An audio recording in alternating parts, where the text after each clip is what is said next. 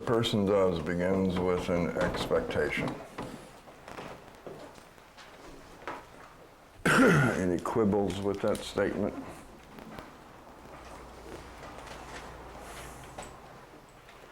That makes sense?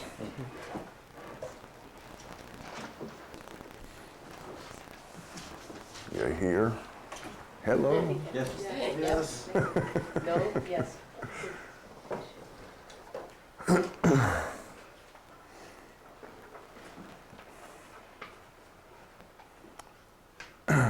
I have some kind of expectation of what the outcome of what I'm going to do is, huh? Everything that I do. What is that expectation based on? What is your belief? Experience. Conditioning. Didn't hear you, Eddie. Conditioning. That you know the outcome? Huh? That you know the outcome? Uh-huh. What's it based on? The belief that you know cause and effect. Okay.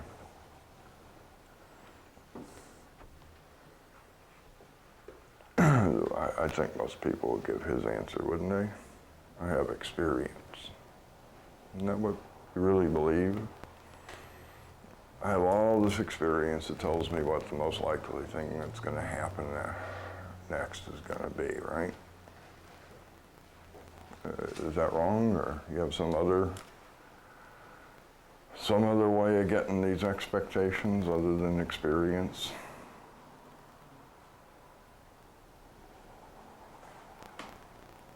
No? Yes? Are you here? Religious philosophical training. Oh yeah, belief systems. Okay, fine. Any others?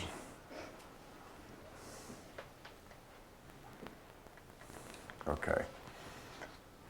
Let's consider experience for a moment. This is a true story that I'm about to tell. I'm not making it up. Although if I couldn't think of one, I would make one up, I'll admit it. And I'd tell you it was a true story, so take that for a grain of salt. But this really happened. Just recently, I said to someone, would you please make an effort, if you're giving advice, to give it once or twice and then shut up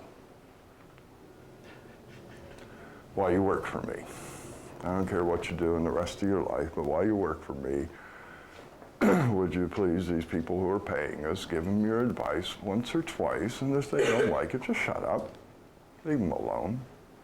Stop trying to make them do what you want. They're kind of like paying us, okay? They came to us, they asked for something, we gave it to them, and we're going to charge them for it. Now what they do with it is up to them. That's what I'd like you to do.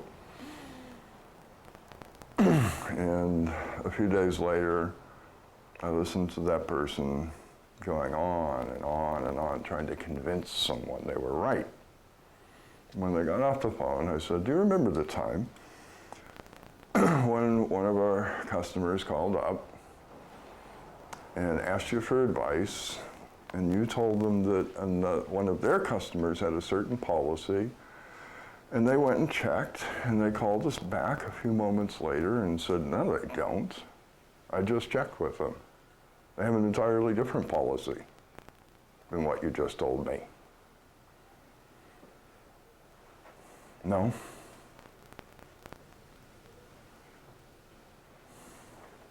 So where's experience here? You see, I've kind of learned that over the years.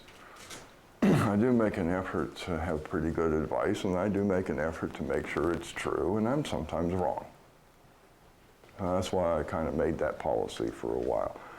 I'll tell people what I know, I'll tell them where I got the information, they can go check it if they want. I could be wrong, something could have changed for all I know. In the meantime, you understand? So I don't try and tell people, you have to do this. I say, this is what I know, I'd check it out at least before you make a decision. That's kind of the way I prefer to give advice, okay? Would you make sure that this isn't going to make problems for you? So this is how we have experience, huh? We make up our mind. In this particular case, I know. And then a fact comes along that proves that you're wrong. You don't know. And you forget all about it. This is called experience, right? Would you please tell me who experienced the fact that I was wrong here? If I can't even remember it happened a few weeks later. Can you tell me how this changed my point of view about what I'm doing? That I have this experience where I tell somebody I know that this is true, and they call me back and say, you know, I checked out what you said and it's not true? Now, if it had been me, just for the heck of it, I would have called myself and found out, because I know, people make mistakes. But it brings it into question, doesn't it? Maybe I'm wrong about this, I better find out. I've been telling people this for years. What if it's changed? What if I'm wrong? Now I might check them out and see if they're telling the truth and find out, hey, yeah, the policy is not what I thought it was. You get it? That might be some experiencing, huh? But in this case, what actually happened was that the whole thing was just ignored. So who experienced this little incident? No one. Right. No one. How many times does that happen in one's life? You know a thing, and a fact comes along and it kind of contradicts it. And you maybe get a little stewed up about it for a few minutes, and then you go back to what you knew. So who is experiencing this? Can you see that in your own life? You can certainly see it in others, can't you? They tell you over and over and over that something is true, and then something contradicts it, and they keep on talking about how it's true. You notice that in everyone else, right? Mm-hmm. So where did we get this experience from that we're using to base expectations on? Don't sound like experience to me. It sounds like all I have is belief systems. Some of them I got from other people, and I call them religious and philosophical whatevers. And the rest of them I just made up all by myself, apparently. I'm right. I don't even have to find out if it's true or not. I don't even have to see if what I was right about yesterday is still true today.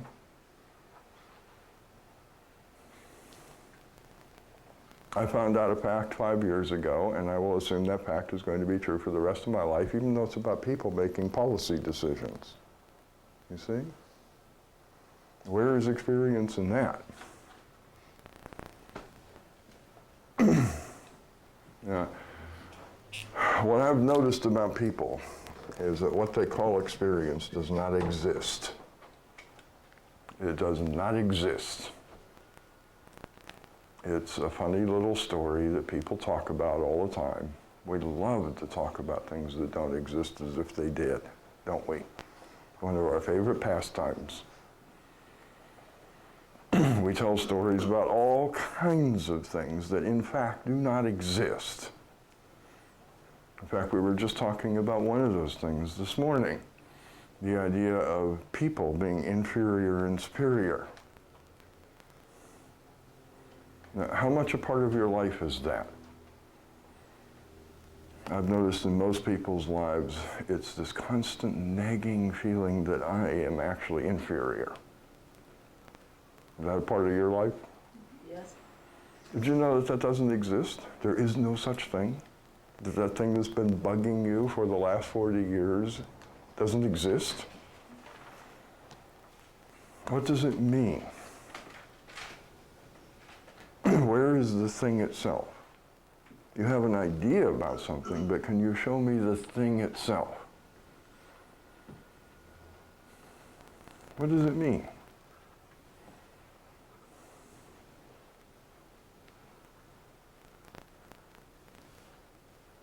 In order to have inferior and superior, I believe we must first have a standard. Does that sound about right to compare it to? I can certainly have an inferior bolt because I have a standard for bolts. And one of my standards is a little peculiar. They have to withstand my strength because I'm way too strong for my own good and I'm always over tightening them and breaking them. There's a standard for bolts, isn't there? They have to be a certain size. If they're not the size that they were said to be, they're an inferior product, huh? Because they don't fit the specs. Would you tell me what the specs are for a human being? So that you know when you have an inferior one and or a superior one?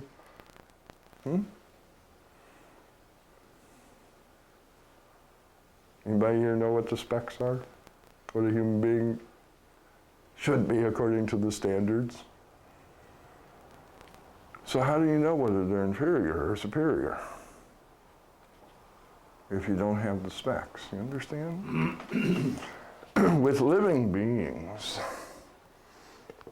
what you have is something that is utterly unique. And the whole idea of standards is that you make a whole bunch of them according to a set of rules, isn't that right? And you try to make them as best you can all the same. And then you can say that one is inferior or superior, isn't that correct? With living beings, does it appear to you that someone tried to make us all the same? That there was some effort made to make us all the same? Is that what it appears to you? It sure don't appear that way to me. It appears to me that some people were given certain capacities and those capacities were just left out of others. They got different ones. Everybody I've met has a whole different set of innate capacities and abilities, isn't that right? Than the person sitting next to him. We have a few things in common,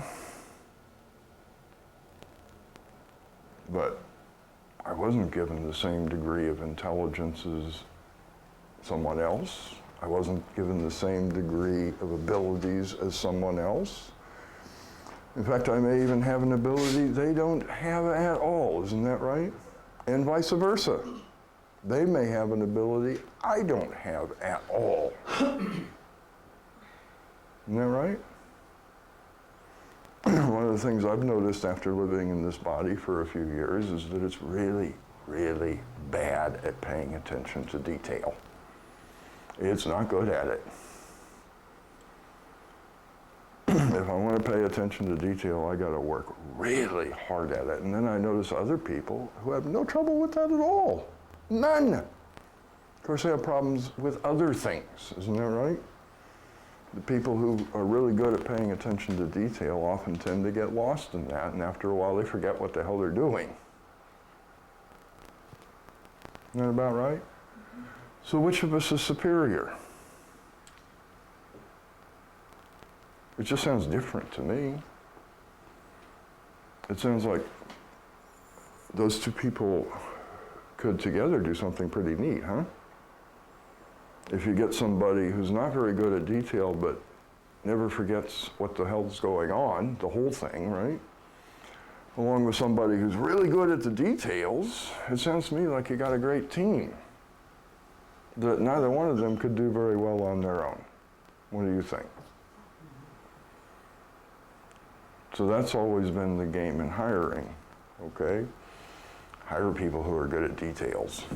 I don't need more people like me.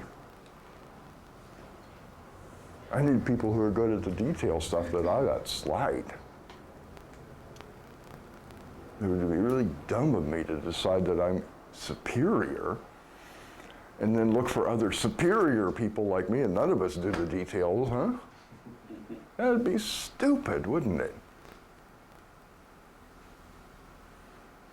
Which of those is superior? They both have their place, don't they? This is just an illusion. It's a thing that we made up. I'm inferior, I'm superior. Every time I've looked, I've noticed that somebody else that I meet can do something that I can't. So I guess they must be superior to me, huh? They're really good at some little thing that I can't do very well. But then it's probably true the other way, huh? I'm really good at something they can't do very well. But that does not stop us from going on pretending like this thing exists, does it? A little bit of looking reveals that it's an illusion. Each of us is different. We were given different capacities, different abilities, different talents. We start with that. We are not equal in any way, are we? Not even from the beginning point. We don't even start at an equal place, do we? We all start at different places and go from there. And that's one of the things that would have to be true in order for you to become superior or inferior, wouldn't it? You would have to have a starting place that was the same, and then you could either screw up and go down and be inferior, or be superior and really go forward from that place, huh? It'd have to be something that was not unique, something that was the same, in order to judge one as inferior or superior. They're just different. So all this can ever come down to is a matter of taste, all right? If something is to my taste, I call it superior. If it's not to my taste, I call it inferior. I just wanted to point out, I know I took a long time doing it, that we human beings talk about things that don't exist all the time, as if they were real. And we believe in them as though they're real. You would have to look into this yourself to see that this thing that you believed was real all of your life, if you go looking for it, you will not be able to find it. You'll only be able to find a bunch of ideas about the subject, but if you really look at it, it has no meaning. I was not born superior to anyone, nor was I born inferior to anyone.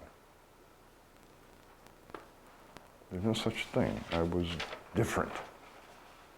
I cannot compare myself to another human being. It's impossible. We're too different to make a comparison. To compare two things, they have to be very close to the same, and then you can see what the differences are.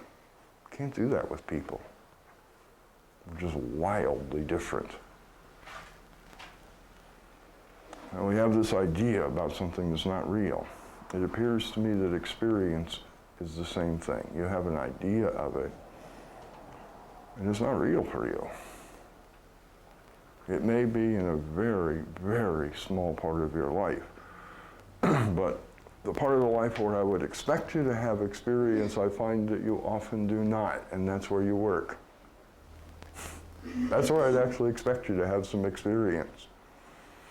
And yet I tell a story like I just got through telling that is in the workplace, where I happily just ignore facts and go on acting like an idiot, demanding that other people believe I'm right when I haven't even bothered to make sure I am, and getting paid for it, at least for a short time.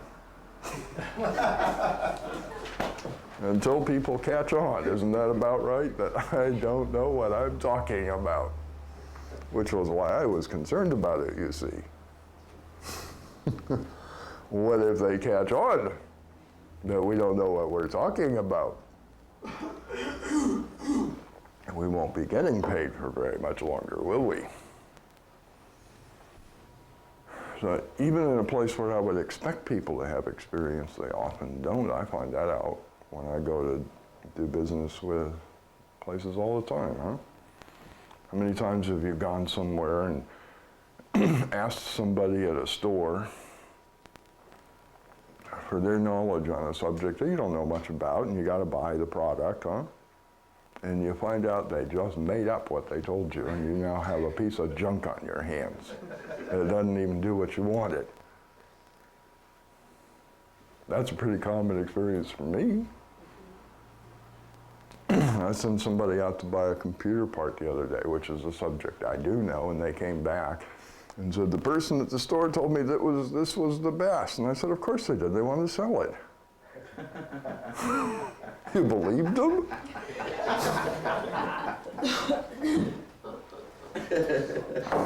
What do you expect them to say? It's a piece of junk, but it's all we got.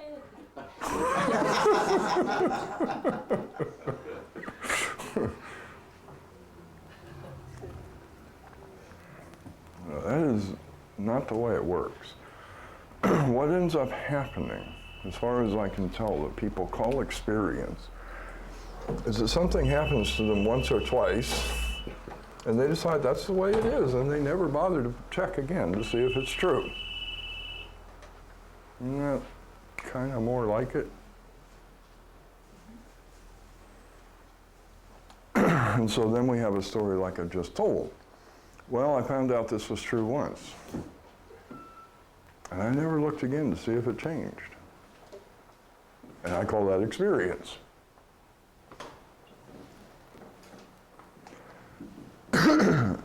So while people say that they make their expectations based on experience, I do not see that that is often true. It appears to me that they base their expectations on a bunch of beliefs. What do you think? I will never forget one day, many years ago, I did this really bizarre thing, and I advertised self as a tarot card reader, just for the hell of it. And this one middle-aged lady came and wanted me to read the cards and see if she was ever going to get a man. And I took one look at the cards and said, not the way you're going. Which I guess was not what she wanted to hear. So she started telling me about what she was doing to find men, which was basically going to bars and sleeping with anybody who would take her home that night. And I said, you actually expect this to work? You really think that's the way it's going to happen, that you go to a bar and one of these guys who just wants to fuck you tonight is going to say, oh, now I'm madly in love with you, I want to be with you forever? You really expect that to work? Well, what else am I supposed to do? Oh, I don't know, maybe meet people somewhere else besides bars? I don't think that's what they're there for. Well, I tried that. I went to church. They were all married. Okay. You tried two things. And they didn't work, so you went back to the one that I'm pretty sure won't work. So what is that expectation based on? I know it does happen that way on occasion, doesn't it? I'm not going to deny that it happens that way on occasion. You think that that's the best way to find a man, ladies? Go to a bar and go home with anybody who says, hey, let's fuck? You expect that to work? Would that be your method? Or do you think maybe that's kind of a dumb idea? So what experience was that based on? As far as I could tell, this lady'd been doing it for, some 10, 15 years. It didn't seem to be working out too good. What experience was that expectation based on? So I don't think people actually do base their expectations on experience. Not from really looking, okay? It sounds good, but it doesn't seem to be the case. And what I've noticed is that, oh, there we go, is that what people actually base their expectations on is ideas, not experience at all. Now, I can have an idea about experience, can't I? But I can also have ideas that don't have any experience to them at all, like inferior, superior. That's an idea, isn't it? But I don't have any experience to base that on. If I actually sit down and check that out, what I see is that everybody I meet is superior to me in some ways and inferior to me in others. Isn't that about right? But that's not the idea I have in the head, is it? I don't look at people and say, you're partly superior to me and partly inferior to me, do I? I make up my mind one way or the other. They gotta be one or the other. They can't be both. How can they be both? Most of the time, that's what I do, don't I? So I have an idea that is not based on experience. It's based on more other ideas. And the idea that people use more than anything else to base their expectation on is this thing that says how it ought to be.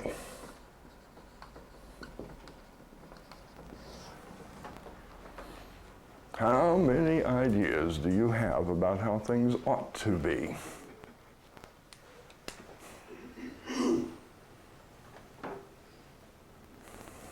Is that one of your favorite words? Should? Ought to?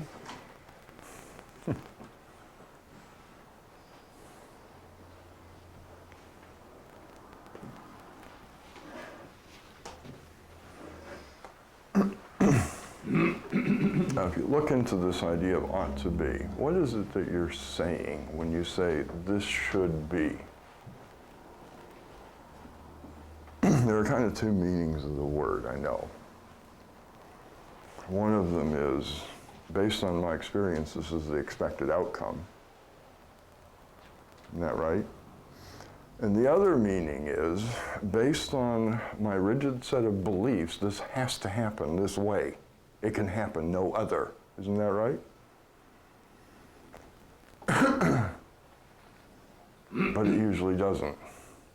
Because that's what ought to be means, doesn't it? It usually happens some other way, but it ought to have happened this way. Isn't that what you're saying? Every time you say it ought to? It doesn't, but it should. Isn't that right?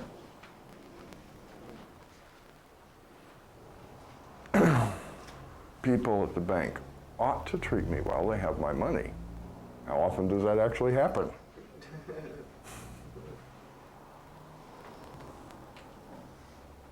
That's what ought to means for us, huh? It doesn't usually work out this way, but it should. Isn't that what we mean when we say this ought to be? It isn't, but it sure as hell should have been. According to what? Oh, a bunch of ideas I have in my head about how it ought to be. So I'm pretty much guaranteeing under these conditions, it's going to happen some other way. Isn't that right? I base it on some ideas that I have of how the world should be, but isn't. Isn't that about the way it works? So could we say that how it ought to be is a fantasy? Would that be a good word for it? It's just a fantasy I have of this perfect world where things always happen a certain way that would please me. And might disturb you, by the way.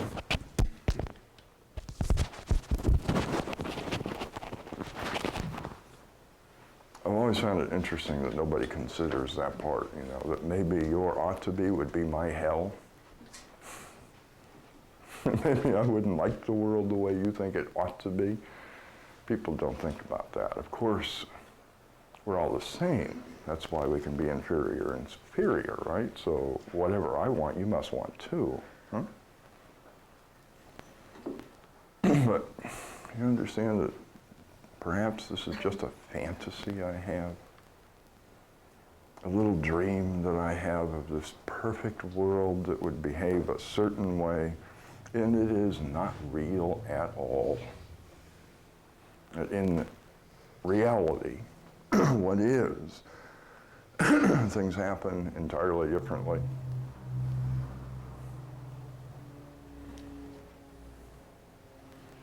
Now, we have a word for this particular fantasy. It's called the ideal. In an ideal world, it would work like this. If everything is utterly ideal, then it will happen this way. So I walk around acting as though the world were ideal. What do you suppose is going to come of that? Misery. Huh? Misery. Yeah, I'd say a lot of disappointment.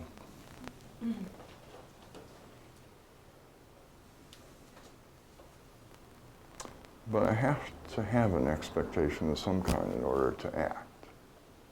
It's very, very rare that a person does something with no expectation at all. I've personally never seen it. That's why I say it's rare. I actually assume it doesn't exist. I've never seen anybody do that, have you? Have you seen somebody do something with no expectation whatsoever?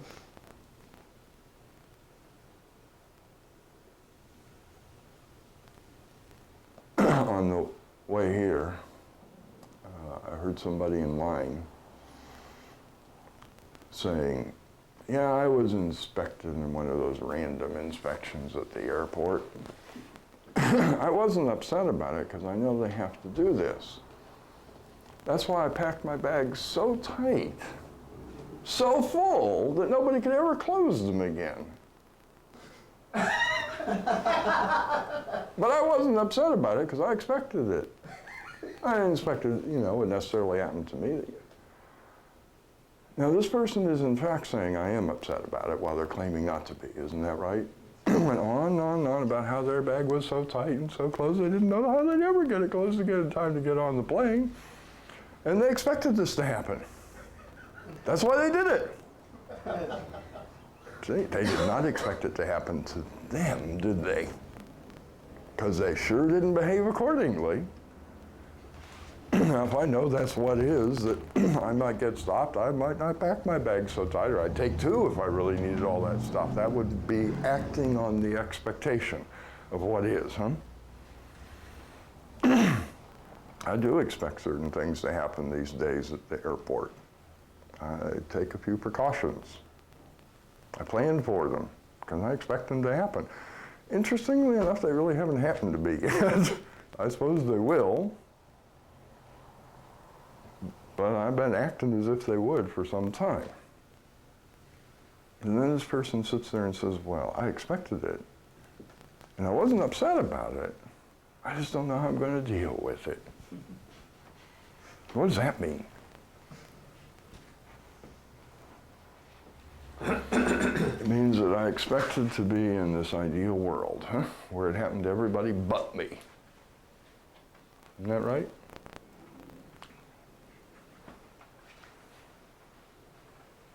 And it happened to me this time. And I wasn't ready for it. That's the way we kind of do things, huh? Now, there's a really interesting outcome of this. Most of the time, you're going to be disappointed. Now, how does that match experience? You spend a lot of time disappointed. Gee, this terrible thing happened. I didn't expect it. You spend a bit of time doing that?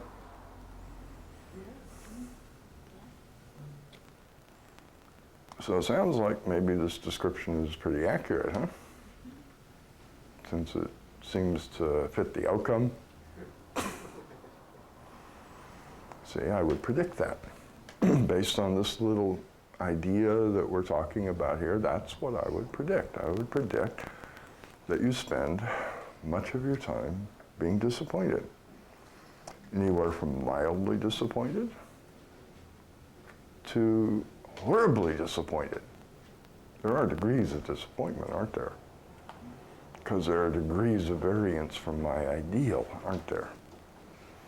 If it's just a little different than the ideal that I have, this fantasy in the head that I have of how it ought to be, I'm mildly disappointed, right? But if it's wildly different, I'm in the pits. Huh. That's the next thing that happens after a person is disappointed. We get a feeling of hurt. Am I wrong?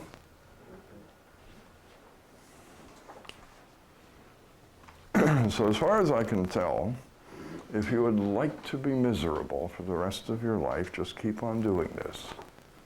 It pretty much will ensure it. Just keep expecting things to be ideal and being disappointed when they're not, so you can feel good and hurt much of the time.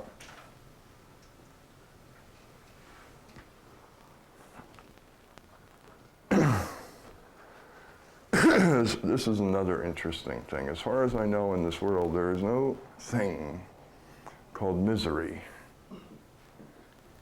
sitting around in stockpiles somewhere waiting to be given to people. You have to produce it in order to experience it.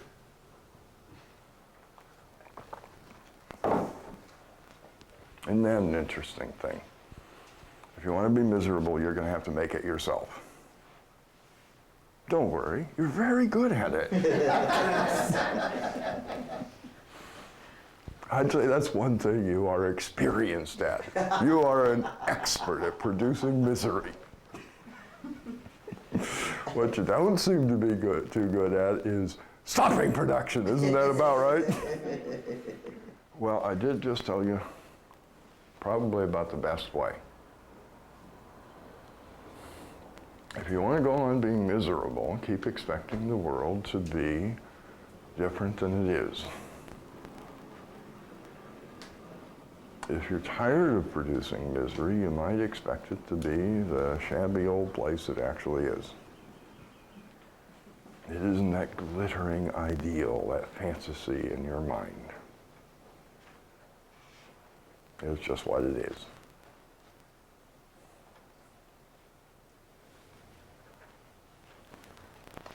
And when a person feels hurt, do they leave it there and just sit there and say, "Oh, I'm so hurt," and then go on about their business?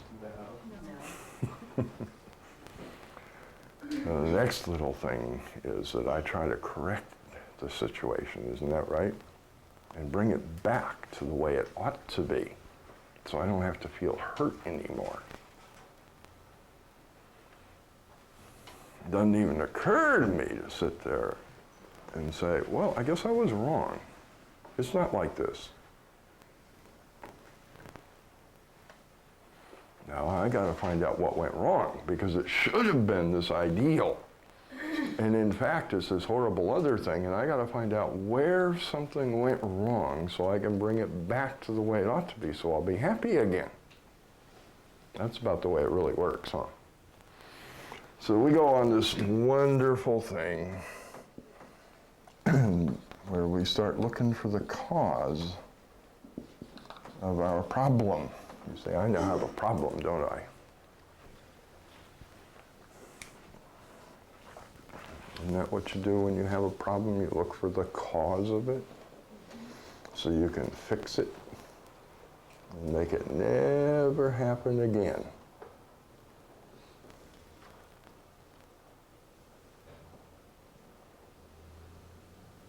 I spent a while actually watching people. Very, very few of us do that, I've noticed, actually watch people. And I've watched their solutions to problems. They are hilarious. They're just hilarious. they come up with these complicated solutions and they all agree to them that they're going to do things this way to prevent future disappointment. And then forget all about it and go back to the way they were before and go through it again. Or even better, torture each other because they didn't live up to the agreement. That sounds like another fantasy to me, that people can actually live up to those agreements. They don't seem to be too good at it most of the time, as far as I can tell. Will you do this? Uh-huh. And you really mean it, don't you? You just never do it. But you try.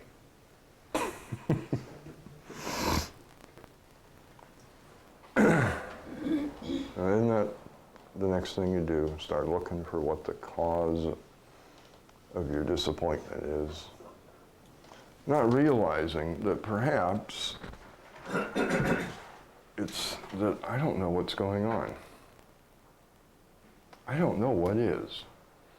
So I don't know how to have an expectation based on what's probable, what's likely to happen, because I don't know what's likely to happen, because I'm blinded by an ideal, a fantasy I have of how it ought to be. And I actually think that ought to be is going to work.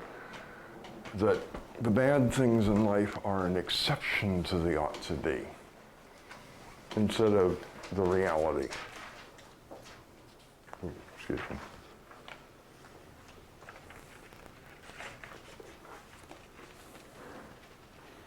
So we kind of say that it's looking for a cause, which is usually what people call a why question, huh? Why did this happen?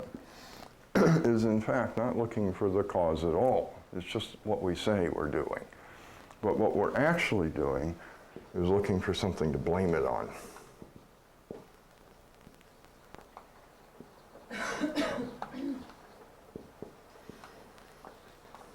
The next time you hear somebody saying that they're looking for the cause for something, you can maybe remember this. I doubt it. I think you're just finding somebody to blame. I don't think you're going to find a cause for why the world is the way it is instead of your pretty picture of how it ought to be.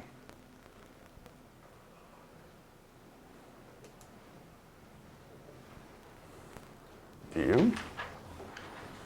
Although if you do find the cause of that, we'd all love to hear it. We'll have to shove Mr. Einstein aside, won't we? And to make way for a new brilliant person. That would be really something, don't you think? If somebody finally said, hey, I figured it out. I know why everything's going wrong. I found the cause. I can fix it. I think that person would be considered to be the savior of life on planet Earth, wouldn't they?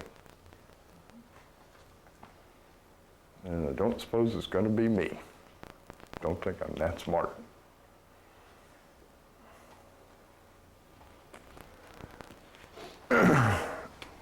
So we eventually do find something to blame it on, don't we?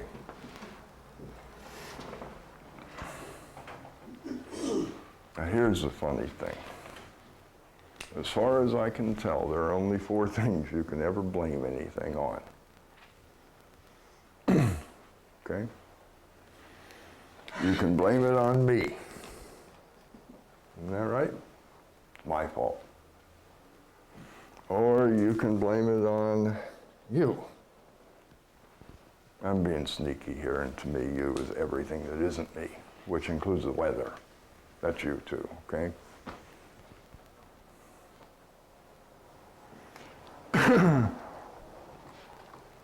I lied, didn't I? There's only 3. Or you can say, I don't know. Isn't that about the only 3 answers you can ever get to the question, what's to blame here? It's either me, or it's not me, or I don't know. I think every answer you ever come up with is going to boil down to that, huh? You'll be more specific, of course. It'll be this one little thing that you do that's just terrible and screws up all your plans.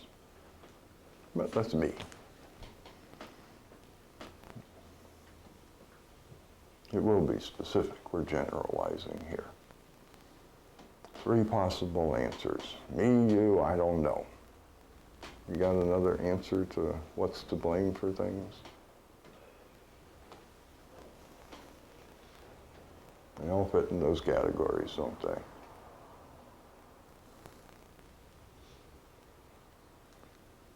So you figure out what's to blame, and you go on this little project that around here we call self-improvement.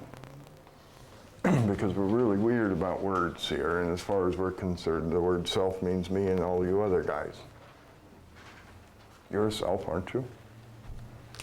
So many of my self-improvement projects to improve myself are to fix you because you bug me. Isn't that about right? That's one of my self-improvement projects, is to make all you folks be good human beings so that I won't be so bugged. I'm already a good human being.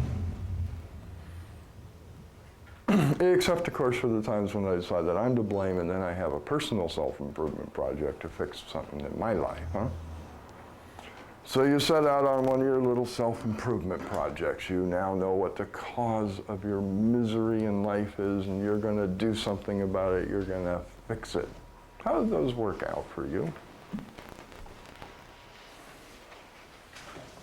Disaster. Huh? Disaster. Disaster? How many of your self-improvement projects did you ever finish? Out of the number that you started? Huh? None. God, you are incompetent. I won't say inferior, of course, but not a 1, huh? I suspect some other people actually finished a few. How many relative to how many you started? You start them all the time, don't you? You even start the same one over and over again, don't you?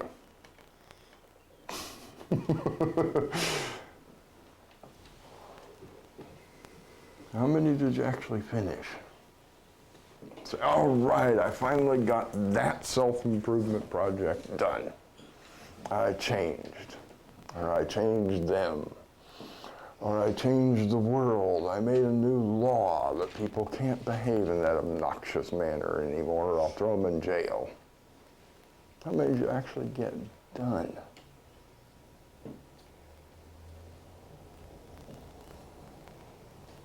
So I guess what life is a ramshackle old house that they call a fixer-upper. Is that correct? And you're the fixer-upper. You're both the house that needs fixing-upper in, and you're the fixer-upper who's got to do it, and that's what you do for the rest of your life, huh? You look at all the things that are wrong and fix it up.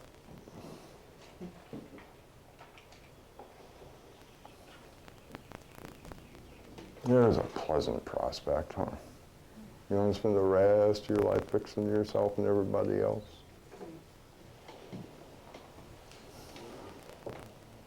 But that's the game here, isn't it? We call it self-improvement.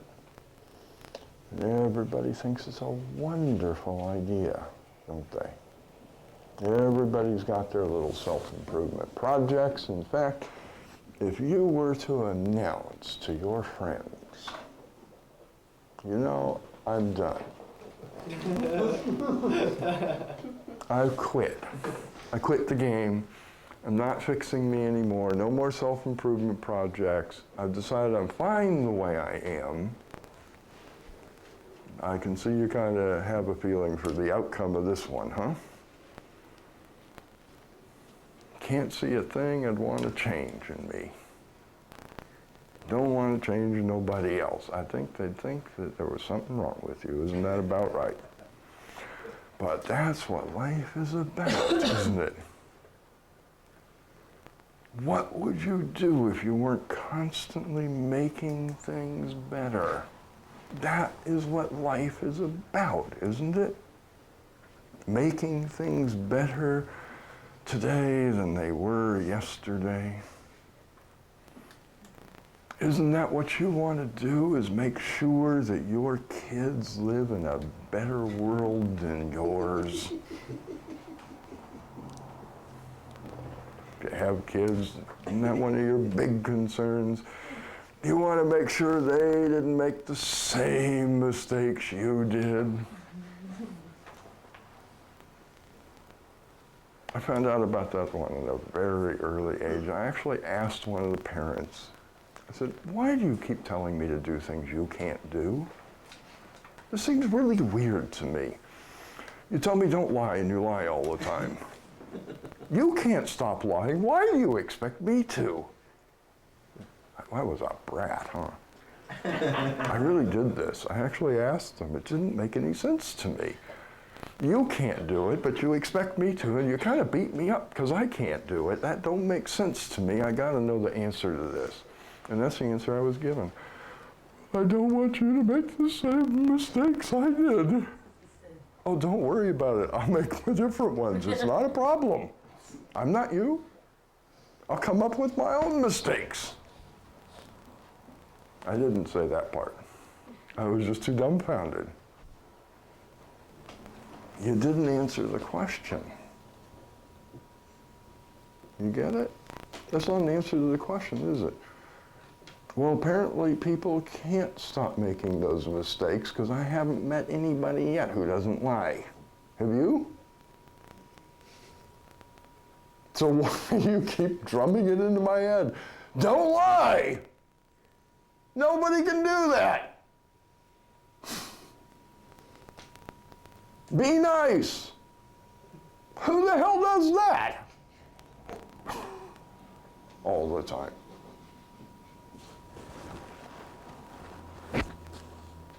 That's another one of those ideals, huh?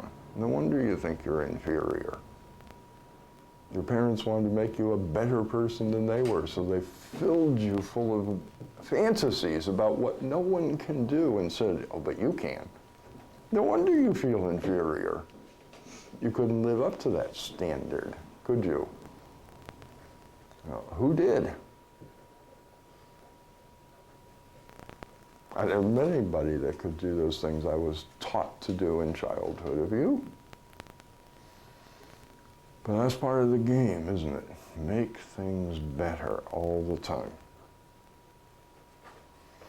I used to have a habit of answering the question, how are you, by saying I couldn't be better. I gave it up because I got sick and tired of hearing that. About something like 60% of the time, I'd say I couldn't be better, and the what response I get is, oh, everything can always be made better. And I just got so sick of listening to it, I said, okay, fine, I won't say I couldn't be better anymore, because I don't want to hear you tell me, yes, you can. You've just given up. Wouldn't that be horrible that I actually thought I was just fine the way I was? I just got tired of people telling me, you can't do that. You can't think you're okay. What's wrong with you? Why aren't you looking for a way to be better? Because as far as I can tell, it's a good way to produce misery, and I don't like misery, so I stopped producing it. How you like them apples? You're so cynical.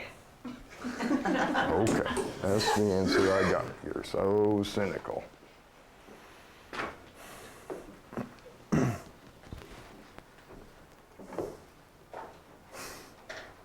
It's true. I got tired of it.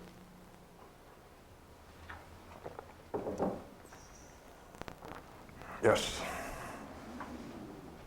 I'm looking at that analysis of how you expect things to be a certain way, and I've been.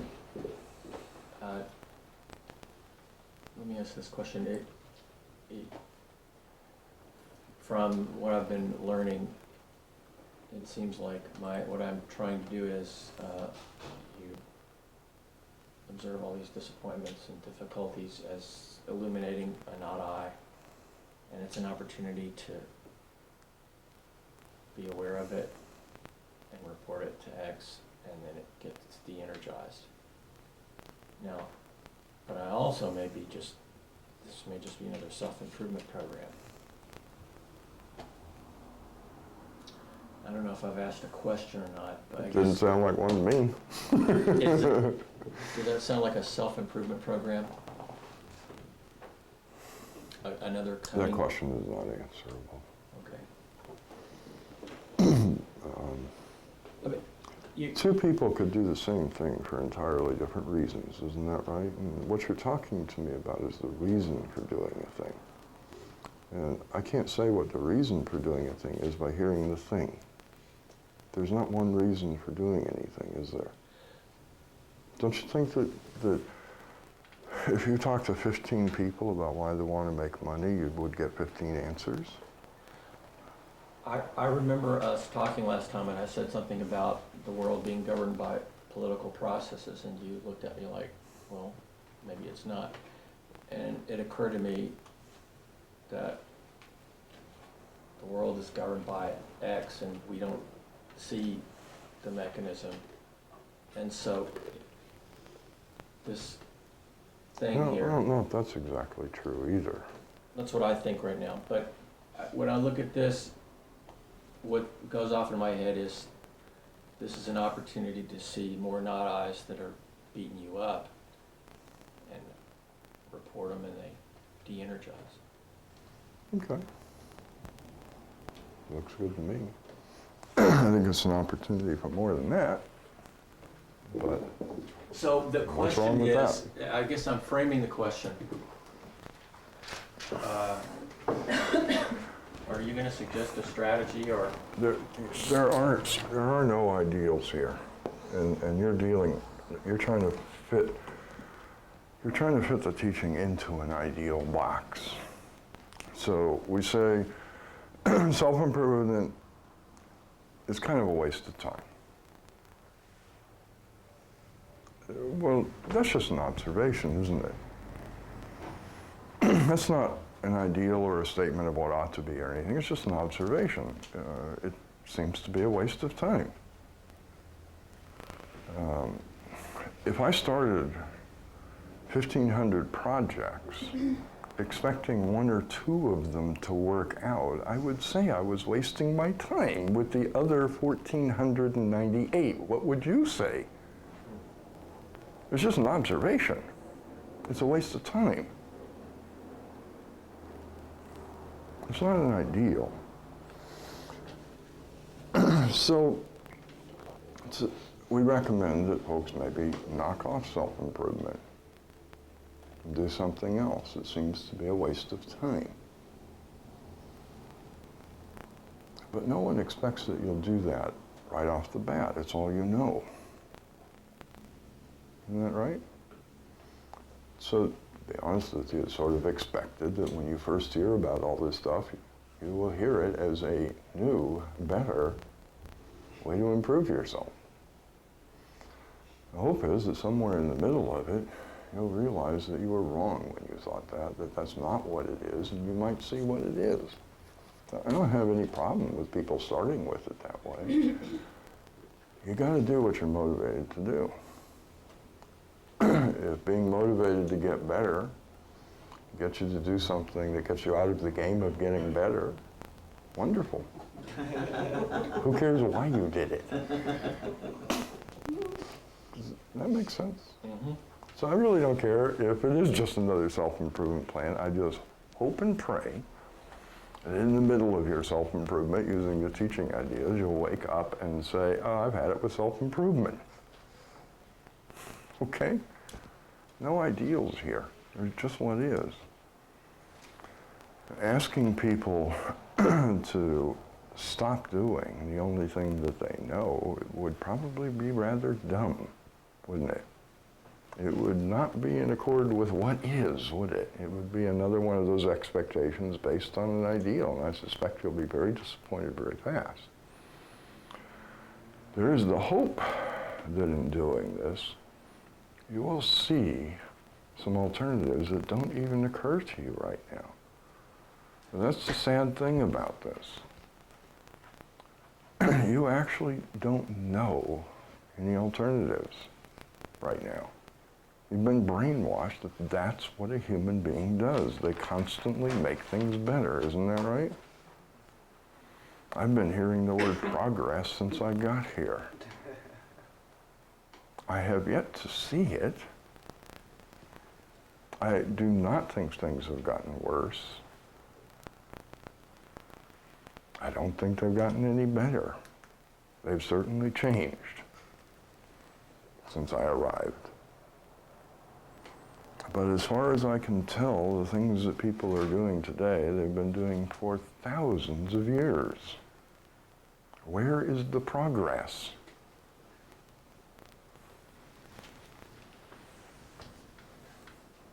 I mean, just do a little reading of history. I think you'll find that people did the same things several thousand years ago that they're doing today under different conditions. If you want to say the progress is that we change the conditions in which we behave like fools, okay, whatever you say. But you don't get it, Phil. It's much easier to be a fool today. That's progress. Good. Actually, that don't sound like progress to me. Making it easier for people to be a fool doesn't exactly sound like progress to me. But whatever you say. So I do got to admit that I sort of think this modern world that we made, because it, as far as I can tell, has done precisely that. It has made it easier for you to be a fool. It's not such a great idea, as much as I personally enjoy the ease and comfort that it provides. I'm not so sure that ease and comfort are good for you. Because I will tell you that if you were not living in this easy, comfortable world, which of course you don't think is easy and comfortable because you can't compare it to the way people used to live. You think it's hard. Of course, you don't know what you're talking about. But I don't think it's good for people to live in an easy, comfortable world. It means that you can get away with a lot of things that are actually counter-survival, doesn't it? I don't know how many times I've seen people sit down and complain about a thing for 50 years instead of doing something about it. You think you could do that in a world that was a little dangerous? I think I'll complain about the fact that there are tigers out there. Every time a tiger shows up, I'll complain. I won't run. I won't get some friends with spheres. I'll just complain. God damn it, another tiger. Is the world ever going to be rid of tigers? No, but it'll be rid of you shortly. Isn't that about right? Because I don't think the tiger is going to listen to you complaining while he eats dinner, huh? So, this one idea makes clearer some things if I really look at it. Who doesn't believe that life is a struggle? Well, why would you believe anything different when you're not living in accord with what is? So what is the struggle? To see what is. Doesn't seem like it to me. It looks to me like the struggle is to make things into what ought to be. Isn't that about the way it is? I think life is a struggle because I think it ought to be different, and it isn't. So I'm constantly trying to make it into my picture of what ought to be my ideal. So of course I think life is a struggle. You think it would be a struggle if you knew how it is and lived that way in accordance with how it is? But here's the difficulty. You don't know what is. What efforts have you made to find out what is? What you do when you run into, this is the way it is, You get upset. Isn't that right? You don't look into it and say, okay, what's going on here? Let me understand the way things are. You get upset and try to change it. Isn't that about right? So you don't know how it is. All you know is what ought to be. You can look into it. I wonder if life would seem such a struggle if you were living with things as they are. Especially if you could find a way to be at peace with things the way they are and not hate it so much. That's the other side, isn't it? But I don't like the way it is. Okay, then keep struggling for the rest of your life. You, of course, are going to be the one human in the history of the planet who actually changes everything into the way it ought to be. Isn't that right? The rest of us will all try and struggle and fail, but you will succeed because you're different. You must be superior to the rest of us, huh? 'Cause I don't see that that's working out too good for anybody, do you?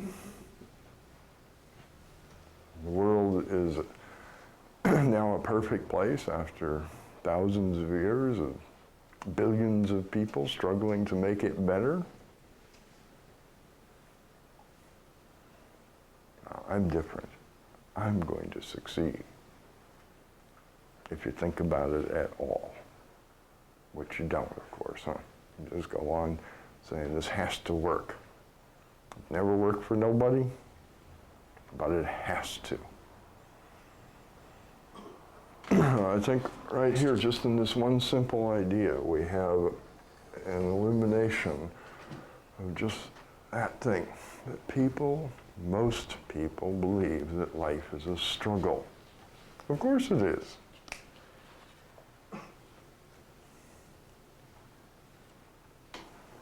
You're not okay with the way things are. You want it to be different. And you're going to fight with it for the rest of your life.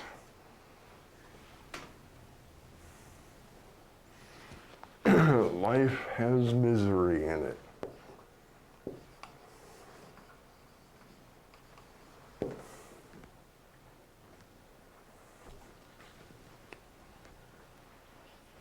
Well, yeah, because you put it there. You're right. It does have misery in it. You worked really hard to get it there.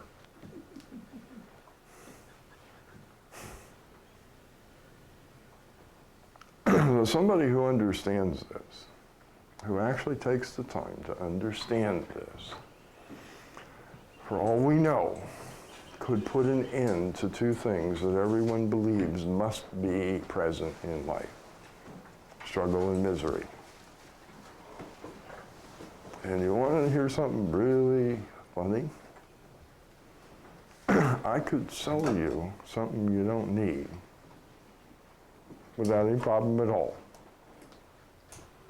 Even if you're broke, I bet I could do it. But I can't sell you unending struggle and misery, which you supposedly want. Can you make sense out of that? I'm having trouble with it. What if that's true? If that's the source of struggle, is me always trying to make the world into something different. And it's the source of misery, expecting that to work. And I put an end to that. Where would the struggle come from? Why would life still be a struggle if you weren't fighting against the way things are? Where would the misery come from? What does it mean to be miserable? Do you have any clue what you even mean when you say, I'm miserable?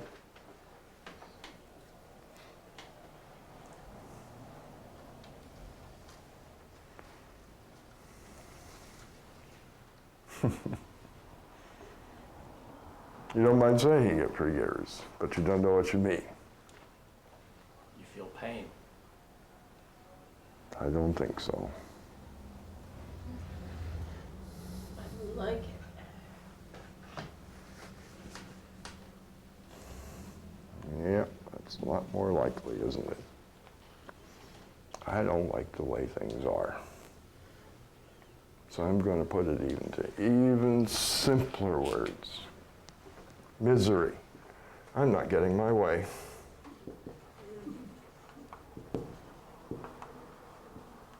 Isn't that what the word means? I'm not getting my way. Excuse me, I'm a 2-year-old. I never grew up past the age of 2, and I still want my way all the time. And I'm going to be miserable because I'm not getting it. Isn't that what it means? Anybody here, when they get their way, say, oh, I'm so miserable. I just got exactly what I wanted. You might do that after you've had it for a little while. Isn't that about right? But not when you first get it, huh? Isn't that when you sort of say, oh, I'm so happy? Why are you saying you're happy? Because you got your way. Isn't that right? Anybody here do that? You get your way and then you go around complaining how miserable you are? Or isn't that one of those moments when you tell everybody you're just so happy, you love life so much? And then you don't get your way, and what happens? Don't you start bitching and moaning and being miserable? So what does the word mean then, folks? What are you referring to when you say, I'm happy and I'm miserable? Aren't you just talking about I got my way or I didn't? Isn't that all those words mean? So misery is that you actually expect to get your way. Isn't that true? You walk around expecting to get your way and you don't, you're disappointed, so you're miserable. You produce it. It's not even really about this isn't to my taste, I don't like it. It's about, and I want my way. So to get misery out of I don't like it, you got to add that onto the end of the sentence, don't you? If you serve me food I don't like, I'm not miserable. When was the last time somebody gave you food and you didn't like it and so you sat there in misery about it? Is that common? Or do you normally just say, I don't like this food. I'm going to do something else. I'm going to go eat something else.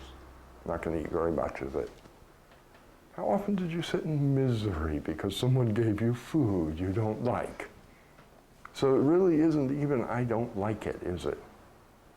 I don't have to be miserable when I don't like something, do I? I may not enjoy it much, but I don't have to be miserable, do I?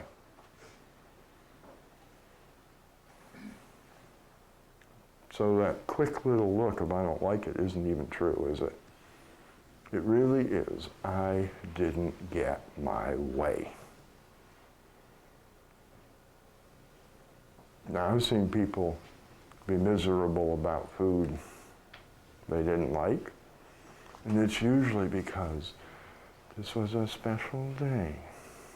You were supposed to show how much you cared about me, and you don't, right?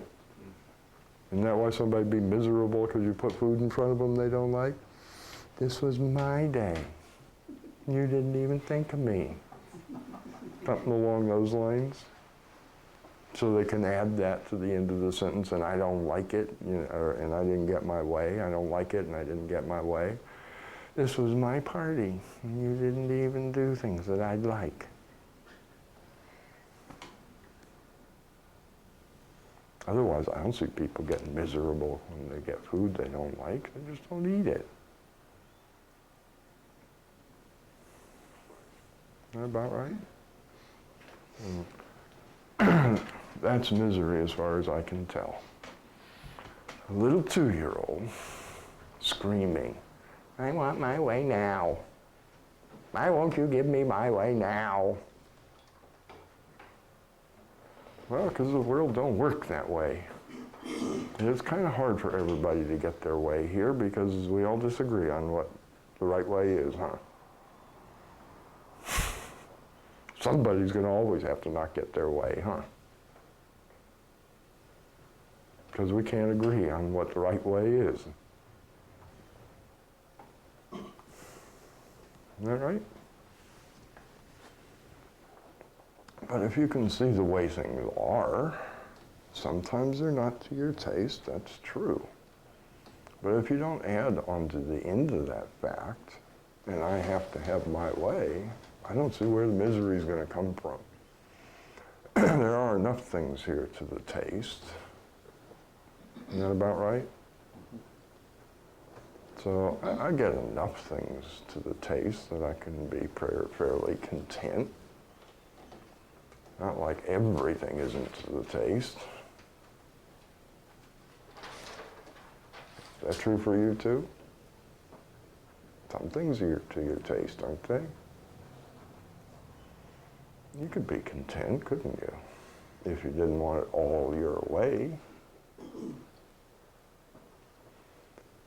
It seems to this one that a person who just looked into this a little bit could see the source of all the things that they claim to be trying to eradicate from life and turn it into what ought to be. Struggle, misery, unhappiness, yada, yada, yada, huh? And actually put an end to them.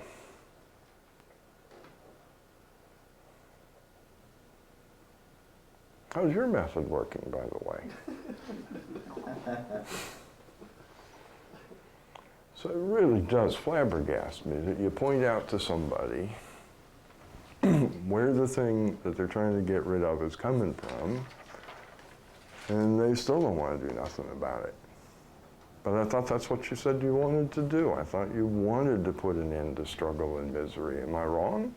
Isn't that one of your things? You want to stop struggling and stop being miserable? So go ahead. Who's stopping you? Put an end to it. Oh, that can't be done.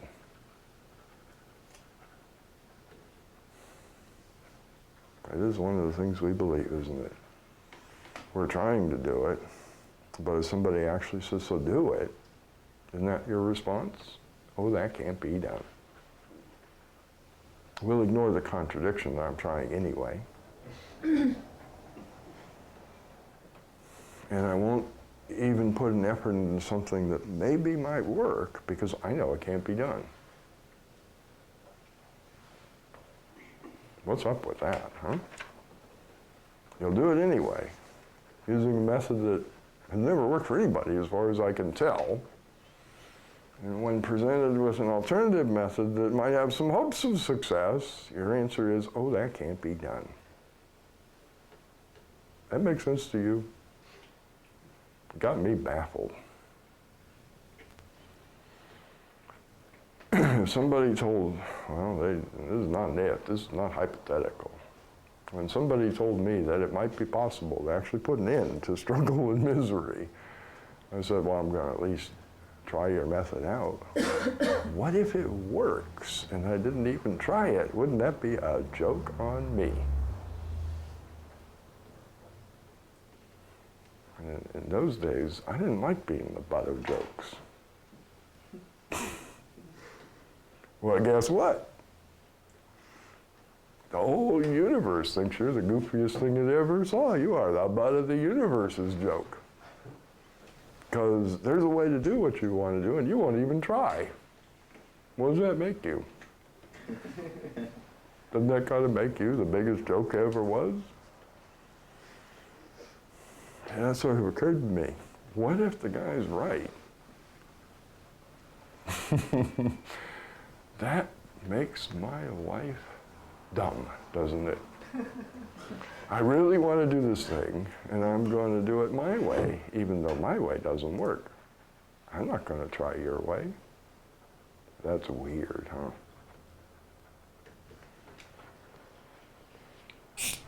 huh? So one thing that we could do with this is to start watching for this part. We don't notice when we're having an expectation based on an ideal, do we? Very rarely, huh? Do you even notice you're doing that until way too late, huh? That's because we're all so aware. We know what we're doing all the time. or so we claim. But the fact is, we don't even know we're doing that, do we? But I sure know when I start to feel hurt, don't I? Well, what would stop me from when I'm feeling hurt, from looking back and saying, well, what did I expect to happen? So you probably don't even know. You're probably not even conscious of what you expected. It all happens unconsciously, doesn't it? But what is stopping you from looking back and saying, well, what did I expect to happen in that moment when I got hurt? What did I think was going to happen? What did I believe was going to happen? And sort of bring that back to awareness, huh? Oh, I thought this was going to happen, and instead that happened. And the next step is so simple, you'll probably never do it. And then you say, oops, I was wrong. Isn't that right? Well, then I was wrong.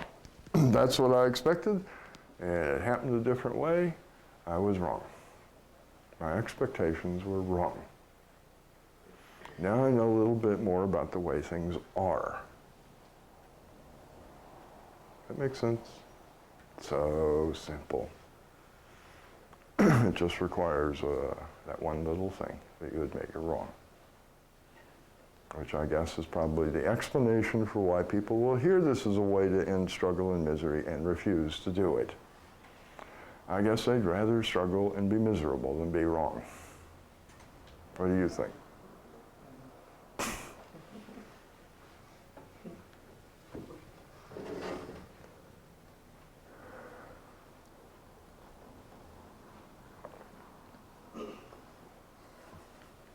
I do often wonder what value a teaching has to a bunch of people who can't be wrong. What are you going to teach them? Doesn't learning kind of imply that I'd be wrong about anything I already know if it doesn't agree with what's being taught? Isn't that sort of just sitting in there? No escape from it? And people won't do that, huh? So, here's the deal, folks. If you want to go on being right, and you want to go on getting your way, you have ahead of you a lifetime of struggle and misery. Just keep at it. If you'd like to end the struggle and misery, I think you're going to have to be wrong. And I think you're going to have to get used to the fact that you ain't going to get your way all the time. That's the way it is. You'll get it some of the time, huh? And if you're willing to put some effort into it, you might even get it a lot. But you ain't going to get it all the time, are you?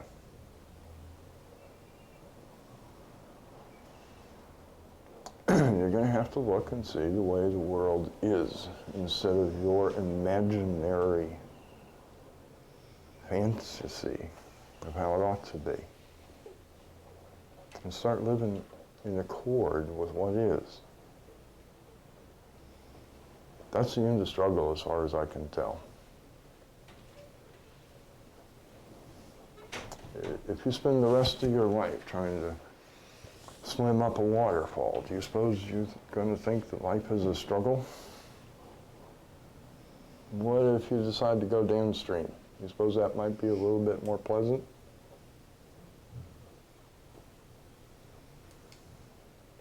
That's kind of the way it looks as far as I can see, okay?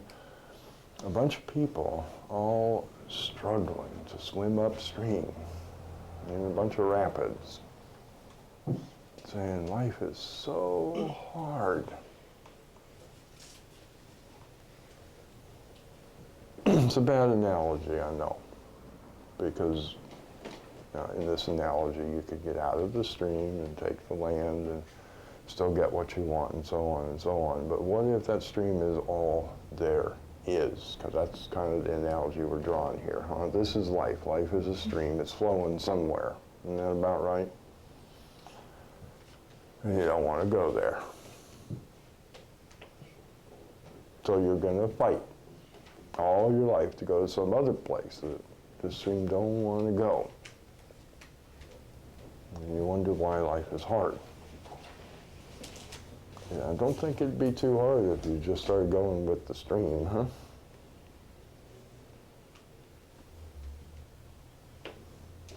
The hard part might be looking at my way and saying, so what is so great about my way? What would be so great about that? Why am I working so hard at getting this thing my way? What would be so wonderful if I had my way?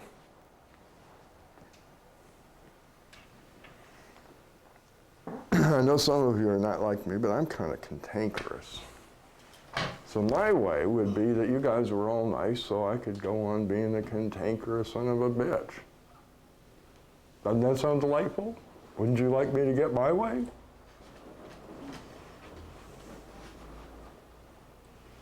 Look, all you goody-goody two-shoes who are nice. There are people like me in the world.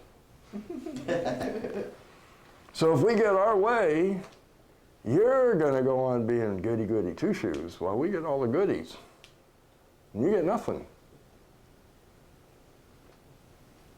What would be so good about your way of being good? Well, then everyone would be good and they'd give me things. You ain't getting me to be good. I don't want to. I'm just being honest. I'm not being different. Most of the people out there who are cantankerous sons of bitches won't tell you that. They won't be honest and say, you ain't getting your way. I expect you to give me all sorts of things, and if you're lucky, I'll give you a little something. Isn't that about right? So what would be so great about either way? Well, if I had my way, everyone would be different. Well, that's going to work out real good, isn't it? You think that's going to happen? Everyone would be nice, and we'd all give to each other.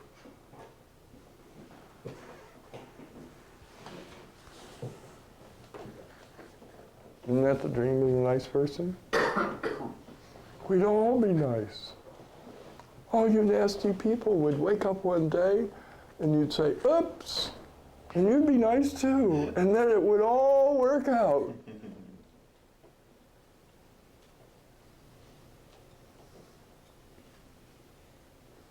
What would be so good about your way? You really think everybody wants to be nice? Aren't you sort of a tyrant? Saying everybody ought to be this way, whether they like it or not?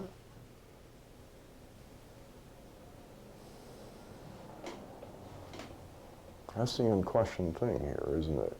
My way is good. It would be good for everyone. I like my steak rare. Kiss off anything else. You'll never eat another steak that isn't rare, because I get my way. That's the game. Whatever I like, I'm going to shove down everybody else's throat. Why aren't you this way? Well, I'm just not. What would be so good about it? I think that's the part that most people have real trouble dealing with. They'll look at all the rest of the stuff and say, yeah, that makes sense, but when it comes time to sit down and say, does it have to be my way? Their answer is yes. That's the only way I can be happy. Isn't that about the way it works?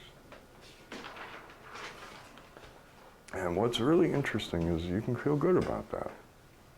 You can feel good about the fact that you want to be a tyrant. I don't know what else you can call that. If you get your way all the time, I think you're a tyrant. Because that means I don't get my way some of the time, doesn't it? Hi. What do you think? Can you look at it any other way? Except that bizarre thing that people say. But my way is so good, if you tried it, you like it. Okay? I know how things ought to be. I know you'd all be happy if you just tried my way.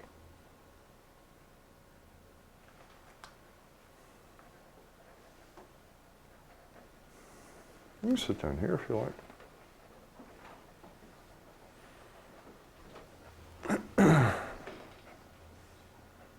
That would be an interesting thing to really stop and look at, wouldn't it?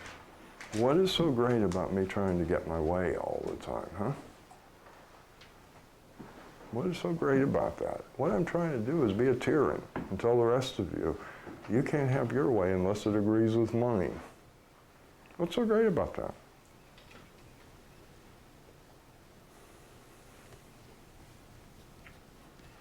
Are there any questions or comments about this?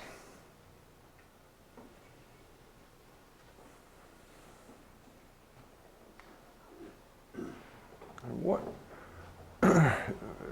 You're good at dealing with hypotheticals. What do you hypothesize would happen if you started living with what is instead of fighting it? What do you think the outcome of that would be?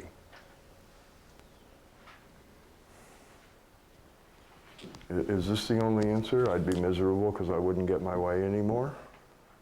It is the thought that comes up, isn't it? Well, I'd be miserable. I wouldn't get my way. You think that's true?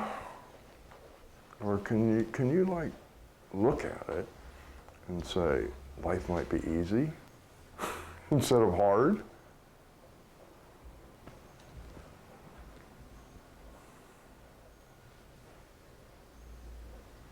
I do believe that that's all you can see when you look at that possibility.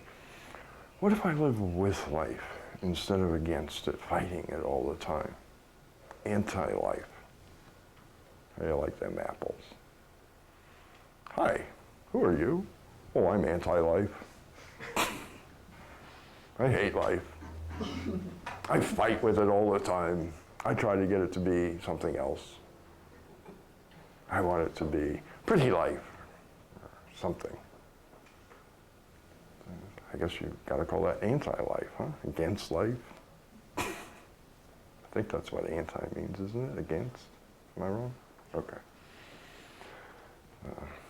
You can all have a new title for yourself. If anyone asks you what your title is, you can say, I'm anti-life.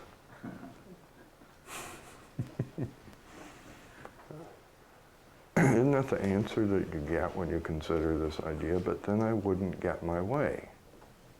Do you suppose that might be what's stopping you from maybe using this stuff? But then I wouldn't get my way. I'd be miserable. So that's the only option, huh? You either get your way or you're miserable. There's no other options. There's no third option here that you can conceive of. I'm trying to understand what keeps people from even using these ideas. This is the best I can come up with. But I won't get my way. So, what's so great about your way? Since I brought this up, I wasn't expecting to do this, but let's go ahead and look at it before we have lunch, okay? If you had your way, how would things be? Tell me. What is this, your way?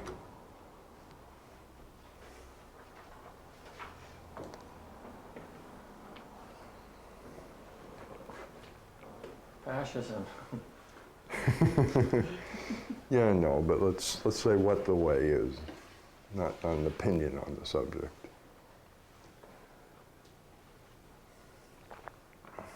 What would be your way?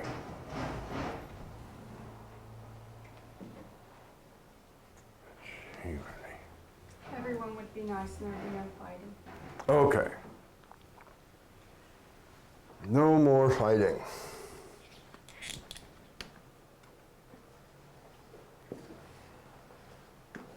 See, the nice people can say, because they have pretty things that they'll all look at and say, oh, isn't that lovely? What else? Everyone would be competent. Including you? Yeah. Okay.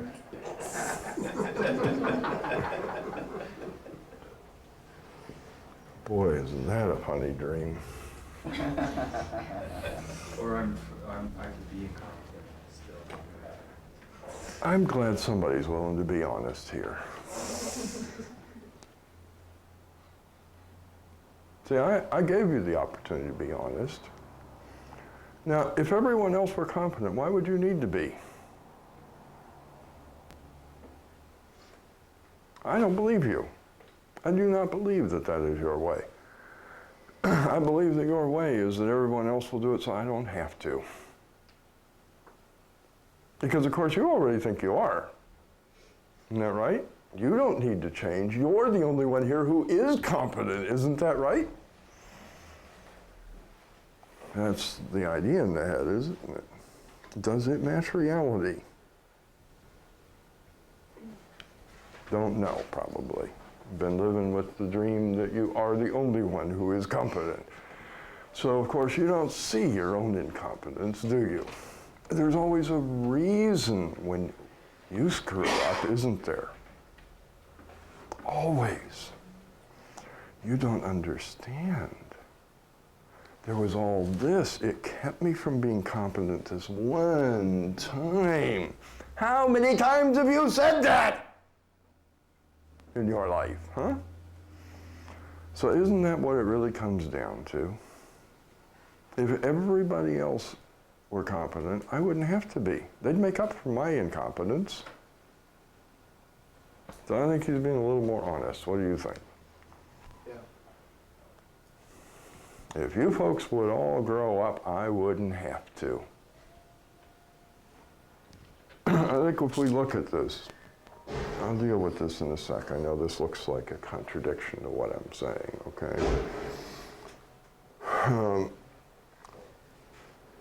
I think most of the stuff comes down to if you grew up.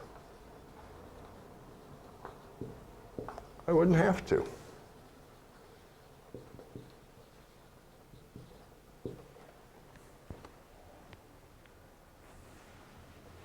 I've been saying that for years, okay? That's what everyone wants. It's the weirdest thing. I want everyone else to grow up so I can stay a kid. Because if you were all grown-ups, you would take care of me. That's what grown-ups do with kids, don't they? I only want to do the fun things. Grown-ups do the hard stuff. And I'd get my way. I'd get to do all the fun things while you guys did all the work. I actually had heard somebody come out and say this idea recently. They didn't say it quite this way. If you grow up, then I wouldn't have to, but they literally we're putting up a new office and we're putting partitions up. It's just a big empty room. And we spend almost all of our time on the phone. So I kind of had this idea that if you got a bunch of people in a room all talking on the phone, nobody's going to be able to hear a damn thing. What do you think? That's been my experience. So we couldn't do our jobs. So we're going to put up some little partitions around the areas so that maybe you can hear the person you're talking to and not your coworkers, okay? And one person said, well, if you guys all get partitions, then I won't need one, will I? Yeah, and if you all have that attitude, nobody's going to be able to get any work done because they can't hear themselves think. Isn't that about right? But that was actually expressed in those words. But you don't get it. If you guys all have partitions, then I won't need one, and then I won't have to sit in the little very partitioned room. You guys can all do that. I don't care if you guys are claustrophobic and get squished. I just don't want to get claustrophobic and squished. Yeah, we love you too. You should have seen everybody's mouths just drop. What is that saying? If I had my way, you guys would all be fucked, but I wouldn't. Now look, be honest, folks. Isn't that what you're saying? If I had my way, you guys would all be a mess, but I'd be okay. And that's all I care about. I don't care about you.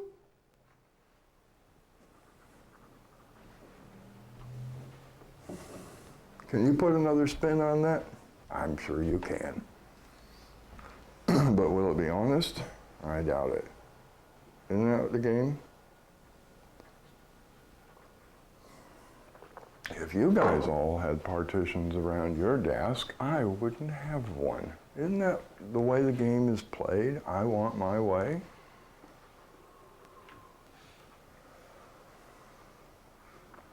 Now, let me go to the nice person who answered the question, okay?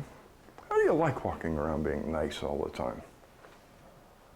Well, not nice all the time. How do you like trying? Not, Answer the question. um, A lot when of I'm fun? not- When I'm not nice, then I don't like it. So I guess when I'm not getting my way by not being nice. I see. So as long as it comes naturally, you have no problems with it. But when it's a little bit of work, you don't like it anymore. And that's what you want for the rest of us, because we don't have problems with it all the time, obviously. So what you want for us is for us to struggle like hell to do a thing that you find quite obnoxious, which is being nice even when you don't feel like it. And you're okay with that, and you think you're a good person. I'm sorry, that just somehow does not jive with my idea of a good person. Don't work for me. I've never met a nice person yet who doesn't say that. It's fine as long as I can do it in my sleep unconsciously without even knowing I'm doing it, then it's wonderful. Well, what about the times when it doesn't come quite that easy? Oh, I don't like it so much then. Well, don't you get it? It don't come that easy for most of us. So what you're wishing on us is that struggle that you have, okay, a few times a day, for most of our lives, and you don't care. This is your way. Great, let's put you in charge of the universe. And people wonder why I always say, God saved me from the nice people. I'd rather have a cantankerous son of a bitch around any day. When they come out with you with a knife, they do it in front of you. The nice people sneak up behind you and stab you while they're petting you and telling you how wonderful you are. The next thing you know, you're laying on the floor wounded. Because they're just as nasty as the rest of us inside. They're just sneaky about it. And that's a great example. Why don't we all be nice all the time? Why, you can't do it. Why do you expect me to? I'm back to that question again. You do it more than most, but you can't actually be nice. You said, hey, I'll be nice. You didn't leave any room for anything else.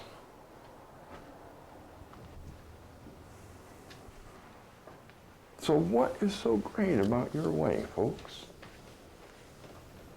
If you guys would all work hard, I could be lazy. If you guys would all take all the crap in life, I wouldn't have any. If you guys would struggle against your natures the same way I'm struggling against mine, then I wouldn't have to anymore, because I'd have no reason not to be nice anymore if you were all nice, and then I wouldn't have to struggle against my own nature and be nice on the times when I don't have to be nice. Isn't that really what it comes down to? If you guys were nice, it wouldn't be so hard for me to be nice. So if you'd do it, I wouldn't have to. It comes down to the same thing, doesn't it? Because I do it naturally most of the time, which means I've been conditioned that way. That's what naturally means, you know. It's effortless for me. I have lots of conditioning on the subject. And when it does take effort, I'm not very good at it, and I don't like it. So if you guys would all change for me, I wouldn't have this problem of being nice even when I don't feel like it. So would you explain to me what's so great about this picture? Why your way is just such a lovely idea? I think we should all just rush out and try it, don't you?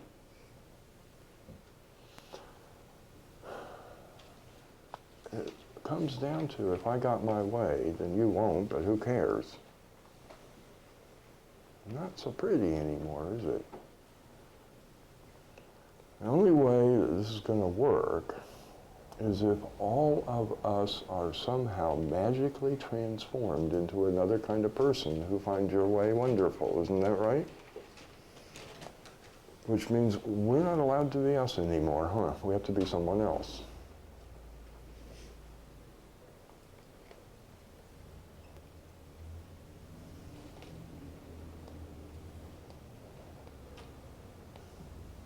Back in the days, I really cared about whether I was liked or not.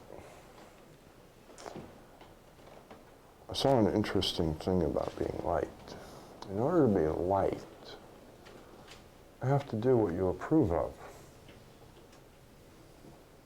Right? Mm-hmm. You don't like me so much when I do things you don't approve of. Isn't that kind of the way it works? And then if I go back to doing things you approve of, you'll like me again. If you like me at all. Some people just ain't gonna like me no matter what I do, isn't that right? That's okay. And I looked at what people approved of, and I was sick at my stomach.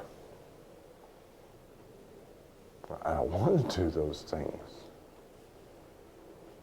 Some of them are okay, but some of them horrify me. I had to question whether I wanted to be liked so damn much, if that was the price. I had to be someone else. Understand? I don't see how you could not understand that. If you try to be liked at all, isn't that what it takes? You got to change some part of your behavior that somebody else doesn't like so they'll like you? That's kind of the game, isn't it? If they are having a problem with you. Do you want to do that?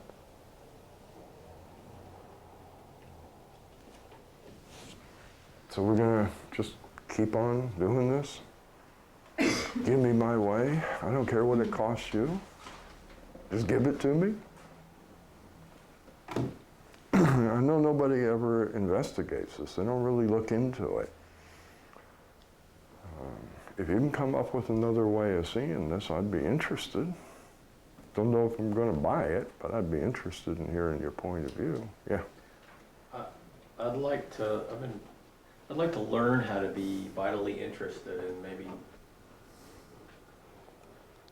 I've been listening to you talk about, business, and it seems like it would be fun to be vitally interested and enjoying work. One idea pops into my head. It almost sounds like a drug, maybe, like caffeine. I'm sorry, it's better than any drug. Well, I would really like to learn how to. That's my idea. Well, it's stopping you. I'm sure they're not going to stop you. So I guess just keep observing the nod eyes. They all get de-energized, and then surprise. Sounds like a long way to go.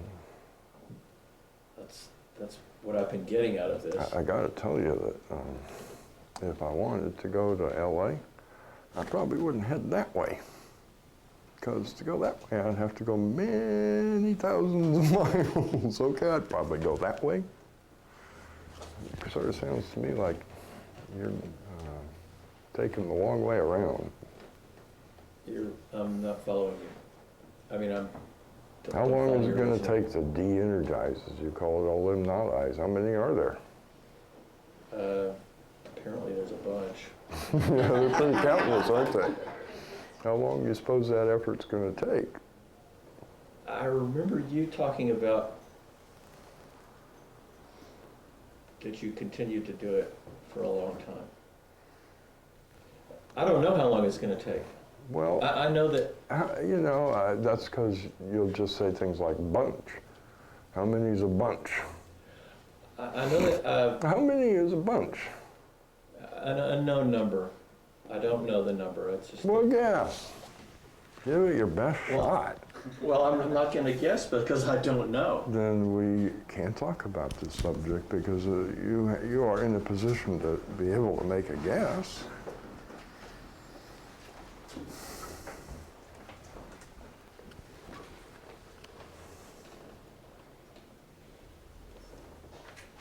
I'll take an uninformed guess. There's a million of them. All right, let's be more reasonable because you don't know, and we'll say 5,000. How's that? Okay. There's at least 5,000, I bet you. Huh? You're okay with We're that gonna do some number? math now? You better believe it. Okay. You're going to sit here and make hypotheses. I think we can investigate it a little bit, okay? Okay. But are you agreeable with 5,000, that there's probably at least 5,000 knot-eyes? Sure. You don't think it should be smaller, or you're not going to hedge your bet later? Sounds reasonable. Okay, fine.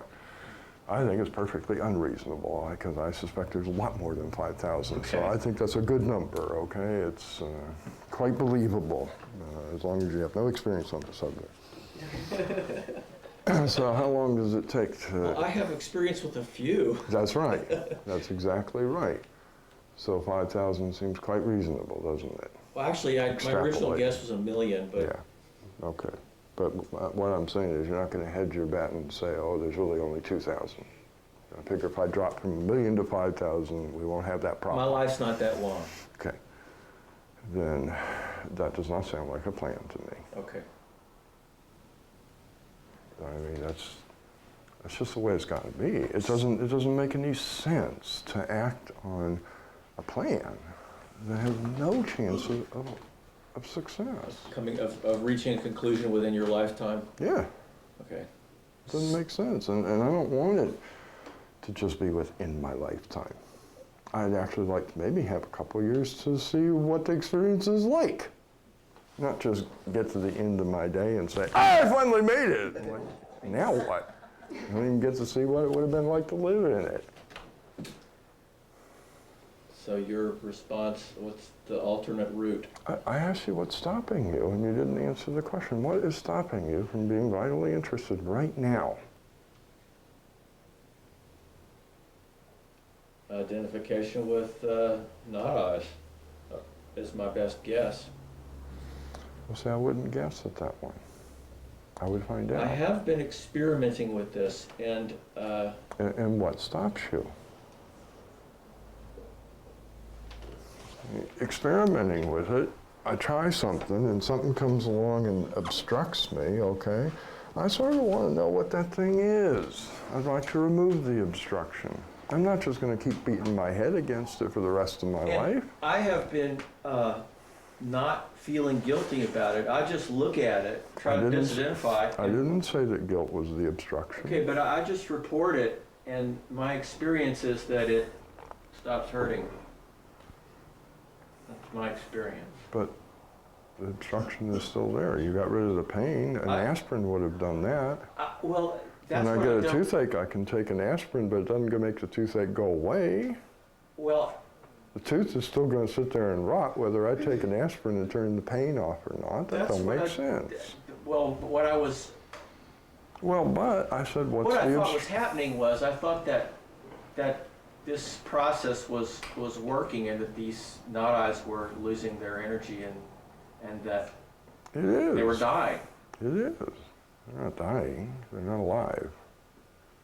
You have to be alive before you can die, okay? The programs are stopping and Fine. dumping. Who argued with that? I pointed out a fact. I didn't argue with you about it, did I? I pointed out a fact. So how long you got, Mark? I don't know. You got long enough to... Do a million? I don't know. But I mean, you tell me, because I I don't know. how can I tell you? Everything I say, you got a butt What's to it. stopping me? I thought that I was progressing with this You process. are. Who said you're not? I'm not arguing with that. We're going in circles. Um, I asked you a What's different the way out question. of this circle?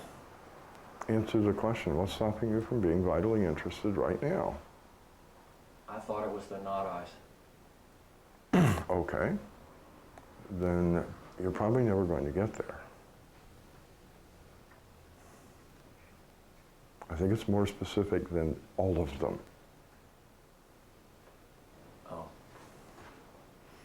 So if I can find precisely which ones, maybe more than one, but if I can find maybe Oh, which okay. ones will be It's 10. the desire to be No. non-disturbed and just be All right, then I might be a able to deal vegetable with and 10 of lay around them. and do nothing because work is uncomfortable. That's not a desire. That's not a desire. You just said it's not a desire. You said because work is uncomfortable. So what you're saying is I'll be vitally interested after I'm vitally interested. That's not an answer at all. That's not what's stopping you. But if you'd let me finish, it may turn out that there's only a few things that are obstructing that particular thing. Deal with those, if that's what you want to do. Get them out of the way as fast as you possibly can. Especially since it has been suggested that this whole thing is much easier and much faster when in a state of vital interest. And then you might have a hope in hell of dealing with 1,000,000 of them. If it's a little easier and faster than it is now. So it doesn't make sense to me to say, when I've got the 1,000,000 taken care of, then I'll do vital interest. I'd look into vital interest right now. And when something comes up and stops me, I want to know what that is. Identify it. Deal with that particular thing. Put that at the top of the priority list to deal with it now. Report that to X and see what. Well, I'm going to do a You little find bit out. more than just reporting to X. I always report to X. That's not magic, you know. I don't understand the process, but It's not magic. okay. Reporting to X means that I'll have the energy to do what is necessary to get the job done. I still got to do the job. I may do a little more than just reporting. I might actually do some looking and see what I can see and run some experiments and so on. Reporting to X says, I want to do this, so provide me with the means and the energy for it. What good does it do if somebody provides me with the means and the energy and I don't do it? That's why I say it's not magic. Magic would be provide me with the means and the energy and do it too. Okay? But the game with all that is I tell X, this is what I want to do, and life will arrange for the circumstances and the time and the place, okay? And the energy to get it done. But I still got to do it. I got to put my little 2 cents in. My 2 cents may only be 2 cents out of $5 million, but I got to put my 2 cents in. You understand? You find obstructions, you got to look into them. You got to make some effort to understand it and see the illusion in it, which is what I was trying to do with this huge obstruction of getting my way. Can we look into it a little bit? You're pretty well convinced that that would be a wonderful thing.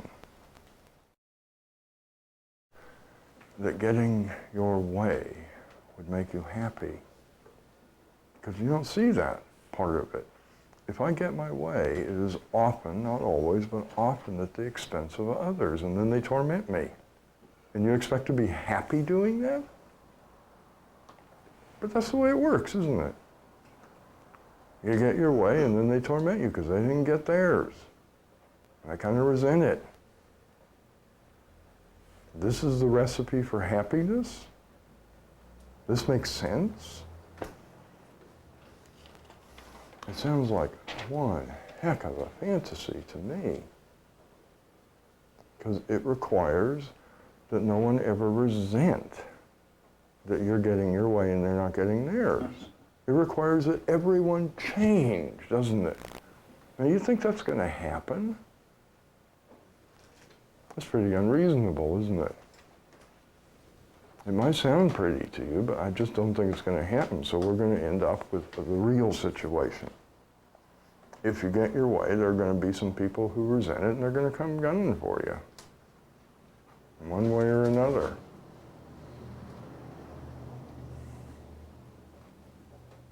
And then I don't think you're going to have your way anymore. You're going to be miserable again. It's a silly idea. If I had my way, I'd be happy. Perhaps if you lived on a planet all by yourself, that might work. But not where there's a bunch of people who are all different. That's what we started out with, one of the ideas. We're all different. There's no one thing that will make everyone happy here, is there?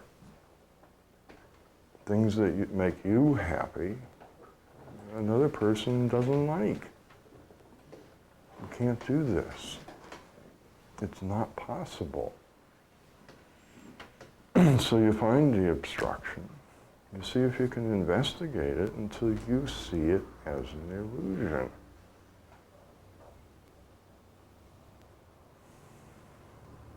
And all I can say is that that's probably one of the hardest. A dear friend of mine used to say, getting your way is the first decision you ever made, and it's probably the last one to go. You'll probably have it longer than all the rest combined. But you can whittle away at it. You can sort of say, well, I don't have to get my way here, and I don't have to get my way here, and I don't have to get my way here, and I don't have to get my way here, and kind of make it a little bit less of an obstruction, huh? Until finally the day comes when you say, I don't have to get my way at all. Who cares?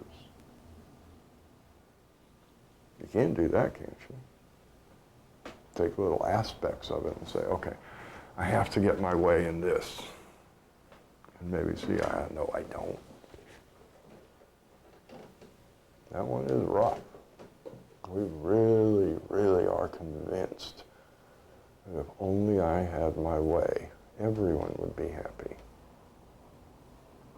That is the belief, isn't it? If I had my way, we'd all be happy. I see no evidence of that fact.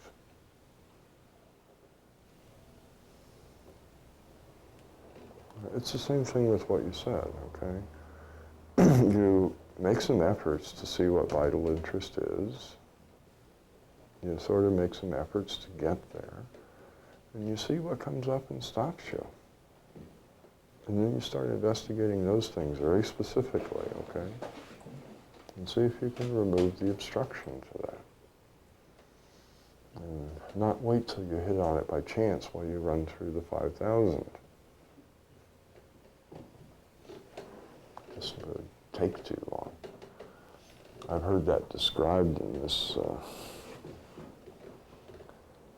sort of talking about things, that's like peeling an onion. What an unpleasant thought, huh? You like peeling onions? I find that a necessary evil, personally.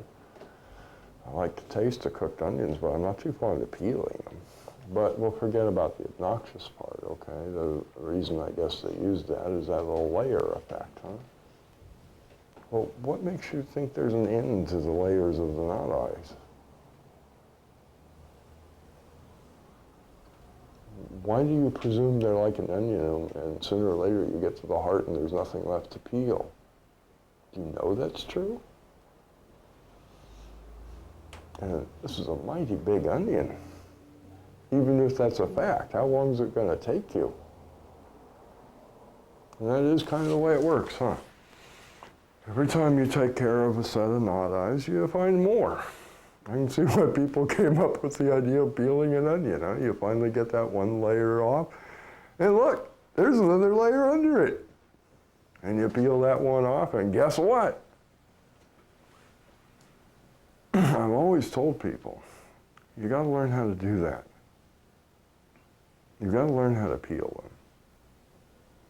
But you damn well better hope there's a shortcut, and that isn't the only way to do it. But you can't learn a shortcut until you've learned the hard way. That's the way it goes. And if you do learn a shortcut when you don't learn the hard way, then you don't understand why the shortcut works. So you don't know how to use it all the time. You understand? Doesn't do you much good. You can only use it under very particular conditions because you don't understand it, so you don't know how to apply it. You get it? But when you understand the thing, then you can see shortcuts. But don't learn the shortcuts first. Then you won't really know what you're doing. So how long before you take the shortcut? Probably never would be my guess. That would be my guess, I'm sorry to say. I would love that not to be true, because the shortcut is the thing that nobody seems to want to do. And this is part of it. Seeing that my way would not bring happiness. It would produce more misery. The shortcut is to take a look at the purpose of my life, which can sort of be expressed that way as well as the way we do it. The purpose of my living is to regain the non-disturbed state. Well, what does that mean? It means everything is my way all the time. So I'm really talking about the master decision here with this my way thing, aren't I? If I had my way all the time, I'd be non-disturbed. That was my first decision about how to get non-disturbance. And that's the shortcut. You take a look at the idea of non-disturbance and you say, would this actually be good for me? What if I got it? I sort of ran this by a bunch of people last night. One person was the guinea pig, and they said what was non-disturbance to them out loud so everybody could listen and laugh. And then I said, okay, now what happens if you actually get that? What would life be like? You know what you believe life would be like, but imagine that you actually have it now that we've put it in very specific terms, because you've never done that, I'll bet you. You've never sat down and actually said what it is you're trying to get. You've accepted the generalization. I want non-disturbance, yes, but it means something very peculiar and particular to you. You don't want to get non-disturbance the same way I do. I know that for a fact. Otherwise, we'd have no argument.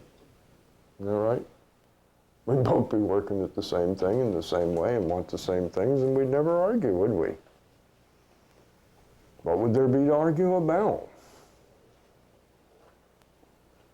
So I know you don't want non-disturbance the same way I do. Besides, folks have told me too many times that I'm what disturbs them. So they can't possibly want non-disturbance the same way I do, huh? I'm working at getting non-disturbance, and it appears to disturb them. So the only way for them to get non-disturbance is for me to cease and desist getting it myself, apparently. I bet you're in the same boat, huh? So just saying non-disturbance is not an answer. That's a generalization. It applies to everyone, which means it applies to no one. You have to see what you think would be non-disturbance, what you're trying to do with your life, and take a look at it and say, is this what I want to do for the rest of my life? Maybe you didn't hear this, but the not eyes are all how. They are a how, okay? How to get non-disturbance. If I don't want non-disturbance anymore, what do I need with a how to get it? If I don't want poison ivy, what do I need with a how to walk through poison ivy? You understand? I'm not interested. You start talking to me about how to walk through poison ivy. You think I'm going to go attend a seminar on that? Would you? Somebody gives up a seminar. How to walk through poison ivy. You think they're going to sell a lot of those? Because nobody wants poison ivy, do they? Nobody wants a method to do that. Doesn't that look like a shortcut to getting rid of the knot eyes to you? Get rid of the thing that they're all designed to get. Then what interest do you have in them? They can say anything they want. You don't care. So that's changing the master decision. Yeah, that's the shortcut. I had a dream one time that a bunch of us were on this main road, and you were there, and you were showing us a shortcut. And had this suitcase. I bet you're all afraid of it. I had this big suitcase, and I dropped it. And I could either go back for it, or I could keep following you. I didn't go back for it. Good for you. But I did keep wondering what was in it. I didn't hear what you said. Keep wondering what? I kept wondering what was in that suitcase. Garbage. Yeah.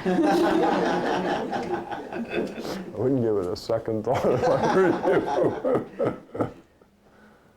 That is the shortcut, is to do enough work so that you understand the idea of seeing illusions. You know what it takes to see an illusion in things by working on the self and the knot eyes and the conditioning and so on.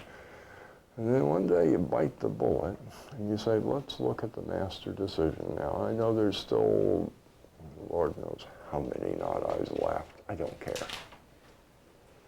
Let's look at the master decision itself. What do I want to be non-disturbed? What do I believe would give me non-disturbance? Is it worth the price I'm paying for it? And you take a look at it and you use all that stuff you learned about how to see illusions when they're in front of your face, and you apply it to the master decision itself. I've just taken care of most of the knot eyes at this point. That's what they're about. They come up and say, if you do this, you get non-disturbance. And I say, so? How suggestible am I to that when I don't want what they have to offer anymore? Don't you get it? That is the shortcut. But you can't do it until you've learned how to see illusions. And you know, from the last little seminar that we had, last little workshop. You've been around this stuff all this time and you still don't really understand that. We had to go through that whole thing about the scientific method and how to get at the facts when you have illusions, huh? So I think you got a ways to go before you can even take the shortcut. Does that make sense? But that is a shortcut. If I don't want what you're selling, I probably won't have the urge to buy anymore. Isn't that right? I just took care of the whole issue. And that's the way I feel when they call and offer me the newspaper. I don't want it. I really don't care what great offer you have for me. Do you? But we'll give it to you for 3 weeks for free. I don't want it for free. I actually tell them when they call me up, please don't. Why? We're offering it to you for free. Well, I know there's a catch in the free thing. We'll forget about that part. You know what I tell them? I know. Are you offering to come pick it up and throw it in the garbage for me too? Because that's what I'm going to do with it. I don't want the newspaper. So you come and you throw it in the front yard, and I end up with a stack of newspapers laying out there that I got to go pick up and throw in the garbage. You're going to do that too?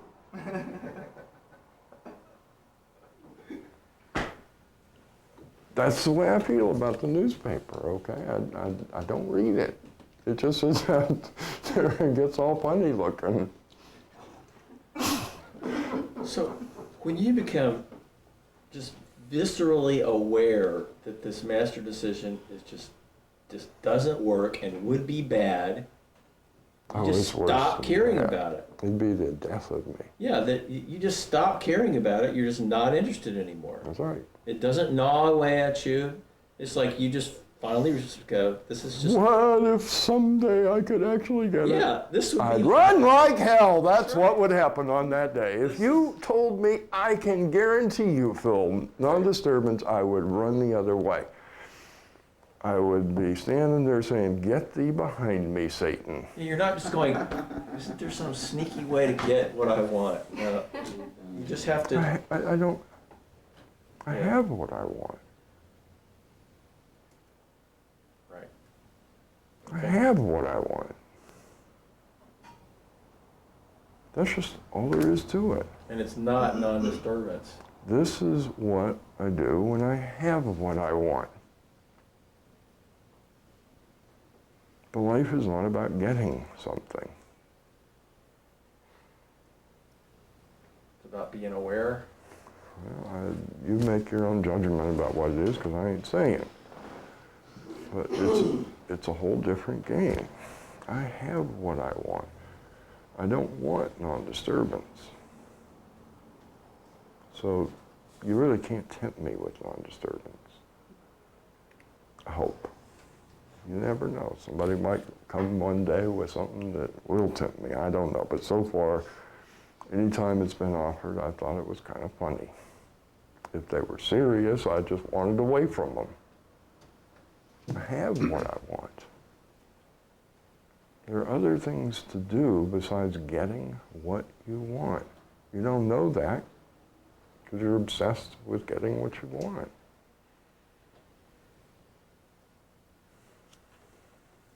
I hope someday you find that out.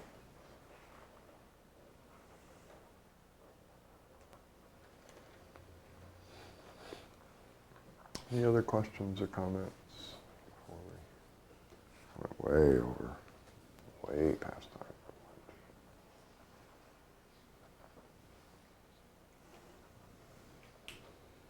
All right, let's take a break.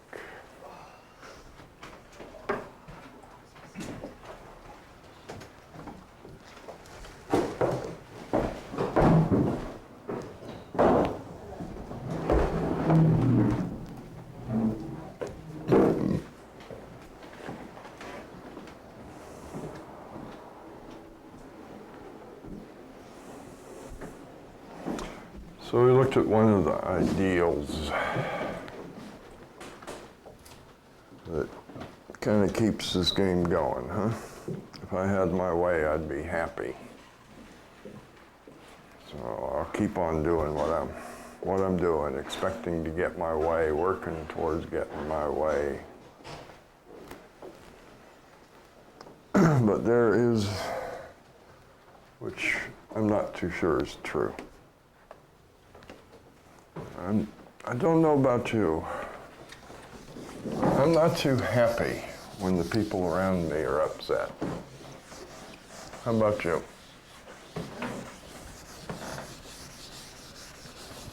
So I kind of look at getting my way tends to upset somebody somewhere. Most of the time, somebody didn't get what they wanted as a result. You ever kind of notice that? So how are you going to be happy under those conditions? You get your way and upset everybody else, and then you're going to be happy.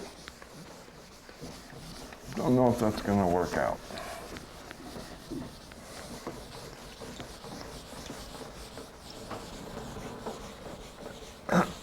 But you gotta look how much of the effort is put into trying to get my way.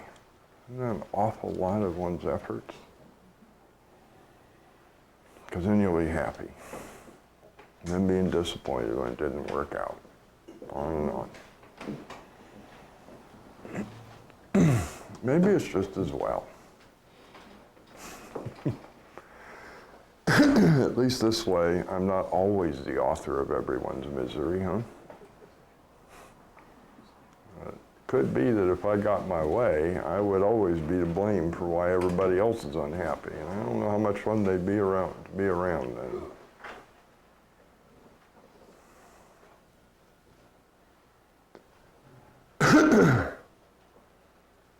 There is another big ideal that we need to look at, which is how things work.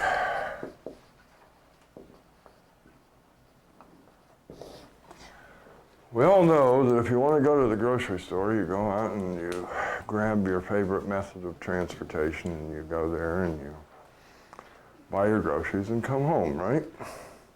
That's the way it works, right? Under ideal conditions. Of course, in real life, the stop signs are out today. It takes me a lot longer to get there than it does. And another day, it's really crowded and everybody's in a bad mood and I have a miserable time. And another day, I get the clerks who don't seem to want to work. They would prefer to have a chat with their friend. That's kind of what we got last night, wasn't it? We went and stood in line and everybody was standing around talking. I don't know what they were talking about. They thought it was fun. Always, not always, but there's often something in as simple a thing as going to the grocery store, isn't it? It makes it not be that nice, ideal way that you know it could be. Just a simple thing like going to the grocery store, huh? Something that makes it a little bit rougher than it ought to be. Had to deal with this just to go get groceries, right? Pretty common story, isn't it? I was just doing the simple thing and I had to deal with all of this. What's the world coming to? Heard that story a few times? Because we don't know how things work. We think that's the way it works. It's a nice sequence of events, right? You finish one, you move on to the next. That's the way things are, right? A sequence of events. You finish one, you get to do the next one. One has to precede the other, and that's the way it works, right? Isn't that what you expect? Yeah. Is that the way it actually works?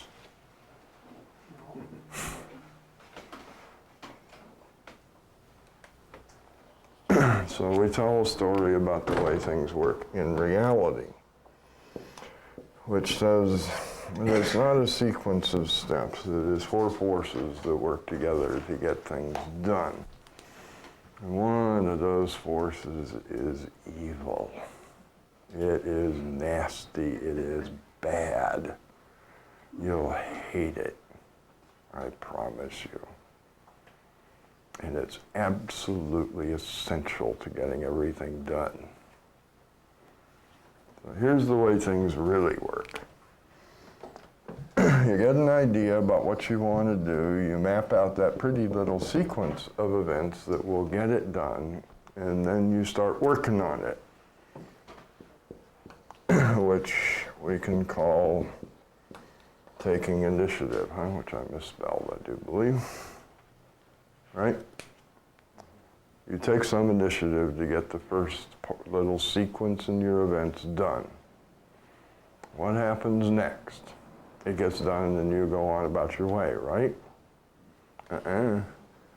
What happens next is that you meet up with resistance. Something that stops you from doing it, or at least works at stopping you. That's the way it always happens, whether you're aware of it or not. Sometimes the initiative is or the resistance, the second force, is pretty minor. It's an itty-bitty little thing that you don't care about dealing with. You don't notice it. So it's not there, as far as you're concerned. And then you say that that's the way it always is. Or ought to be, anyway. But sometimes the resistance is pretty big and takes a lot of effort to deal with, and then you say everything's falling apart. So as far as I can tell, what most people call second force, since they don't know that that's just part of getting things done, there's a whole list of things. Bad luck. See, if I'd been lucky, It would have just been that nice sequence of events straight through with nothing to interfere with me. Misfortune, of course. Evil. That is one of the things people call second force. It is evil. There is an evil force out there that hates me. It hates all of us. It tries its best all the time to stop us. And there are all those evil people out there, aren't there? Those bad people who just delight in making the rest of us miserable. Isn't that right? They're bad. Well, that's another thing we like to call it, huh? Bad. The bad guys.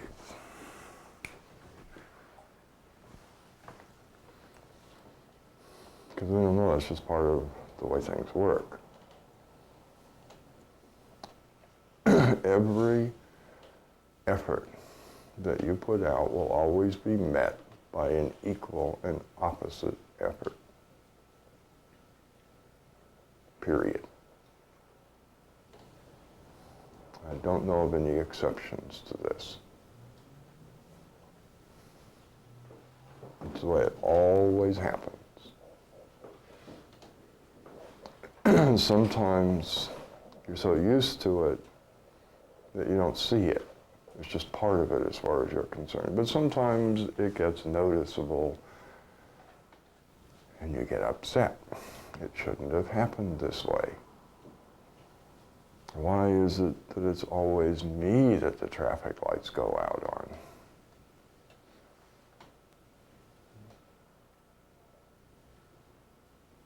Why can't it happen when I'm not on the road? Why is there always an accident when I want to go somewhere? That's the way things work. As far as I'm concerned, this is one of the things that people, if they understand, will change their lives. Is this simple thing, the understanding that resistance is part of getting a thing done. It is not an evil outside force that tries to stop you. It's part of getting it done. And we just don't see how things work. These two things go against each other, and they basically result in immobilization. The harder you try, the more things come along to stop you. And those two forces together actually create the third force, which is the form that the whole thing will take. Every created thing has to have a form in the physical universe, doesn't it? Driving to the grocery store has a form. If you could see the whole trip, it has a shape to it, doesn't it? That's its form. Everything has a form of some kind if it's created.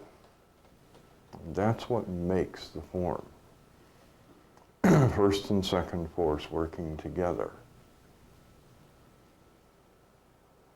Unfortunately, since we don't know about second force and we don't like it, we fight it, don't we?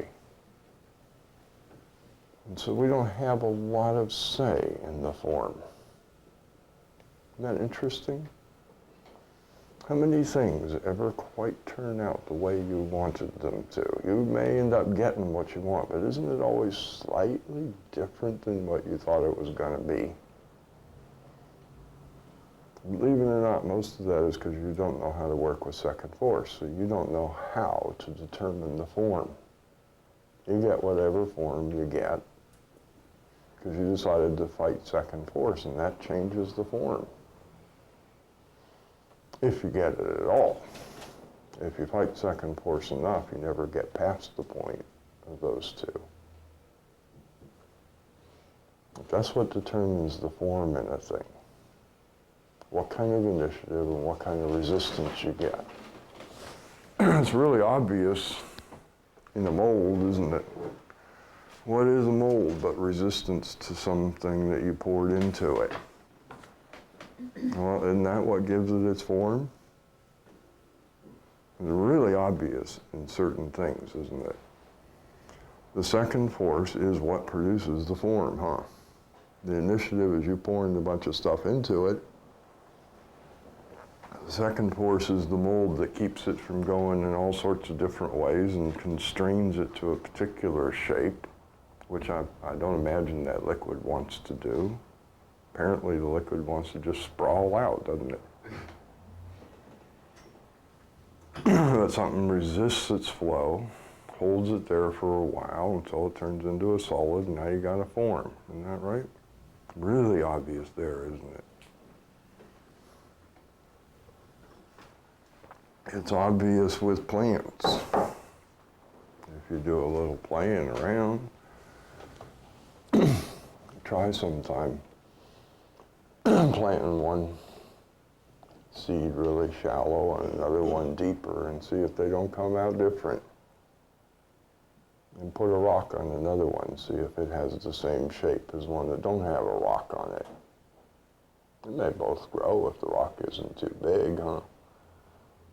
But do you suppose that they're going to have the same shape? One with a rock on it, one that doesn't? Think the plant's just going to grow right straight through the rock? And that resistance determined its form, didn't it? It's got to go around the rock. It doesn't have a nice straight stem. Take the rock away, does it go straight? Don't know. It never do that. I have a feeling it'll probably be all twisted for the rest of its time. Don't know. You get it? That's what determines the form, what kind of second force you get. It's just the way it is. But we don't know about this. And then these three forces all work together to produce some kind of outcome. That's the way things work. Whatever you do. It's in everything that you do.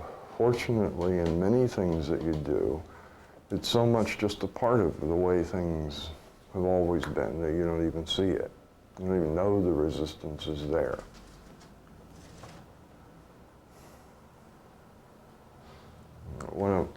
One of the favorite examples is walking. How would you walk if there were no gravity keeping you from flying off into outer space? How would that work? Wouldn't that be kind of funny? The first step you took would be the last one you ever took on planet Earth, because you'd go flying off into outer space and that'd be the end of you. You couldn't even walk without resistance, could you? Because that's what walking is. You propel yourself up and something pulls you back down. Fortunately, you don't go straight up and down. So the form of that is a little arc, isn't it? And you're now in a new spot. Isn't that neat? And you do it over and over again, and pretty soon you're somewhere else. You got a fourth force. I'm on the other side of the room. How did I get on the other side of the room? I initiated going up in the air, and second force kept me from actually doing it. I worked those two things together over and over and over. That gave a form called walking, and pretty soon I'm somewhere else, huh? Isn't that the way it works? But you don't see the second force in that, do you? It's just walking. It's all one thing, because that's the way a created thing is. You don't see the individual forces in it once it's done. Do you see the mold on something when you buy it? They drill it with the mold, so you have the second force too? Or are you just buying the form so you can get the result? See, they only do part of the 4 forces, huh? You got to supply the last one, which is to use the form for something, apply a little bit more initiative, and then you get a result, huh? But they don't sell it with the second force, do they? You only get the results of the second force. In the case of a mold, they get to use the second force to produce another one. Isn't that neat? They take some more initiative and put it into the second force and make another one for sale.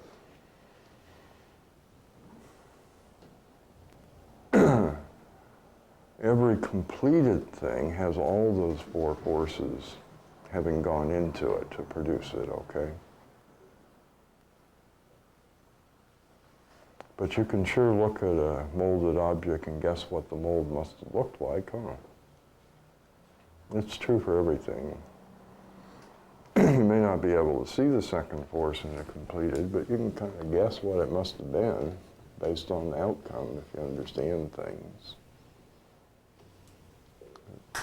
Do you get what I'm saying? Second force appears to be one of 2 things to human beings: invisible or evil.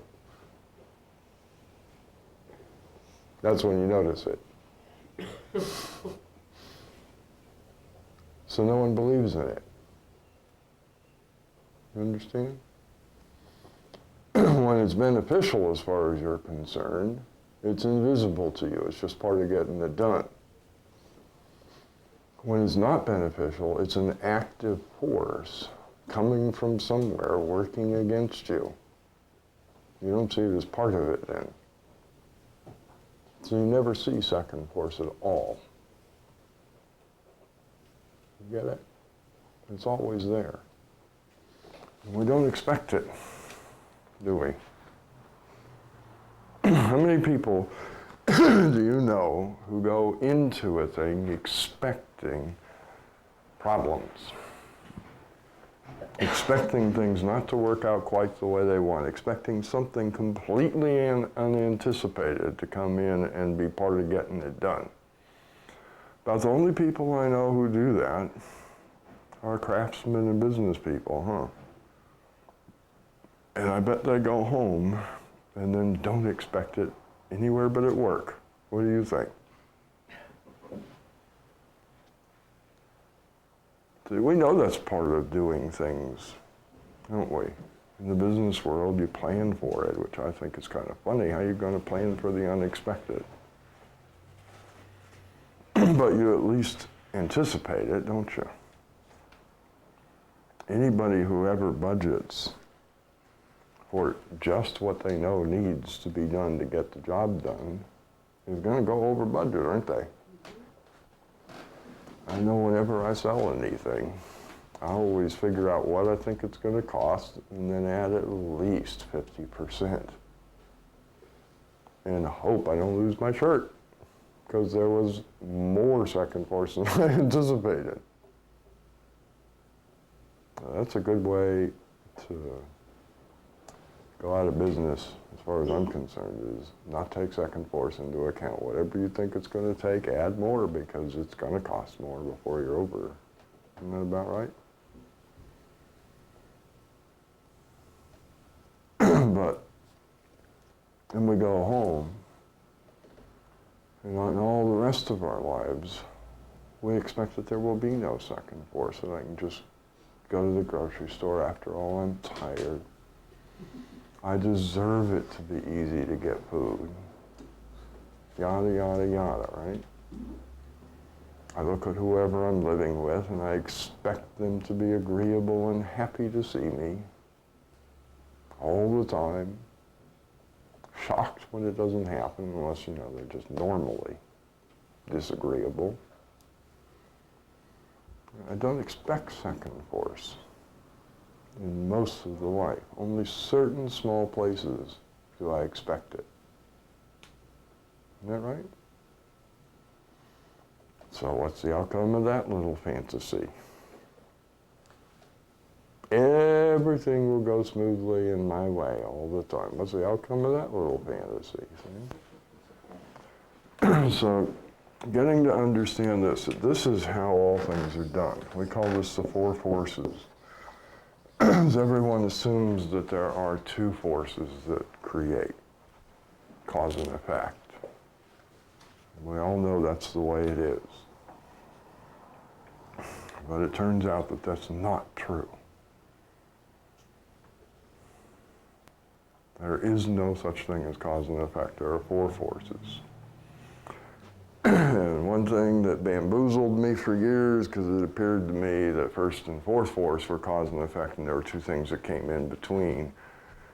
Until finally one day I finally got through my head, there is no cause. Initiative is not the cause, and there is no effect. They're a lie. Another one of those things people talk about that does not exist.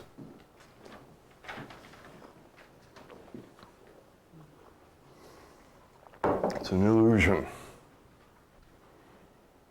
Even in the four forces, none of them maps to cause and none of them maps to effect. They're an entirely different way of doing things than cause and effect. I initiate, something comes along and stops me. I do that enough times, I eventually get a form. I work with the form for a while, getting even more resistance, and I eventually get a result. You put all those things together, you now have something created, or something done. That's the way it actually works. We have been so conditioned to not see that. It's, for most people, very hard to even notice. You have to work at it. Because we've been completely conditioned to believe in cause and effect, haven't we?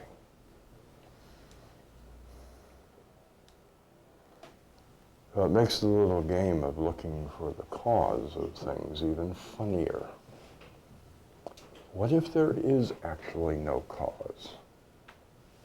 What if there is nothing to blame it on? What if that's just the way things are? And there's no fixing it.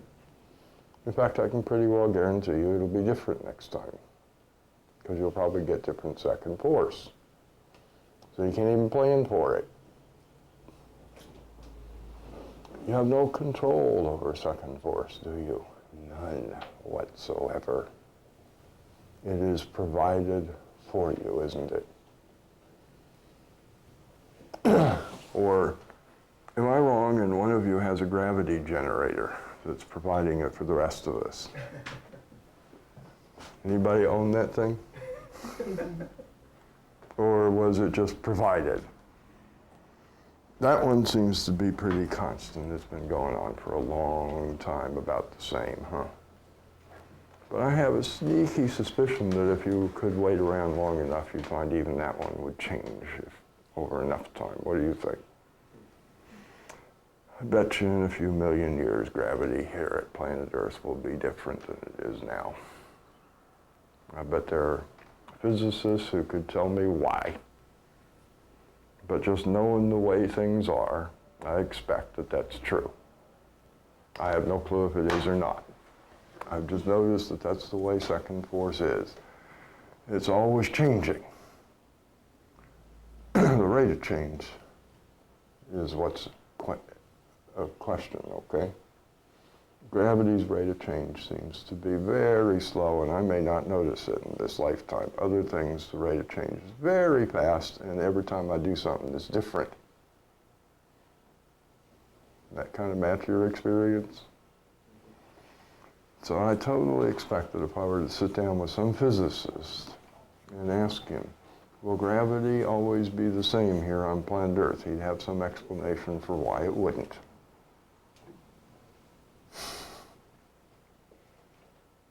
Don't know if that's true or not. I've never looked into it. It's just what I expect from what I do know of things.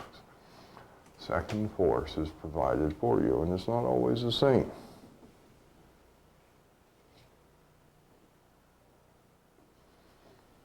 You don't need to go out of your way to be second force to anybody, folks. Don't worry. If you don't do it, they'll get it. I personally do not choose to do that, to intentionally be second force to other people's efforts. Seems kind of weird to me. Why don't you let Mike provide that for them, okay? Sometimes I can't help it, but I don't go out of my way to do it, all right? I'm always second force to something just by being here. If I get to the grocery store before you, then I'm second force to you, huh? Because I'm in line in front of you and you just want to get through. Not much I can do about that if I want to buy groceries, unless I want to just keep giving up my place until nobody's in the store, huh? But I don't know that I'm going to go intentionally cut in front of folks just to make sure they have some second force to their little trip to the store. You see, I think they'll get more than enough provided for them without my assistance. That's just a personal point of view. I don't see much reason, just because you understand this, to think that it's your job to provide second force. I think it seems to be provided pretty well all by itself. What do you think? I don't need to do it. Although I will often end up in the role of second force to others, won't I? They want to do something and I'm in the way. Or what's even worse, I may not want them to. I may resist their efforts quite intentionally, huh?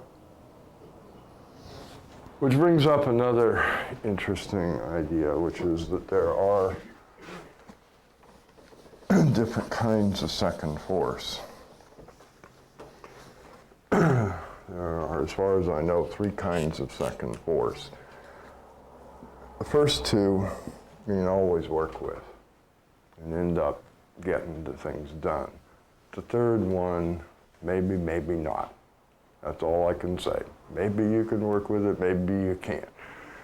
The first one is passive second force.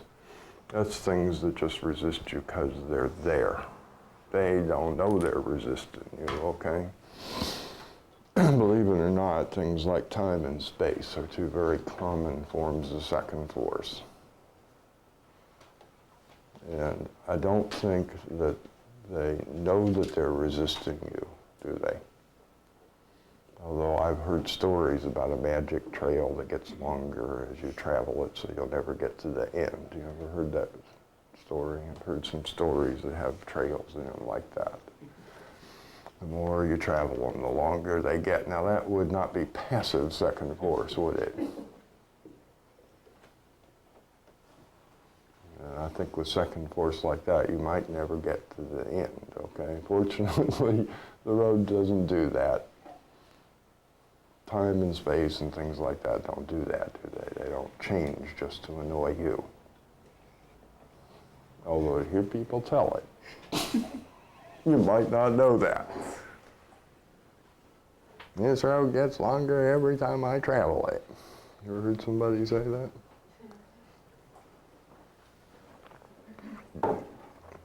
Then there's active second force.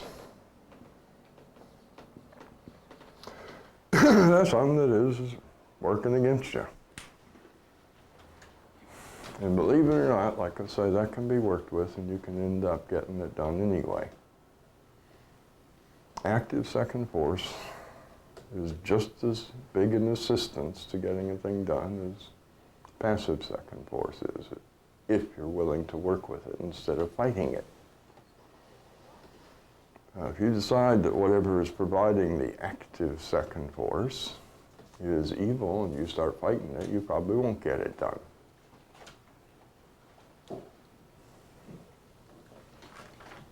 I've had many cases where somebody came up and said, I'm going to stop you. I'm not going to let you do this. And I said, okay, good. Want some help? That sounds like fun. I'd like to stop me too. How would you like to stop me? Let's work on this together. And damned if it doesn't get done anyway while I help them try to stop me.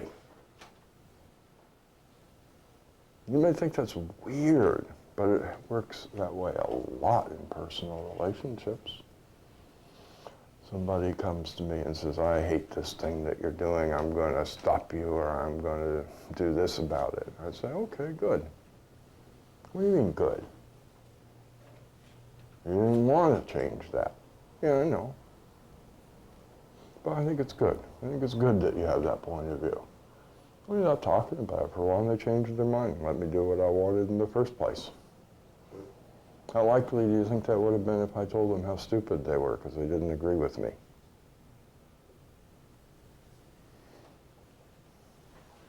I've done that many times. People want to argue and tell me how wrong I am and how they're not going to let me do such and such, and I tell them, good, wonderful, what a great idea. But Is that passive second force? what's that? They're initiating something, so you're passive second force to their initiation? Or one I ain't passive second force to it. I'm going along with it. But I'm sneaky in the back of my mind. I know I'm just working with the second force, and I'm still initiating what I'm going to do. Work with it. You don't have to fight it. You fight it, you've changed what you're doing.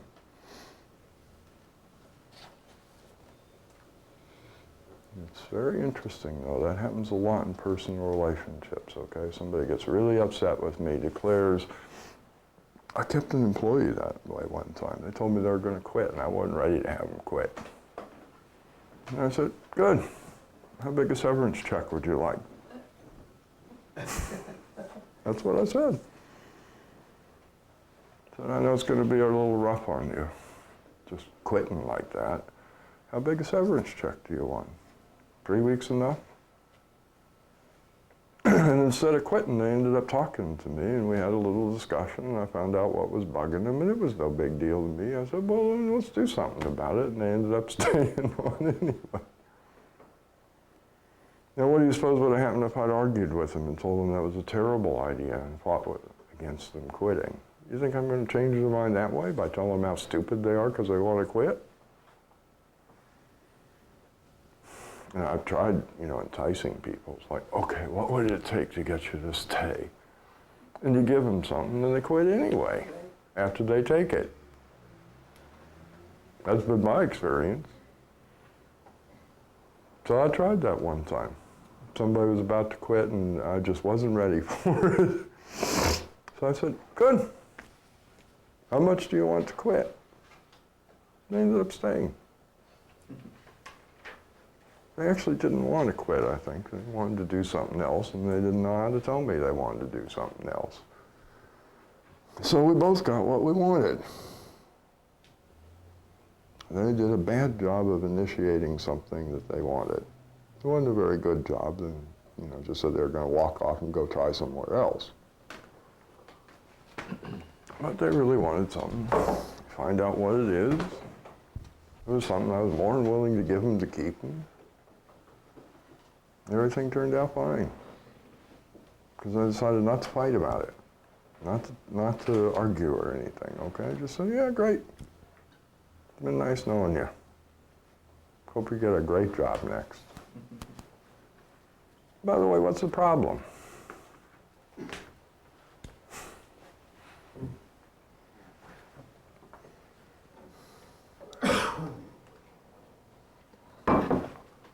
And then there's a lovely form of resistance. As far as I know, only human beings are capable of doing. We call it contrived. And it's just made up. Governments love it. Big corporations love it. How many times have you called up a corporation because you have a little problem that needs to be taken care of, and you tell somebody all about it, and they say, oh, well, I can't do anything about that. You got to talk to so-and-so. So you say, fine, and then you tell the whole story all over again. And they say, well, I can't do anything about that. You got to talk to so-and-so. Okay, fine. And you tell the whole story all over again, and they say, I can't do anything about that. You got to talk to so-and-so, and then you get connected to the first person you talk to.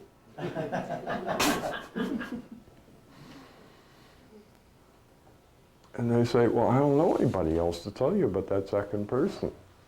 Now what the hell are you going to do? I'm sorry, but this is our procedure. Oh, so what you're telling me is you don't want to do this. And you've come up with this really interesting way to not do it. And that's contrived resistance, isn't it? Those made up rules and regulations about why you can't do a thing, and sometimes there's really nothing you can do about it. Sometimes you can find a way to work around it, and sometimes you just can't. It's just going to stop you, and you may as well give it up. I've seen a lot of rules that seem to be set up for that purpose, to keep people from doing things. That's it. Active and passive second force, as far as I can tell, can always be worked with. It's tricky finding a way to do it, especially since we have that other thing going that says, I want my way and I want it now. And so your first thought is not to work with it at all, but to fight it. But it's really peculiar if the next time you meet up with some active second force, go on with it and see where it takes you. Don't fight it and see what happens. It's really surprising. I've been doing that for years, and just about every time, if I just go along with it, don't fight it, it all turns into something else. And we're all happy in the end. We all get our way. Somebody gives a little something, the other person gives a little something, and everybody goes away happy. And what started out was basically a fight. Weirdest thing. Any questions or comments about this? I have in the past gone into great detail and depth, and doesn't seem to do any good. It's a very weird concept. It doesn't fit our idea of how things are at all. But that's my whole point. You can't have an expectation based on something you don't see. It is not your experience as far as you're concerned. But if you go into things expecting there will be second force, how disappointed are you going to be when it shows up? I was expecting that. I don't normally get disappointed by things I anticipated, unlike that woman at the airport. But she didn't actually expect it, did she? She expected it would happen to somebody else. And that's the unsaid thing in her little story. I'm not upset about it. I'm just upset at having to reap at the consequences, you see. Now, how that's different than being upset about the thing itself, I don't know. But apparently in her mind, that's different. But she did not expect it as she said that she did she? Or she would have planned for it. You understand? I don't get disappointed by a thing that I expect. I get disappointed by things I don't expect. Unless you're really weird and you just expect everything to be horrible all the time. And then I've noticed the people who do that, they're not disappointed by it. They're kind of gleeful. See, I told you it was going to be all fucked up. They don't look too disappointed to me. They look kind of happy. See, I'm right. I knew it was all going to be horrible, and it's worse than I thought.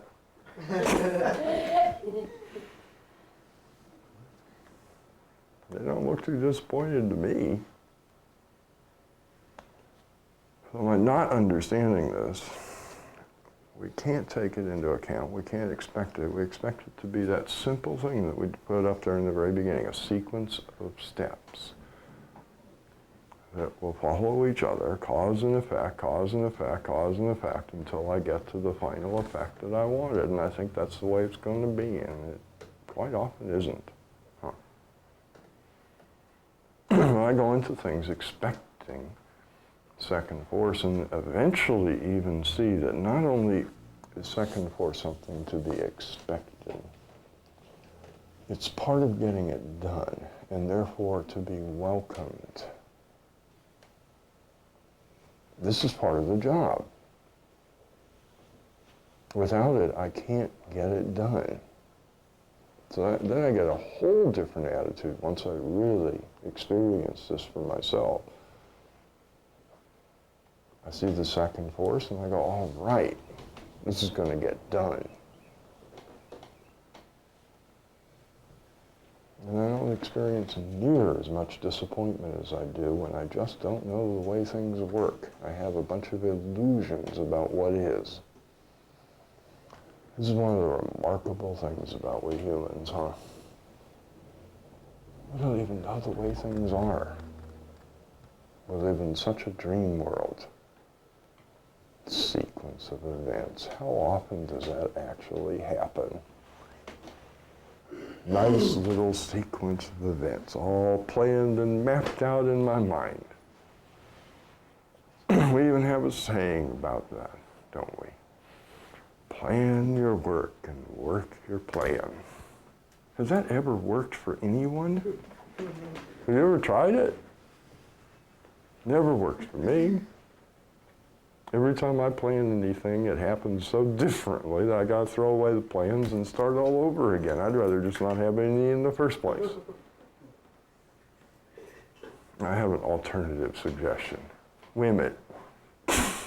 Just make it up on the spot. Deal with it as it happens. You know where you're going, right? Just remember where you're going and whim your way to it. Because I never found that planning worked for me. Whim? Whim. That's exactly right. Is that an acronym? What does it mean? Whim? Whim? Whim. Whim. Yeah. Sorry.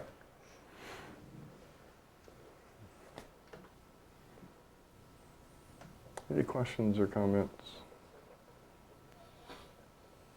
I will tell you that this will take work to see. It's very invisible to humans, especially since you think you know what second force is. People out to get you.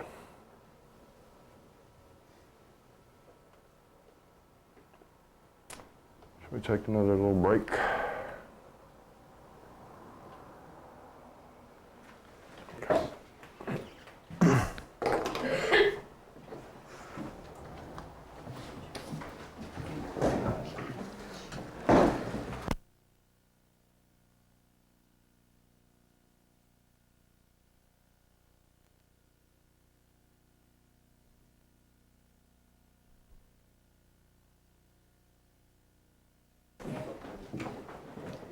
Rubbed you the wrong way this weekend, huh? You did? Yeah. I gotta smooth your feathers. I gotta smooth your feathers. Oh. That's easy.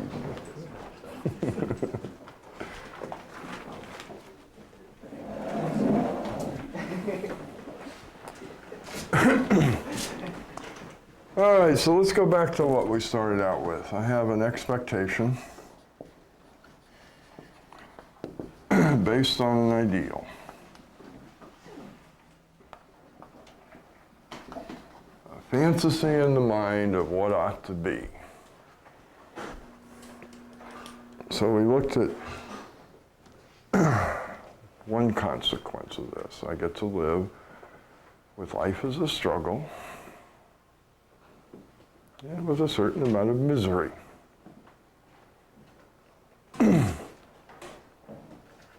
I haven't met too many people who don't think that life is a struggle. Have you? That seems to be a pretty common point of view. I've met a lot of people who tell me that life shouldn't be about misery and claim that it isn't for them and then be miserable anyway.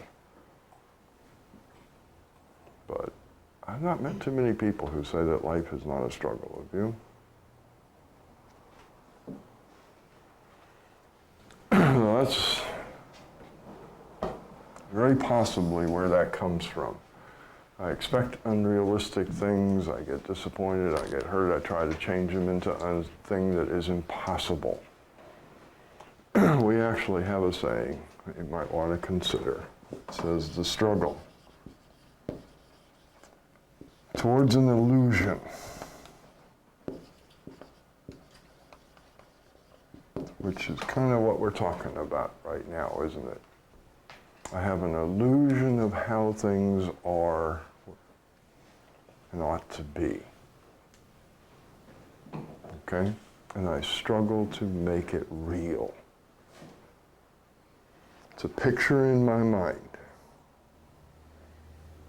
Now, the sad thing is, you can't just decide not to have pictures in your mind and try and make them real, huh? Because that's how we do everything. That's why I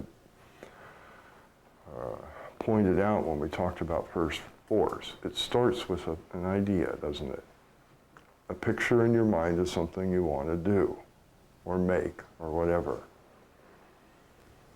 You got to picture it first, don't you? And have some idea about it. And then you start acting on it. That's the way things are done. So we can't just say, okay, no more pictures. No more struggle to make pictures true. Then what are you going to do? But when that picture is an illusion, then struggling towards it is the disintegrating factor.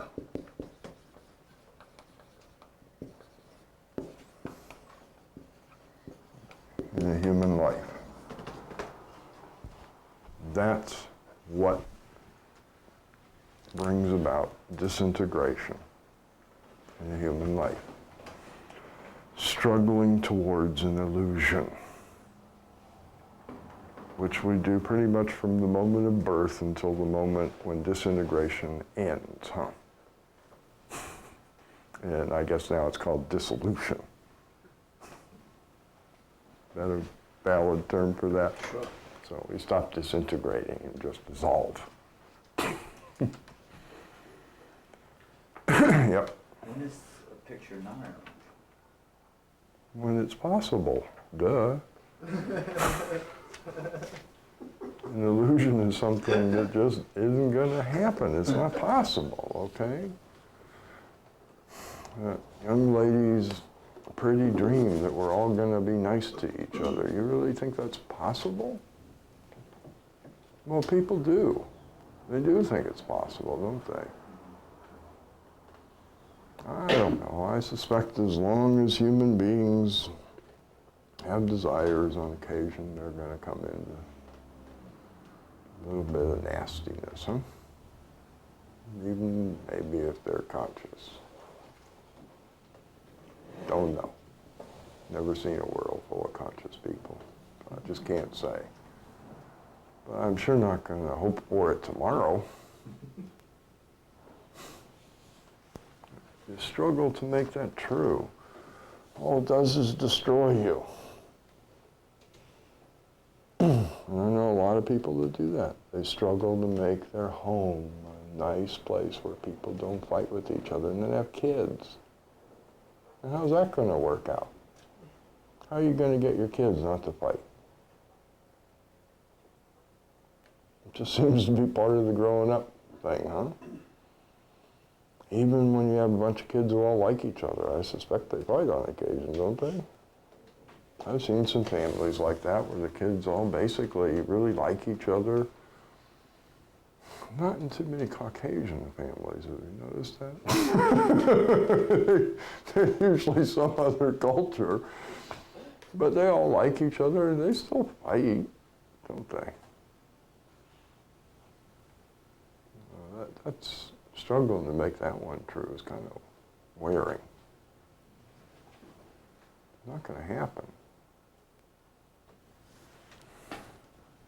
And, yeah, okay. Maybe the only way you can know that it's an illusion is to check it out and try it, okay? But you have to try it 5 million times?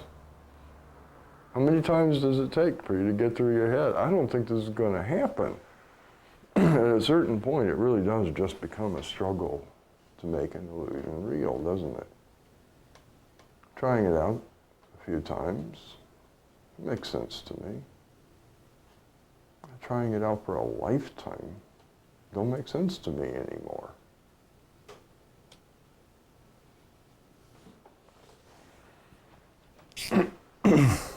And that's kind of the next thing we're going to look at here.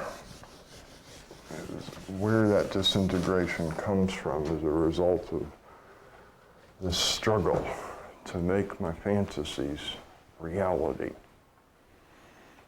So we got through quite a bit of disappointment.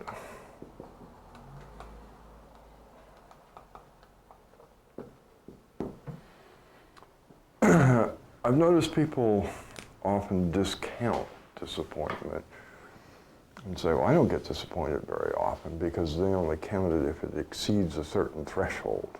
Isn't that about right? So it's only disappointment if it's like a really big thing.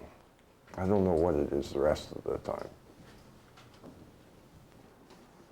But I did a little check one time out of curiosity myself. And I tried to keep track of how often the expectations were disappointing, which is really hard because you're doing it far more often than you can even really keep track of. But I did it with as many as I could for a period of time, quite a long time, as I recall 2 or 3 weeks, just to see what the result was, okay? And what I found out was that 75% of the time I was disappointed. Okay, maybe I was a real idiot. Maybe you're not quite that idealistic, I don't know. But that's what I found out. 75% of the time I was disappointed.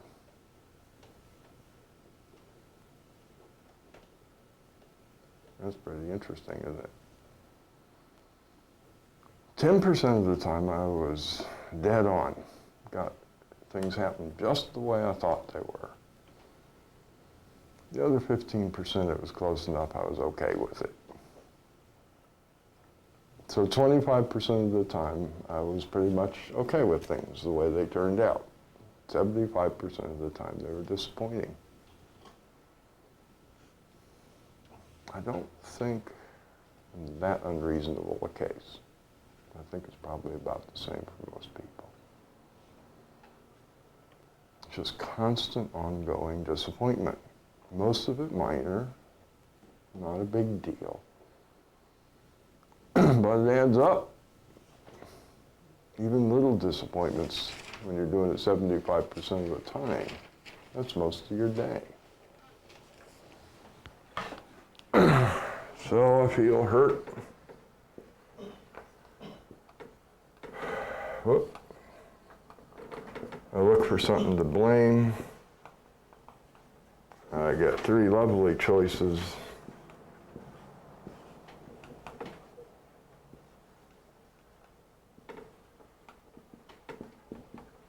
That's where we left off.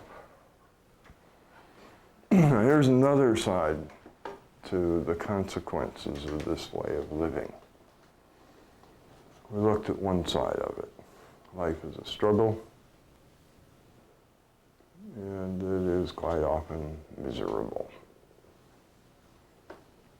Here's the other side. Each of those answers to what's to blame produces an emotion. If I decide that I'm to blame, I start feeling guilty. Isn't that right?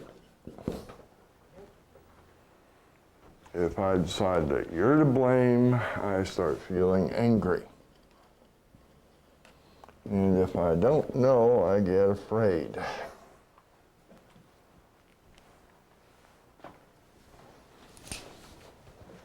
So what that meant was I spent 75% of the time feeling guilty or angry or afraid. Now maybe you don't think you're disappointed 75% of the time, but how many of you spend 75% of your day going between anger, guilt, and fear?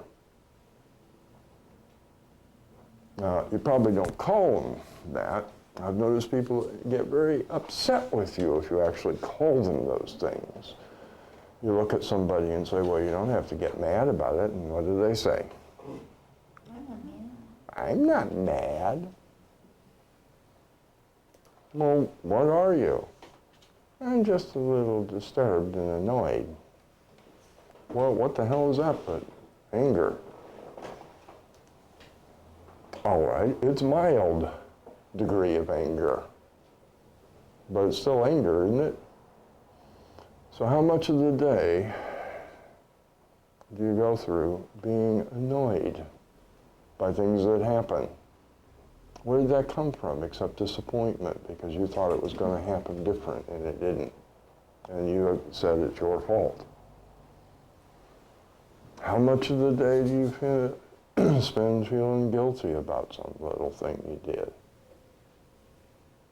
How much time do you spend worrying? Because that's a fancy word for fear, isn't it? You don't worry about anything during the day, do you? Where do you think that comes from? But being disappointed and you don't know what's to blame. That's what happens when you don't know. That means that the thing that's to blame is still out there and you don't know when it's coming. And that's what produces the fear, huh? It's still there. There's nothing I can do about it. It's going to get me again. And I can't do anything about it because I don't even know what it is. Can't even fix it. So how much time do you spend worrying? Doesn't that count for about 75% of your day? Did mine. I don't think that is too inaccurate to say that we spend about 75% of our time disappointed, huh? It's not always a big deal, but it's pretty much always there, isn't it? Now here's the deal about these things. We call these emotions.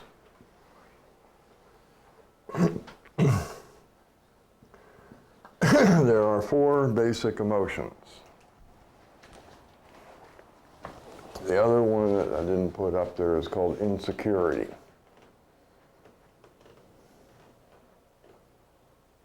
And that one just comes from having lived this way for a while. I start to get the feeling that I really don't know what to do to make sure I'm not disappointed. I think I'm just not good enough for it, and I start feeling inferior. So that may be what inferior really refers to, huh? I'm inferior. I can't be happy. I don't know how. Everybody else knows how, but I don't. How much of your sense of inferiority comes from that? How come I can't be happy like the rest of you? That's really insecurity. Okay?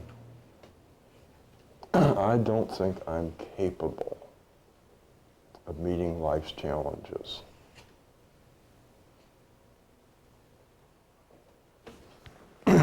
That 4th little emotion just comes from having been disappointed so much that I start to feel like I really don't know how to deal with this. There's something wrong. And out of those 4 basic emotions, you form all the rest. We're so clever that when we look for something to blame it on, we often decide it's to blame on me and you. Isn't that about right? Or you can even say, me, you, and I don't know. There's some other thing there that I don't see. We don't just find one cause, even though we believe in cause and effect. We don't see that contradiction. Technically, if there's such a thing as cause and effect, it should be one of those, isn't that right? But somehow we're pretty good at deciding that it's many causes. And then mixing those emotions together. And we got words for every possible degree combination and so on of these things. I personally think there must be a bartender school somewhere that dreams these little things up. That's what it reminds me of, a bunch of people going and mixing the drink. You know. Yeah, a little dollop of fear, that ought to liven it up a bit. Some anger, and maybe some insecurity thrown in, and what do you know, now I'm jealous.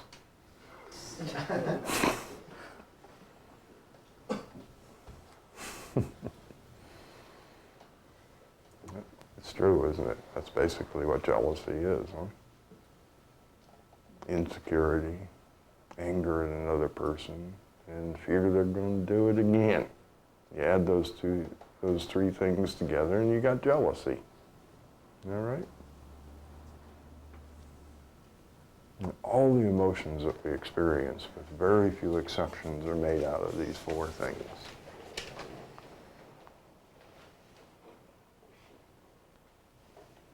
But there's a difficulty with them. They are what we today call stress. It ain't good for you.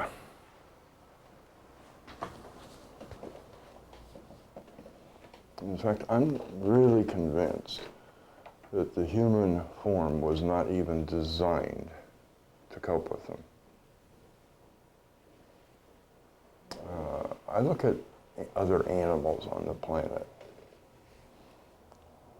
Have you ever seen a wild animal that was guilty? Have you ever seen a squirrel look around to see if anybody caught it doing something it shouldn't have?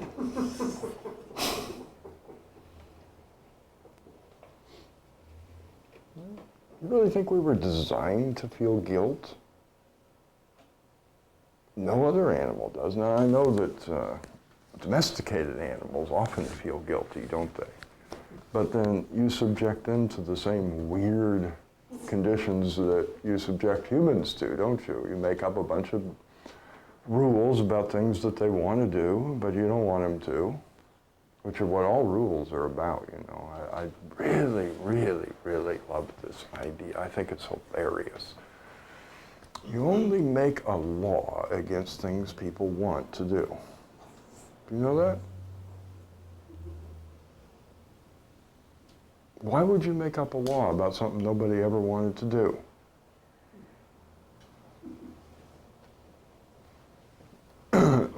We have signs against it nowadays, but not laws, isn't that correct? I do find that amusing, that we now are so afraid of being sued that we put up signs that say, don't drink the acid. But I really didn't want to. You really did not have to put that sign up there. You might have cautioned me that it was acid in case I couldn't tell, okay? But once you tell me it's acid, I don't want to drink it anymore. So there really are no laws that I know of specifically about that, are there? Has anybody ever passed a law that said that if you drink acid, they'll put you in jail? Other than the anti-suicide law. I do know about that, but then people do want to commit suicide, don't they? And we don't want them to, so we passed a law against that. But is there specifically a law that says if you drink acid, it's punishable by a $1,500 fine and 3 years in jail? We don't need that law, do we? People just don't have this real hankering to drink acid. So we don't have to have a law against it. You get it? Every law that is on the books is there because you want to do it. Don't rob. Why would you have to tell people not to rob except because they want to? Anybody in this room who never stole anything in their entire life, didn't you try it at least once? Anybody here who never stole anything? And yet, I've heard people tell me this guilty little secret about when they were 8. I stole something. Yeah, welcome to the human race. You know anybody who has it? I'm sure there's somebody out there. This is one that I believe there's probably an exception, somebody who's never stolen anything. But for most of us, we really do want to steal, don't we? So we got to pass a law against it. So we get all this guilt, because you want to do things that you shouldn't do. It ought not to be that way, huh? Says who? Apparently it should be that way, because everybody wants to. It'd be sort of nice if you learned it isn't a great idea. I'll agree to that. There are a lot of things that, we'd all prefer you not do, but it'd be kind of neat if you learned it instead of being scared. Isn't that right? And having to be punished and all that stuff. We can't afford to do that, so we produce these emotions. I've rarely seen a wild animal afraid. I will admit that I have seen it on occasion, but it's very rare. We assume that an animal is afraid because it's running for its life, but we don't know that, actually. Do you actually know that's what's going on in a rabbit that's running from a fox, that it's afraid? I don't know that. It may be doing the smart thing. It may be running along there congratulating itself on how fast and smart it is. It may not have a bit of fear, isn't that right? That's what it could be doing, huh? It could be confidently hopping along saying, I am so fast and so smart, I'm going to outfox that fox. Isn't that right? It doesn't have to be afraid, does it? We just assume that. I have on occasion seen an animal afraid, it's true, but not very often. I've rarely seen an animal angry.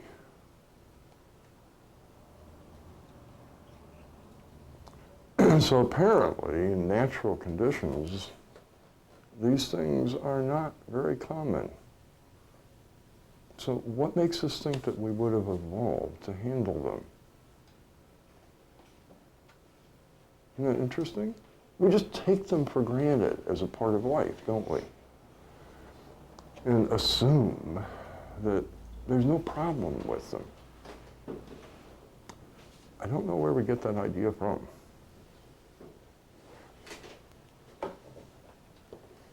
And as far as I can tell, it is simply not so. They are very destructive things.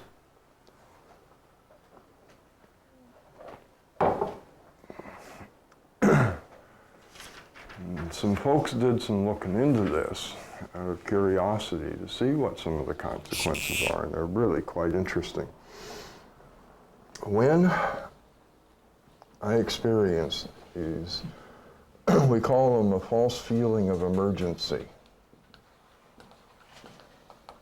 Because as best we can tell, that is how the body interprets that feeling. It interprets anger, fear, guilt, and insecurity the same way it interprets a sense or a feeling that you are about to die.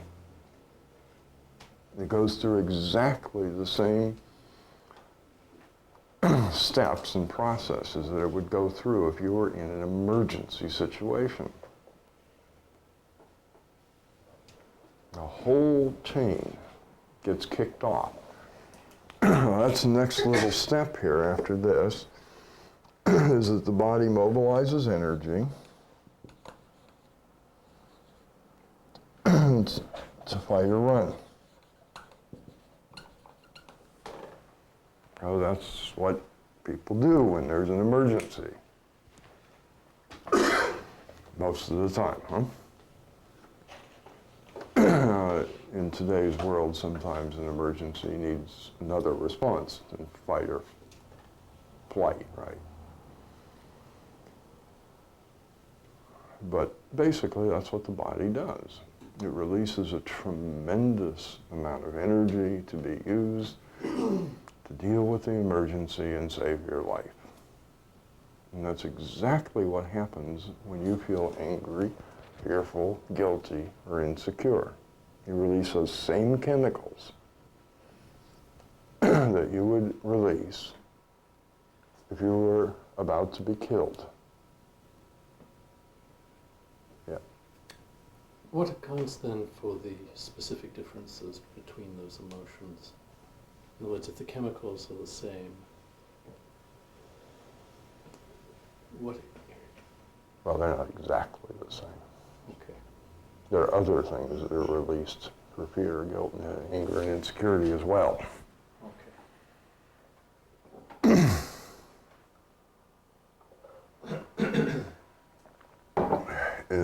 In the true emergency, you don't get the chemicals that produce anger, fear, guilt, and insecurity, do you? You just get the ones that are there to, what I'm saying is, as well as the chemicals that produce the sensation of anger, fear, guilt, and insecurity, you get the stuff to prepare you for an emergency. Yeah. I don't personally actually know whether or not the chemicals that produce the feeling of anger, fear, guilt, and insecurity are in themselves harmful. I don't know. I haven't a clue. It's the effects of that emergency state that I know is harmful, okay? I just don't know about the others. I've never looked into it. But I've never been afraid when there's an emergency. I always do that afterwards, when it's over and there's nothing left to be afraid of. And I think of all the things that could have happened. But during the actual emergency, fear doesn't come up. It does for some people, and they're scary people to be around. If you ask me, they're dangerous. If an emergency comes up and I see somebody afraid, I know it's time to take over. They're dangerous, because they're not going to be able to respond to the emergency. They're too busy dealing with some imaginary event. They don't even know what's going on.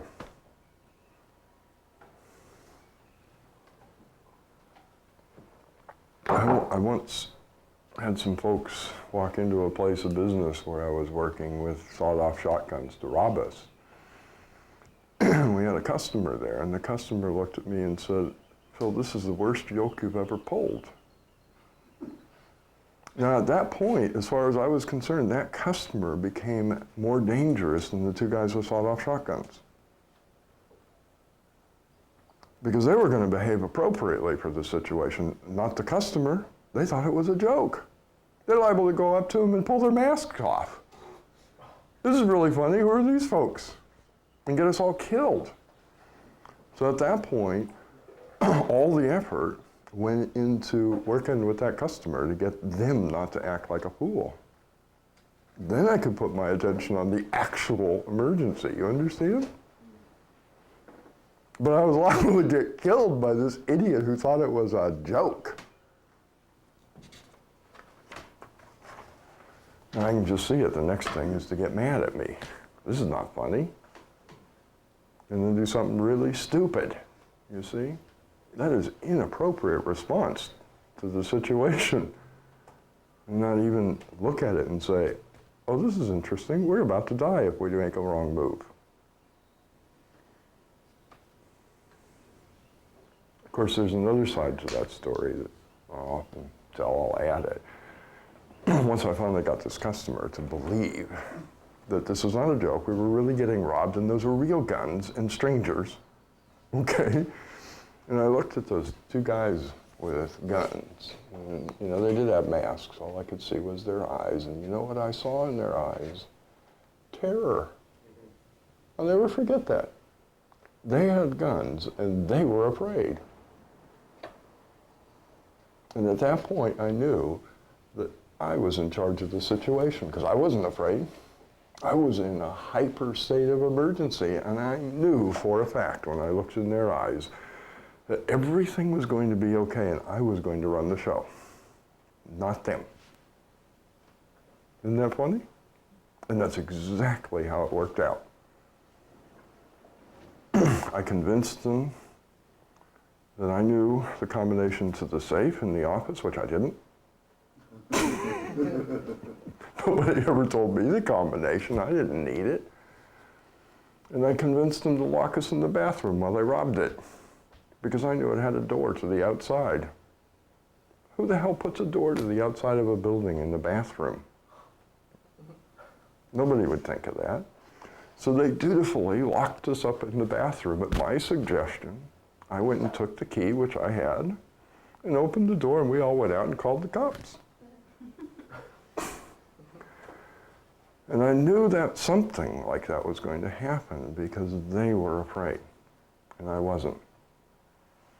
I didn't know what it was going to be.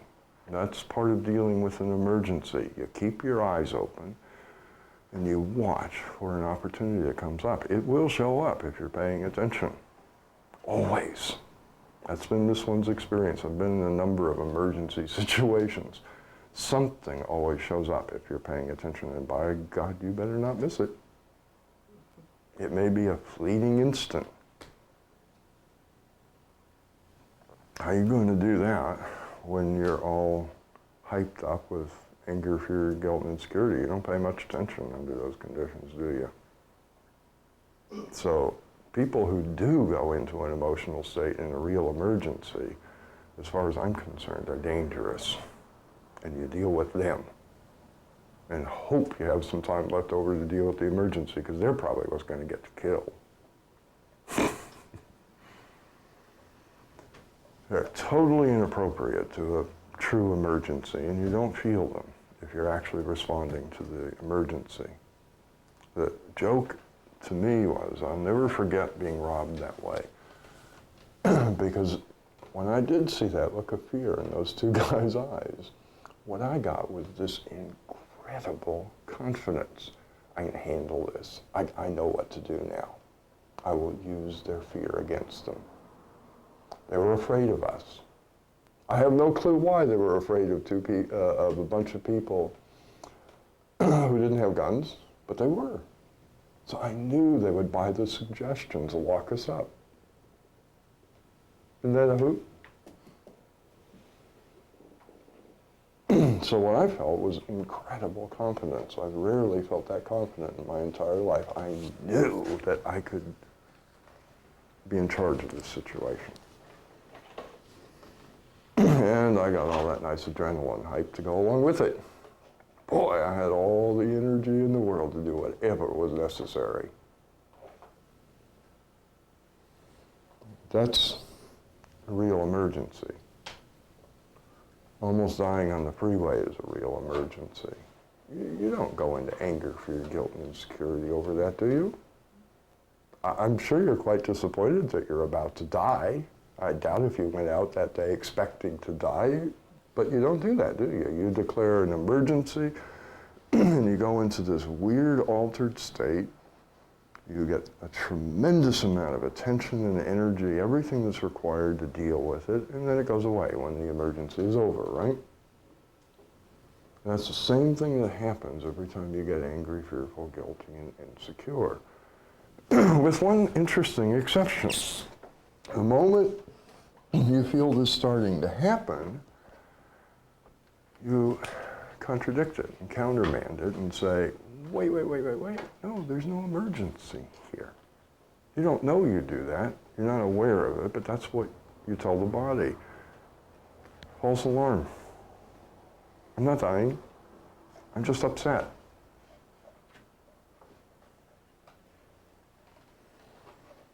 So you never actually get to the point of that interesting altered state you get on adrenaline and the other stuff that happens in the emergency.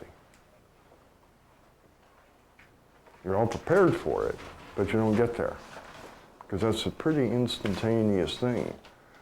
Being aware of this change in your chemical state inside, and then saying, no.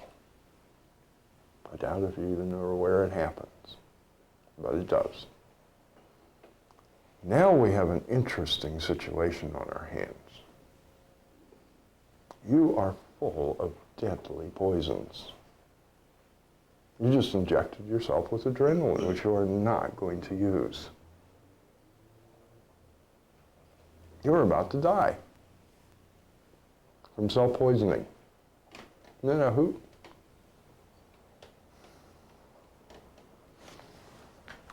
So the next thing that has to happen is something has to be done with all that energy that's released, all those funny little chemicals that are released, to save your life.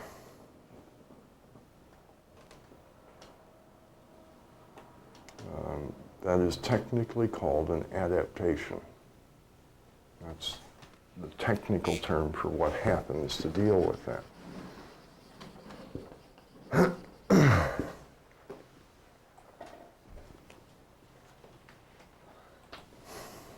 So this is our light. Walking around 75% of the time, struggling and being miserable, and attempting to commit hara-kiri without even realizing it. Because we just think this is the way it is and there's nothing anyone can do about it. You can't control your feelings, right? You can repress them, you can try, you can say, I'll deal with this later, but you can't stop the fact that you get angry, right? You just expect everybody else to.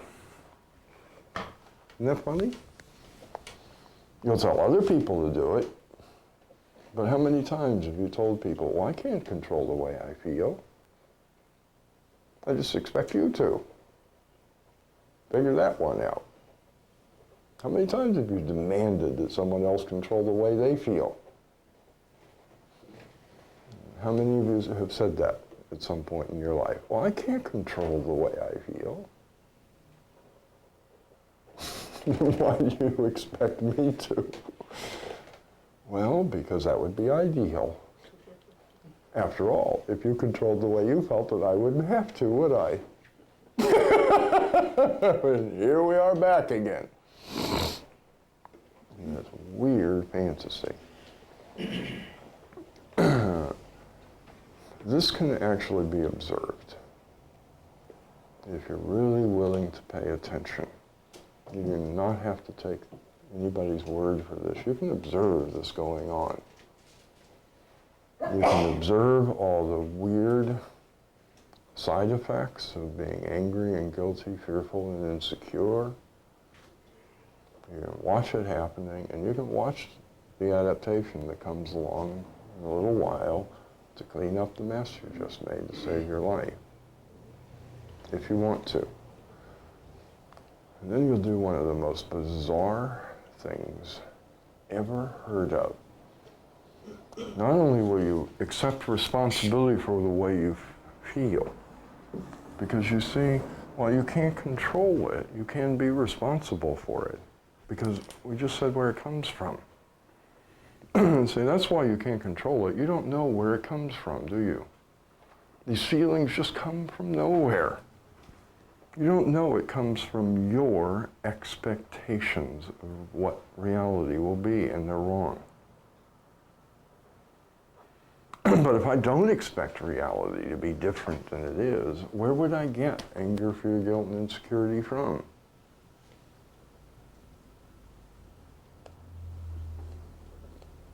So I actually can do something about the emotions if I want to.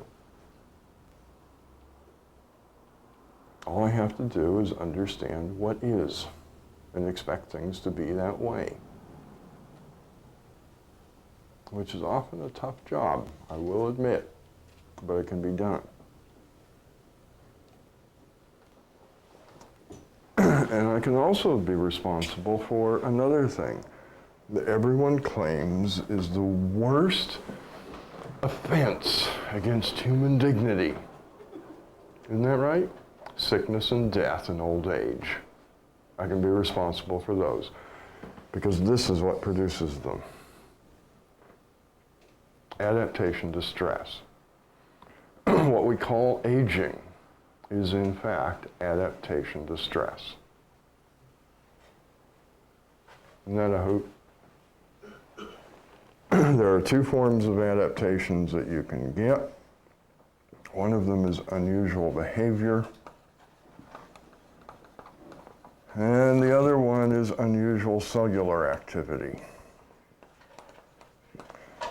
The idea of these adaptations is to use up this energy and destructive chemicals with some bizarre activity. It has to be bizarre because of the way the human body is made. Every time you decide to do something, the body produces energy for that. There's no way to turn that off that we know of. It just works that way. You say you're going to go eat, and the body releases energy that's appropriate to walking across the room and making and preparing food and digesting it and so on. And it's not the same balance that you would get if you decide you're going to go to the gym and work out. So you need to use this up in some unusual behavior that's outside of your control, that is not intentional. That anything you do that's intentional produces energy for that behavior. You understand? So it's got to come outside. That's why we call it unusual activity. That means one of two things. If it's unusual behavior, then you go on a little binge of some kind. You know those little uncontrollable binges you go on every now and again that just sort of sneak up on you and suddenly you're doing something you didn't want to do? Or maybe did want to do, uncontrollably, and then it just sort of stops. That's because the energy's all used up. You don't need that no more.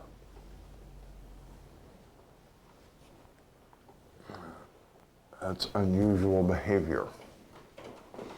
It can be the oddest things. For some people, it's that they go and eat something really strange over and over and over again, gorge themselves on something, huh?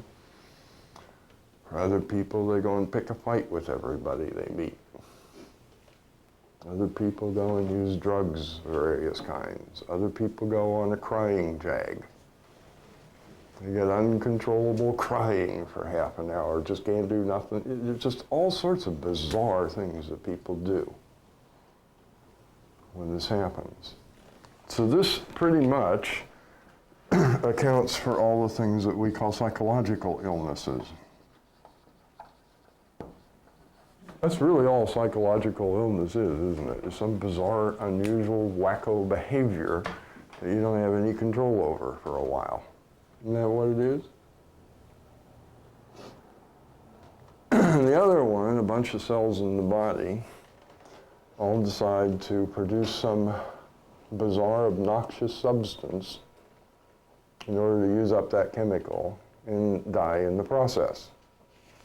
A rather unpleasant experience, which we call being sick. So that pretty much accounts for physiological illness.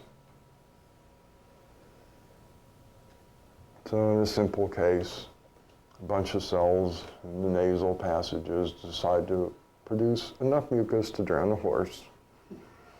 And they do that until they use up all that energy, and then they die. And it's all over with. The rest of the body goes on and survives. That's what we call being sick. It is, in fact, an adaptation to not being willing to understand life as it is. Now, a person who gets this can actually be responsible for their own aging and for their own mental and physical state of well-being.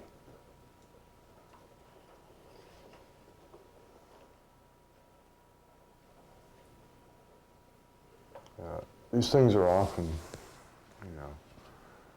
really little things, because a lot of the time you spend not being really horribly mad, right? Just kind of annoyed throughout a day. And so you'll get some little twitch every now and again through the day. You ever had that happen? You just get these uncontrollable twitches for a while, for a couple days, and then they go away. You have no clue what's going on. That can be one form of unusual behavior. Isn't always something outrageous. Physiologically, it can be just little aches and pains. Just feeling out of sorts. It doesn't have to be some full-blown disease.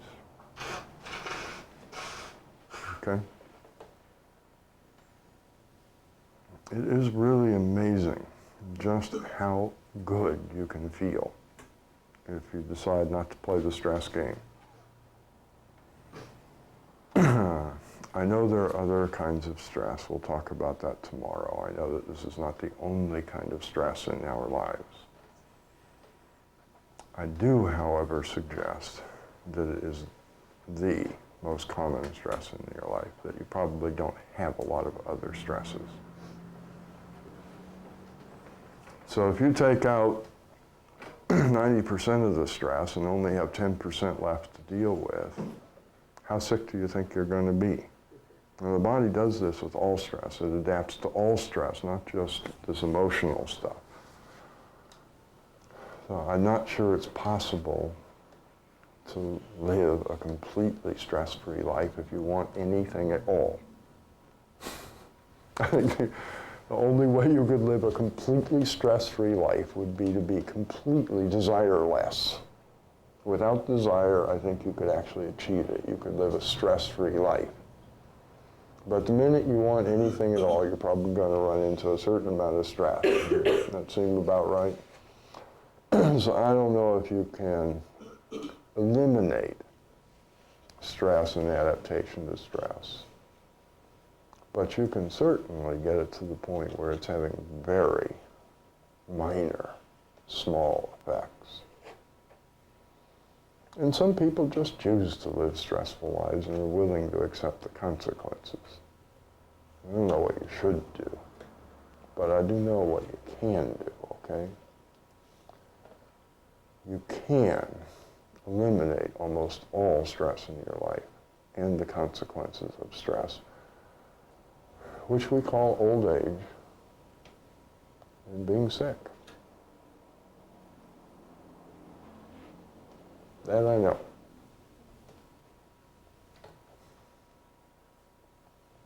This is the one that seems to get people, huh? This is the one that is really hard work. The other forms of stress are pretty easy to deal with. Well, like I say, talk about them tomorrow. But getting people to admit that they're wrong and they don't know the way things ought to be, that seems to be a little tougher. Are there any questions or comments about this? How would you define the emergency? I'm about to die. That's my idea of an emergency.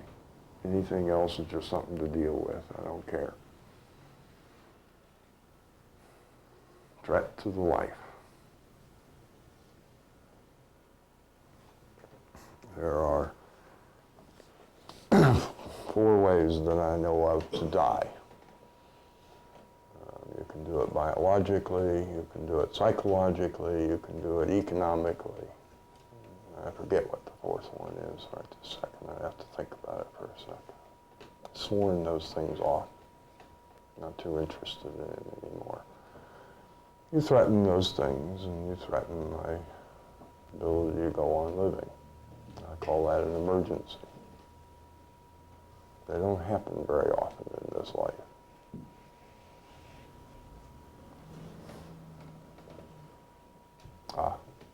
Peace of mind. That's the one I forgot.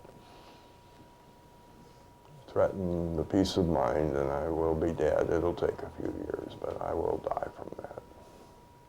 You know that, right? You're in the process of it. It's just not one of the quicker of the 4. Any other questions or comments?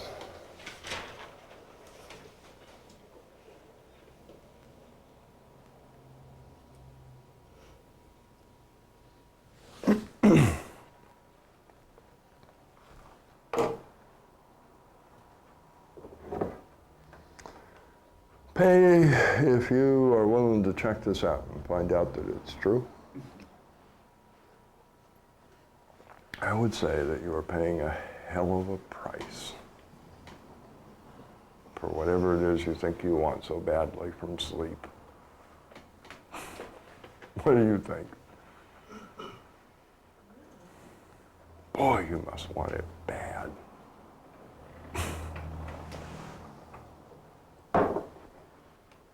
I would like to suggest that what's even more amusing than the price you're willing to pay for it is that you don't even remember what it is.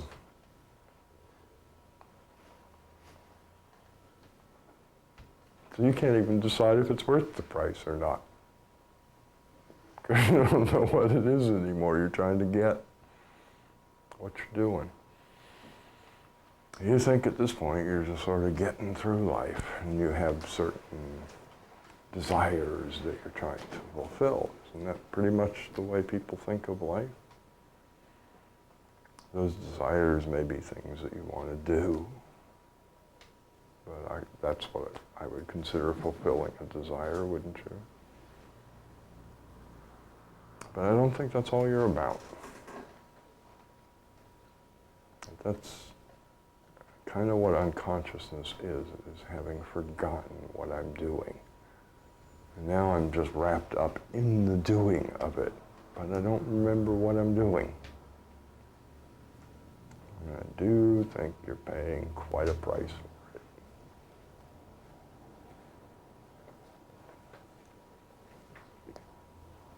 Is that enough for one day? Yes. Well, that was heartfelt. Shut up. Okay.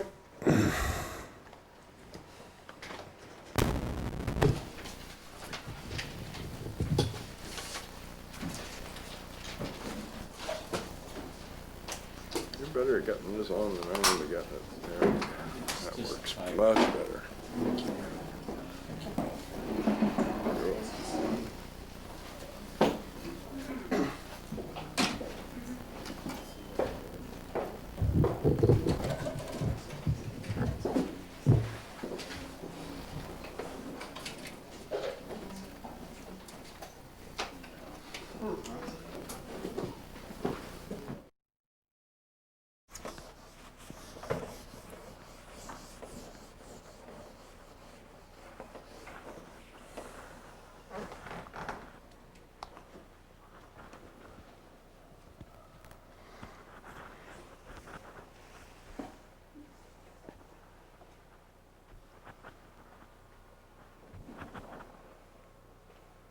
What you think?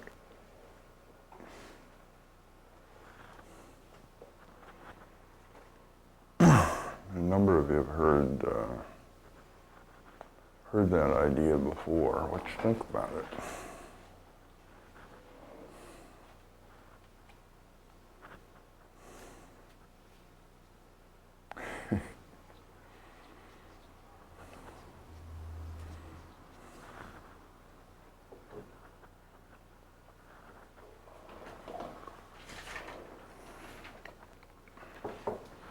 I don't believe you think nothing.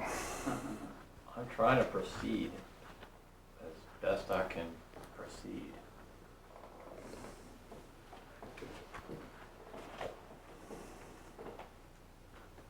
Okay. I don't know what that means. What are you saying? I'm trying to understand the material and do all the things that I can understand that I get out of it.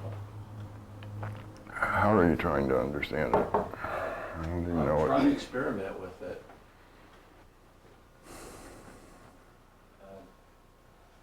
You seem to think that intellectual analysis of it, though, there was a flawed premise because of incomplete understanding. At least that's what I was getting from what we were talking about earlier. So you don't think that that's true? That if I have incomplete understanding of something, an intellectual analysis is pretty worthless? That was what I thought you said. And you don't think that's true? You think it makes perfectly good sense to do an intellectual analysis of something I don't really understand and have complete information on? It seems like seems like the way to get the rest of the picture. But that could be wrong. So the way that you get incomplete information is you theorize that it must be there.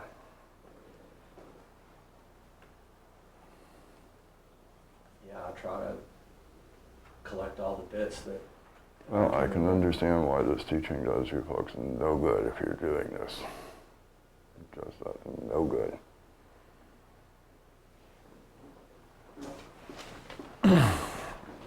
This particular thing that we put up there, as far as I'm concerned, is one of the most difficult things to see that I was ever introduced to. It goes against every belief that I was ever given about how things work. I was told from pretty much my arrival here that disease came from a bunch of little invisible things that flew around and attacked me every so often, that I was a victim. And there was really very little that I could do. This is my role in life, is to be a victim of little microscopic organisms that the body that I live in has inadequate defenses against them. It tries, but it's woefully inadequate. And so I must go to a bunch of, no offense, but bumbling idiots who don't know what the hell they're doing, who will pump me full of poisons or rip things out of me every time I get attacked. And that's what I was told. Not quite in those words, but that's pretty much the picture I formed of the information I was given. And then I was introduced to another idea. So fine, I reasoned my way to an understanding of it. It's not a particularly hard idea to, or a concept to get. And then I get sick. And I have this intellectual understanding of the idea that this sickness that I have is because I went through some very stressful period of time, and so the sickness is an adaptation that is the body fixing itself. And so I calmly sit there and say, no problem. Yeah, right. Don't work that way, does it? You have this lovely intellectual understanding, and you have this strongly conditioned belief that you're a victim and there's very little that you can do about it, and you freak out and you have to run off and get one of those bumbling idiots to fill you full of poisons or rip things out of you because you don't believe it. It's an intellectual understanding that you have never seen. You cannot act on it. You don't have any faith in it. Isn't that about right?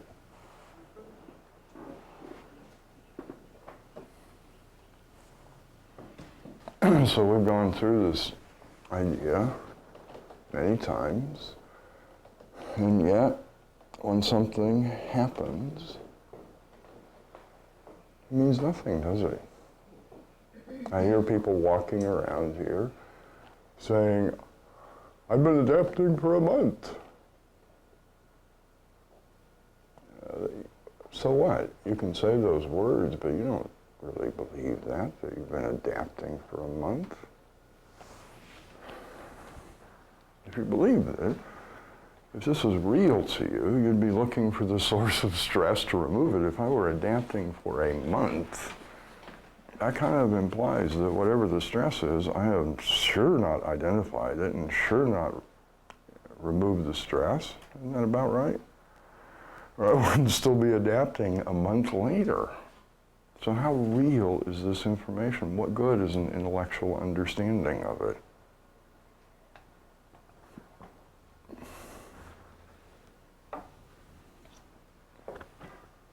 You can't act on that when you get all emotional and frightened. Isn't that right? You don't act on intellectual knowledge when you're panicked,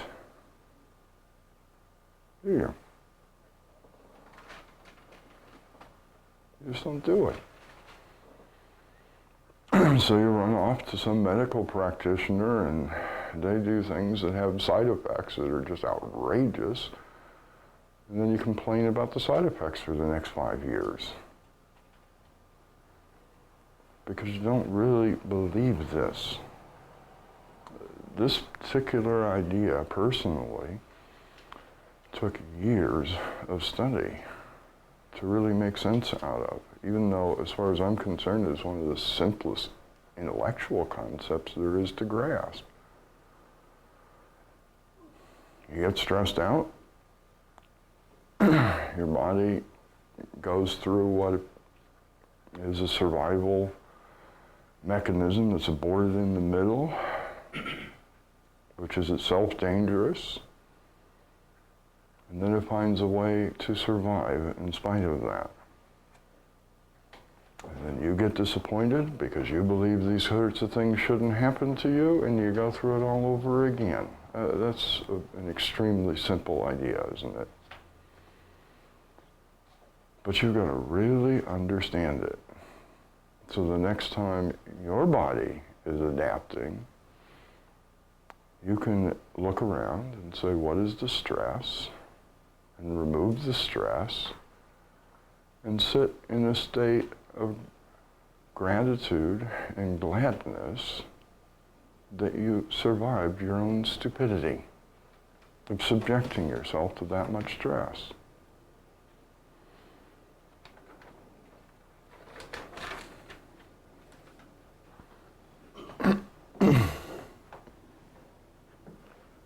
I don't see much evidence that people do that.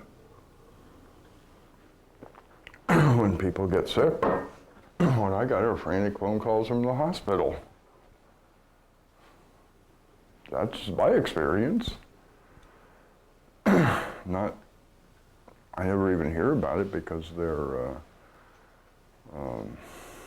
looking into where the stress is coming from and dealing with it. It's not real. Can't you understand that? That intellectual understanding doesn't help at all.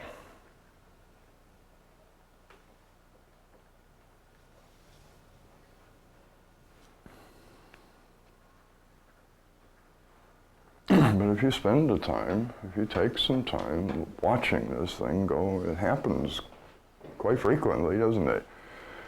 Not with catastrophic things, but it happens pretty frequently, doesn't it?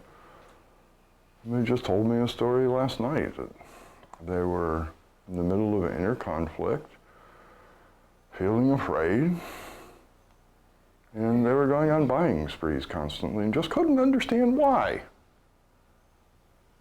So what good does an intellectual understanding do? Isn't that exactly what we said yesterday? You go into a state of fear, gives you a false feeling of emergency, fills you full of energy you've got to do something with, so you end up with some kind of unusual behavior. I would call a buying spree unusual behavior.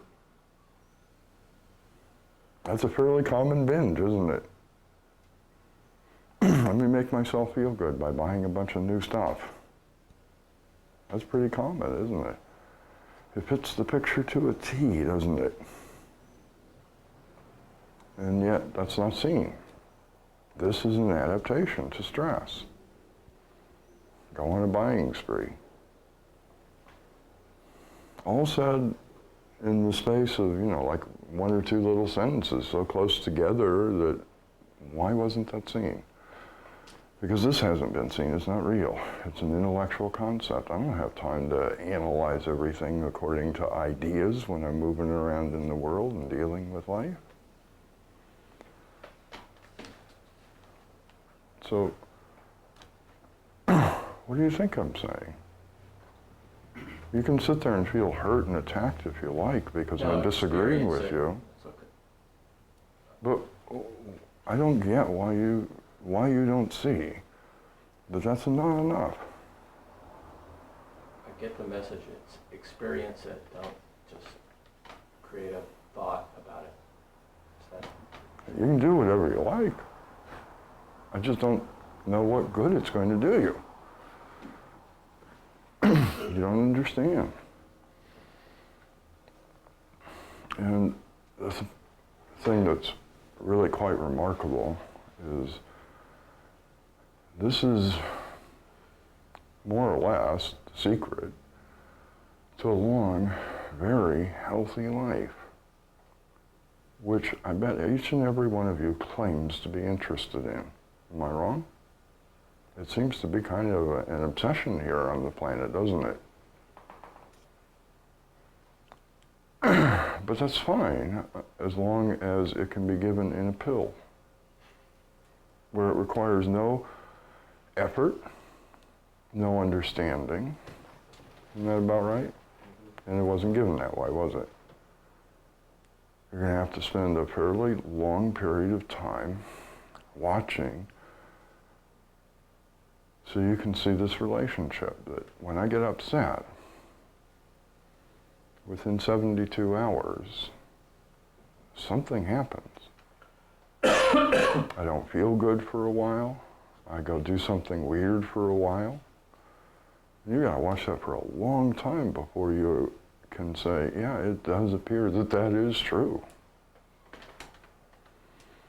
And then maybe have enough experience that the next time something does happen, you're willing to look for the stress and actually have some hopes that if you remove the stress, the adaptation will go away.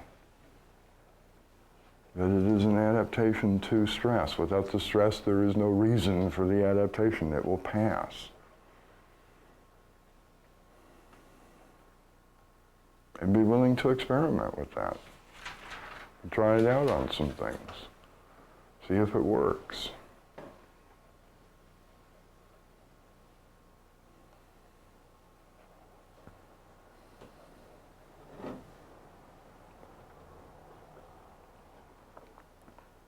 There was a thing that I just did not understand for a very long time. I've been going to doctors since I was very young. And I was not very impressed, even when I was a little kid. I'd go in, they'd do a bunch of strange things. They'd declare that I had such and such, and they'd give me a bunch of pills. I'd feel like hell for a while.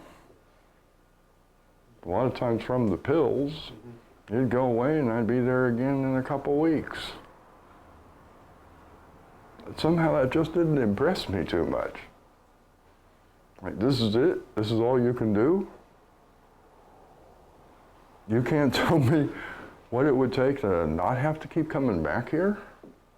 Nope, don't know that. All we know how to do is wait till you get attacked again, and then we'll attack it back. I was not impressed. But that's the best you can do. I would say that you can't do much. And then after a few years, I noticed that they lied.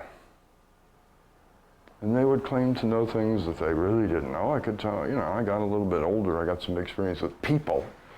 And I would look at them as a person, and I would see they didn't know what the hell they were talking about, but they tell me things anyway.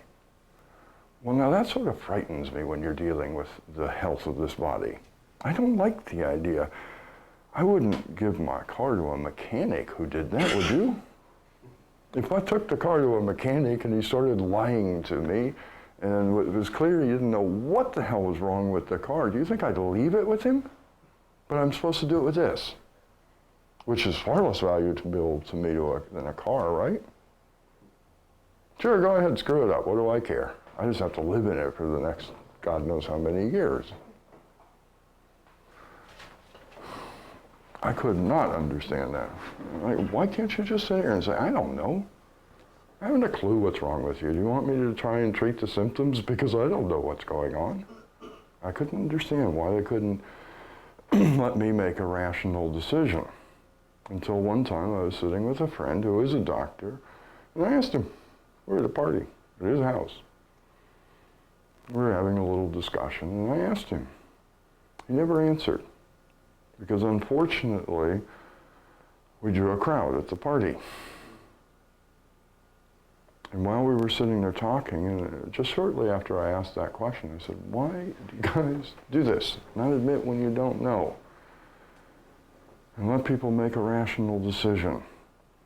And somebody interrupted me at the party and said, are you a doctor?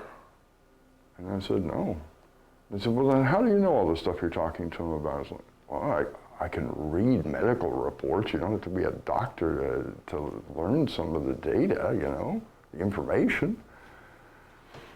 And they looked at me and they said, if I ever had a doctor who told me he didn't know when I was sick, I would kill him. I don't want to know if he can't do anything about it. Okay, question answered. If I was sitting across the desk from somebody who looked at me with that attitude in their eyes, I'd do the same thing, wouldn't you? I'd lie up a storm. I'd want to get out of the office. So I got the answer to my question. It's not the doctors, it's you. You're panicked, you're scared, you demand an answer even when there isn't one. And you want someone else to do it for you. You don't want to take any responsibility at all. The man who told me this stuff had worked, as I understand it, as a doctor for many, many, many years. I don't know how many, but quite a while. And after doing this for a long period of time, he looked at what he wanted to do with his life, which was to be of some service to the people around him. And he looked at the years of practicing, and he was disgusted, as far as I can tell, with himself, because he said, I am doing a disservice to these people. As best I can tell from my studies, all of their problems are psychosomatic. And so they walk in here having led the most irresponsible life imaginable. Now what I mean by that is taking responsibility for nothing, believing that day in and day out, time after time, they can just sit around being upset constantly about the piddliest little things with no consequences whatsoever, that's just perfectly reasonable, rational behavior to walk around being constantly irritated and upset and mad and angry and afraid and worried. And then they'd end up in his office with some kind of psychosomatic outbreak from that particular way of living, disclaiming all responsibility, claiming they were attacked, and he would agree with them, you see. Yes, you're quite correct. That's what the doctor does. You did absolutely nothing to get into this position. You were attacked, and I will attack back for you if you pay me enough money. And he decided that he was helping people kill themselves, and he could not live with it. That's the understanding I have. That he was assisting them to kill themselves, and that is not why he became a doctor. I believe he's one of the few doctors who actually meant it when they took the Hippocratic Oath. I actually thought those words meant something. And so he quit. After, by the way, having written a couple little pamphlets that he gave to his other doctor friends and said, here, put these in your office, that were all basically about, yeah, just go on being irresponsible and then come to us and we'll fix you up. No problem. Which his doctor friends all gave back to him, and he said, why? And I thought they were pretty well done, and they said, they're great. Some of the best things we've ever seen. Problem is, our patients hate us when they read us because we're telling them they're responsible, and we're losing all of our business.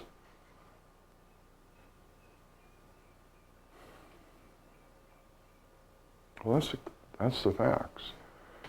You are responsible. You are not attacked by disease. The immune system is not deficient. It is perfectly capable of dealing with all this stuff that is going on in the environment that you live in. It's not working because of you. It is not because of some problem that the immune system has, that it's not strong enough, not good enough, inadequate to the job. It is dysfunctional because of you.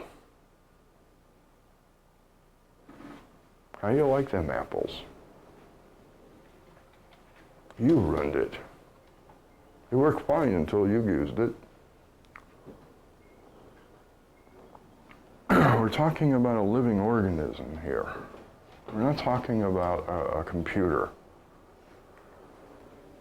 And one of the things, I've mentioned this many times as I do this, one of the things that happens when you are stressed out and you report that you are about to die, and this is an emergency, is that your immune system gets turned off. That's one of the things that happens in a true emergency. Your immune system gets turned off. It stops working.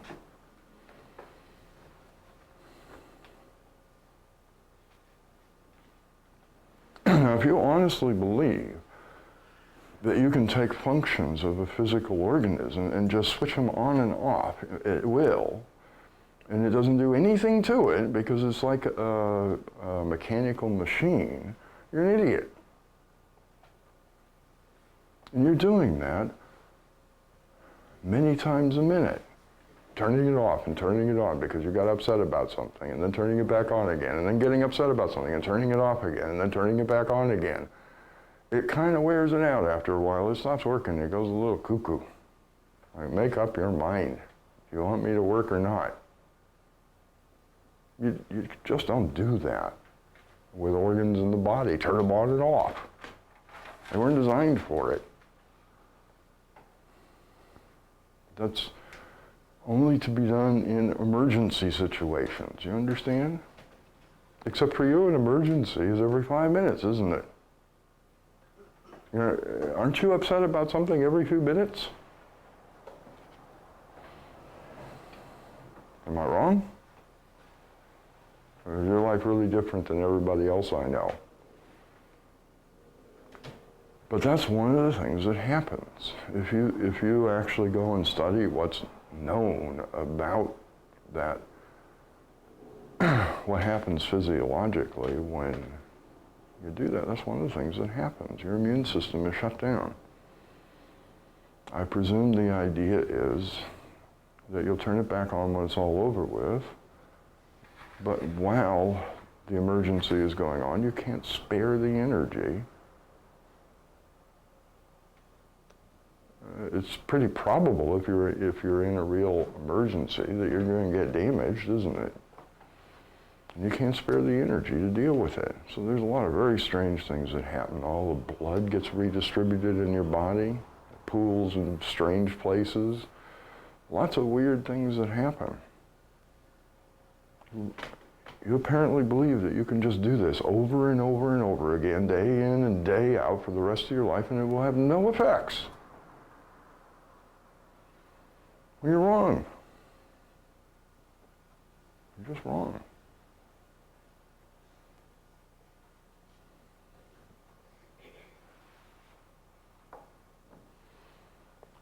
A person who really gets this, I'm responsible for this. It is my lifestyle that is getting these things to happen. Not organisms that attack me or genetic deficiencies or all these weird things we want to believe and blame things on. It's my lifestyle. I've had folks at various times come to me and say, I have a genetic deficiency. Our family has a known history of such and such and such. Okay, good. You know that. Then you better really pay attention to how much stress you put on your body, huh? You can't afford to be irresponsible, can you? Because you know that there's a weakness there that you will activate sooner or later if you keep this up, isn't that right? And I've had a couple of them actually accept that idea, that they do not have to be subject to some genetic deficiency that means that most likely they'll get such and such in 10 years and be responsible for their life. Nothing happens. They live fine for the next 20 years, was something that was supposed to have kicked in at a certain age and yada, yada, yada. You get it?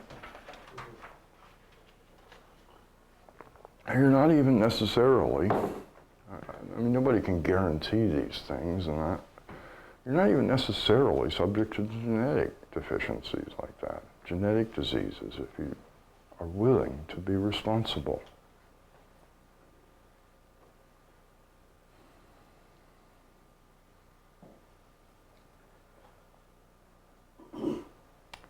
I don't think that you can do this with intellectual knowledge.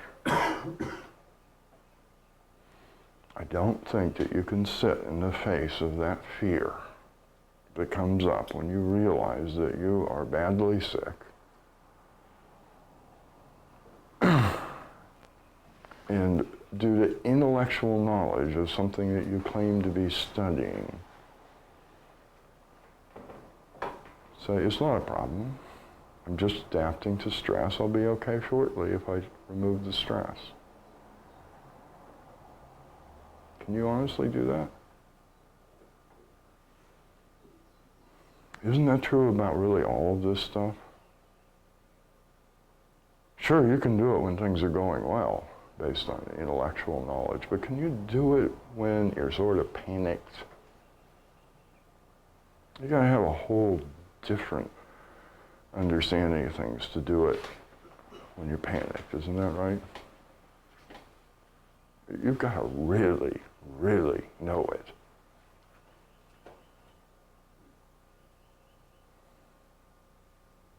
Am I wrong?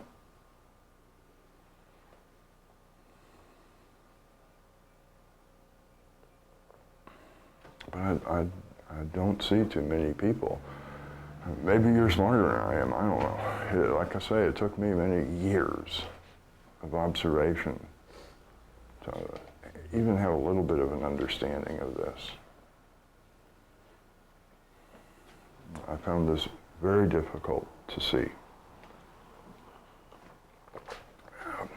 Part of it is because of the time lag.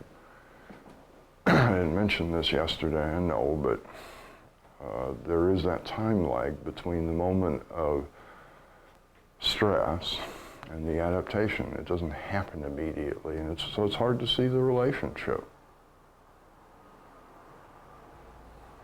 I had to look at that for a long time before I started to notice it really does work out that way. I get stressed out, and within 72 hours, something's going on with the body.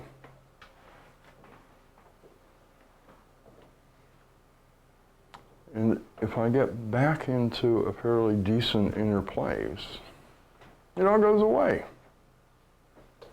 That was the next little thing to experiment with. So what happens if I get rid of the stress? Hey, look, it goes away. So years ago, I used to be one of those people that when I got a cold, I would have it for 3 months. You know some people like that? A cold that's supposed to last 2 weeks. I don't think I ever had a cold that lasted 2 weeks. Once I got it, I had it for months. Well, that's not surprising to me now. Cold is a fairly minor thing. Doesn't need any treatment, does it? Other than taking care of yourself. But I kept getting upset. So it couldn't go away. I wasn't upset about having the cold particularly. I got used to that. I had colds all the time, month after month. I'd probably have a little 3-month break, and then I'd have a 3-month cold again. I wasn't upset about that, but I was upset about everything else all the time. So when did it ever have a chance to go away?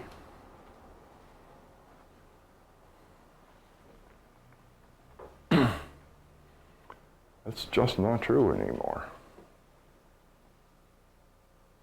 I don't remember the last time I had a cold now. I'm sure I've had one. But these days I'll sometimes notice the beginning of the symptoms of a cold. You know, you get those little funny feelings that kind of tell you a cold's coming on. And I say, okay, time to cool down. calm down, take a deep breath, kind of go back to enjoying things, would you? It never even happens. That's all I get is the little first beginning symptoms. It's all the stress that there was. Enough to create those first little symptoms. You get rid of the stress, you don't go into the whole thing.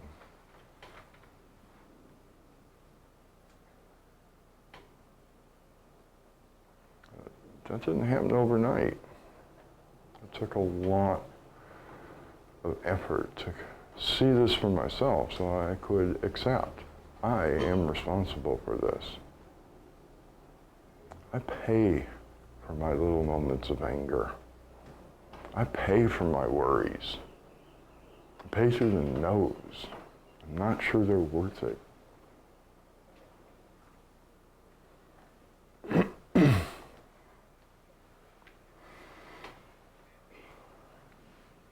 Any questions or comments?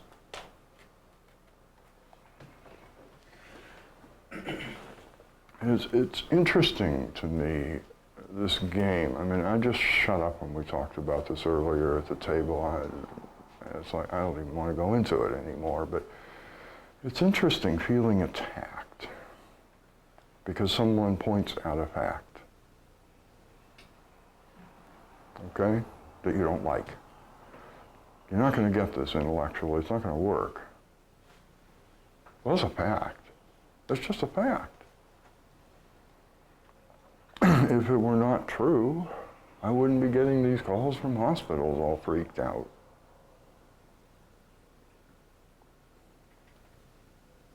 You would be looking at things and saying, all right, where's the stress? You get it?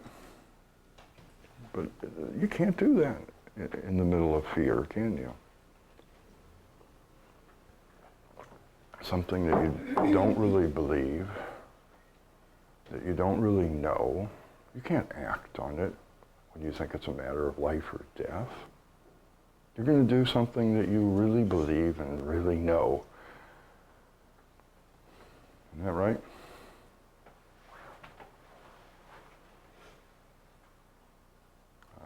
I find that very bizarre that a person feels attacked because someone looks at a method that you're using and says, that won't work.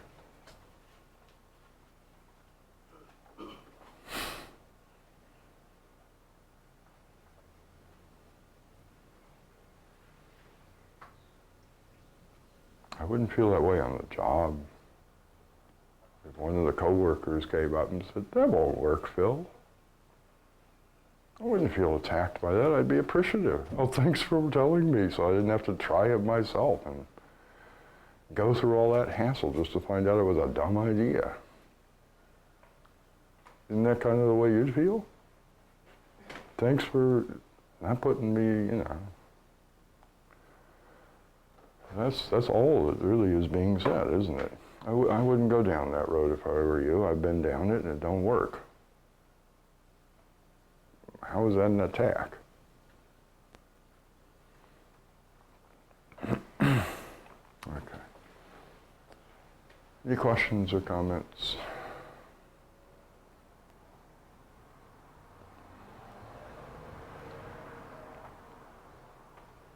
No skin off my back.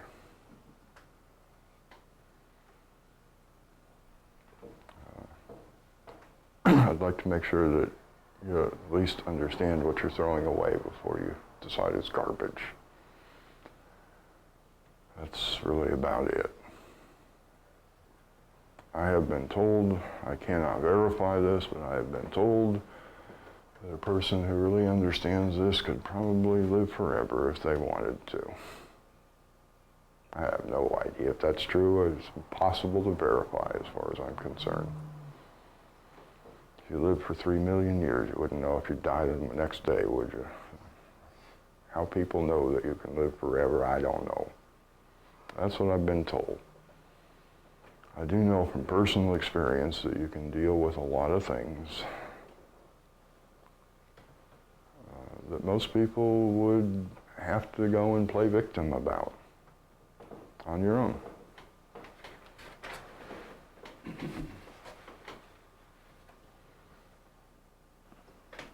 I do remember many years ago when I was first starting to understand this stuff, I got apparently hepatitis. I wasn't feeling too good for a while.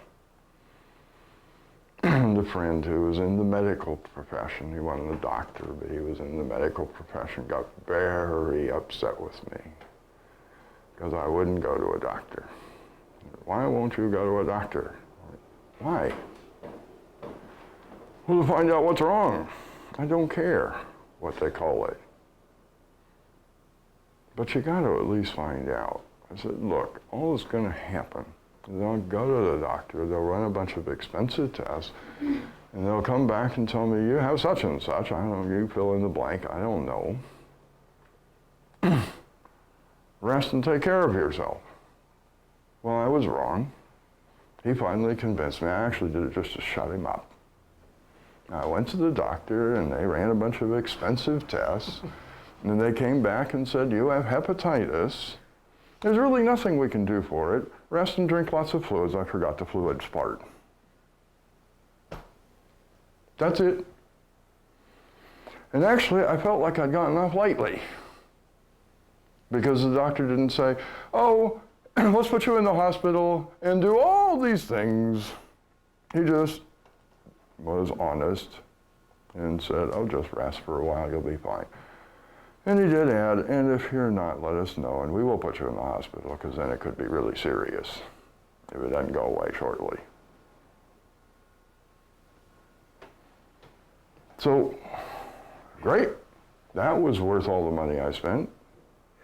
He reminded me that I should drink fluids.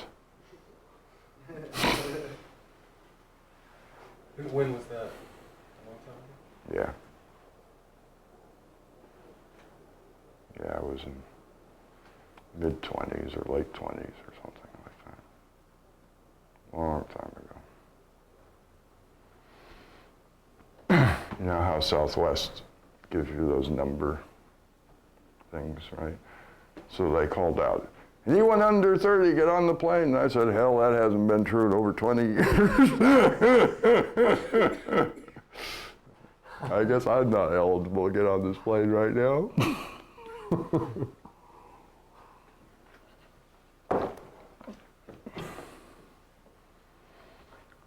So, okay. I sat down and I did not rest until the body finally said, I'm not moving, which it did. It eventually said, you're not getting out of this bed. You don't have any energy for that.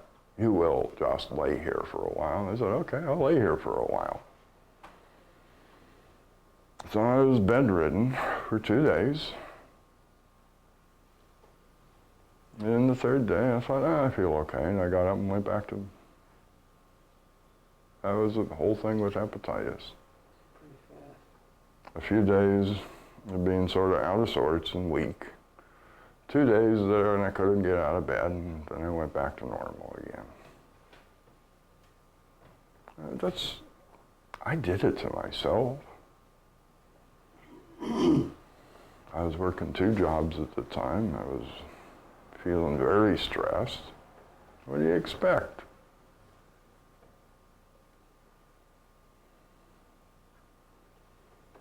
I wouldn't have even gone and seen a doctor about it. It would have been clear if I'd waited another day. I waited so long to go to the doctor that I would have known I had hepatitis in about another day because I started turning yellow.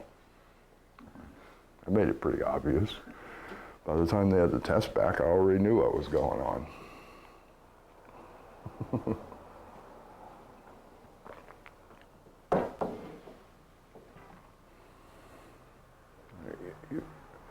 This has to be real to face things like that, doesn't it? Yeah, and just say, okay, I guess I do need to reduce the stress level here a bit. This is getting ridiculous.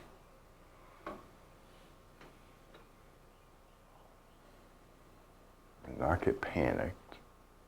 And that's why we call it the vicious cycle, because that's what happens. You get the adaptation and then you get panicked about the adaptation itself.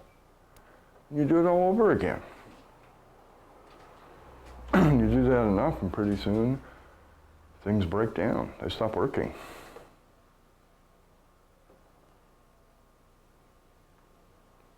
And a minor little behavioral adaptation becomes a full-blown psychological disease. So pretty soon you go from occasional bouts of drinking to alcoholism because you won't deal with the stress in your life. An occasional little binge is an occasional little binge, but you do that often enough, you get a little breakdown, you can't stop drinking. That part of your life just goes completely haywire. There's not much you can do about it. Until you finally work really, really hard to deal with that. It's the same thing with physical stuff. After a while, some organ in the body has been so beat up, it can't do its job anymore. It breaks down.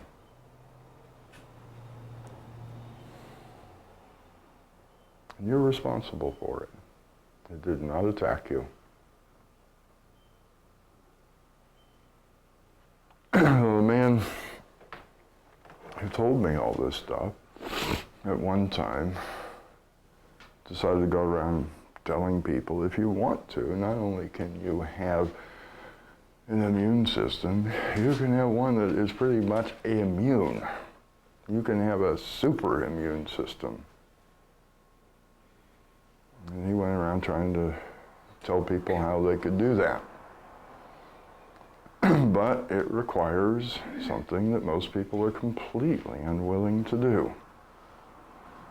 So they want that. That's how, oh, that sounds great, doesn't it? Wouldn't it be nice to have a super immune system so nothing could get at you? Instead of these screwball ones like we have. Wouldn't that be great? Until you hear what you got to do to get it. And then it's not so interesting anymore. Because you know what you got to do that? You got to live in a high state all the time. And then your body kicks into gear. It is full of energy. Everything works at peak efficiency. And you're pretty much invulnerable. I don't mean that, you know, like Superman. You can still shoot a bullet at you. I mean, as far as the immune system is concerned, okay?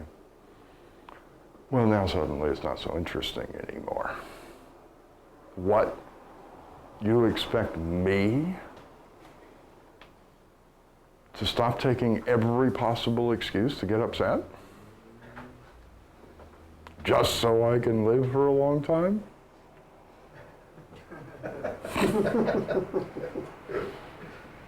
Because that's what it takes. If you're willing to hang out in a high state of being, most of the time, that's what happens. You are filled with energy. You no longer just barely have enough to survive like you do now. Everything in your body starts working at top efficiency. A lot of the effects of aging are actually reversed if you do that for a long enough period of time. And the immune system becomes almost perfect. Because you're actually letting that body function the way it was designed to function. It really was not designed to function worrying all the time, afraid, guilty, insecure. Just wasn't designed to do that.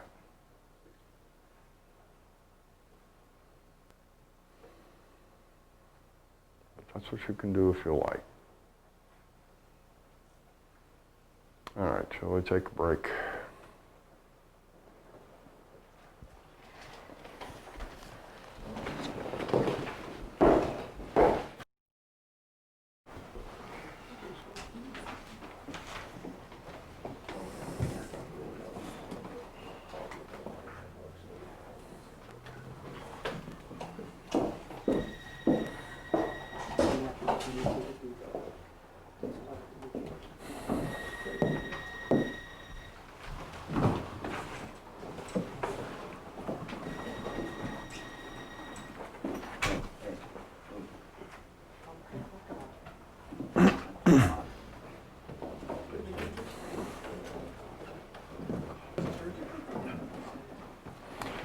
So let's just fill in the missing piece that this whole thing says when we talk about adapting to stress, there are 4 sources of stress in a person's life.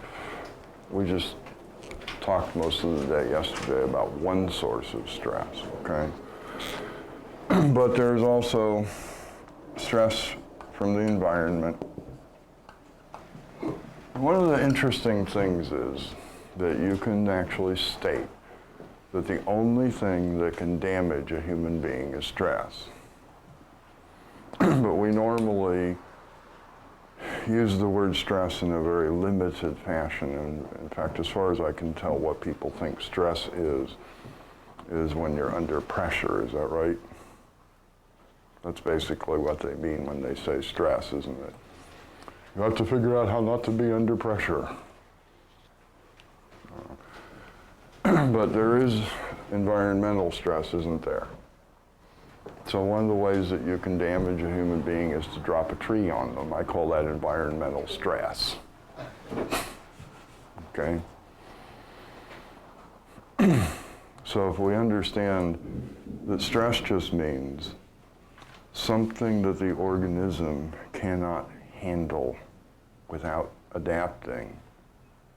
It doesn't just mean when you're under pressure, okay? That's what stress is.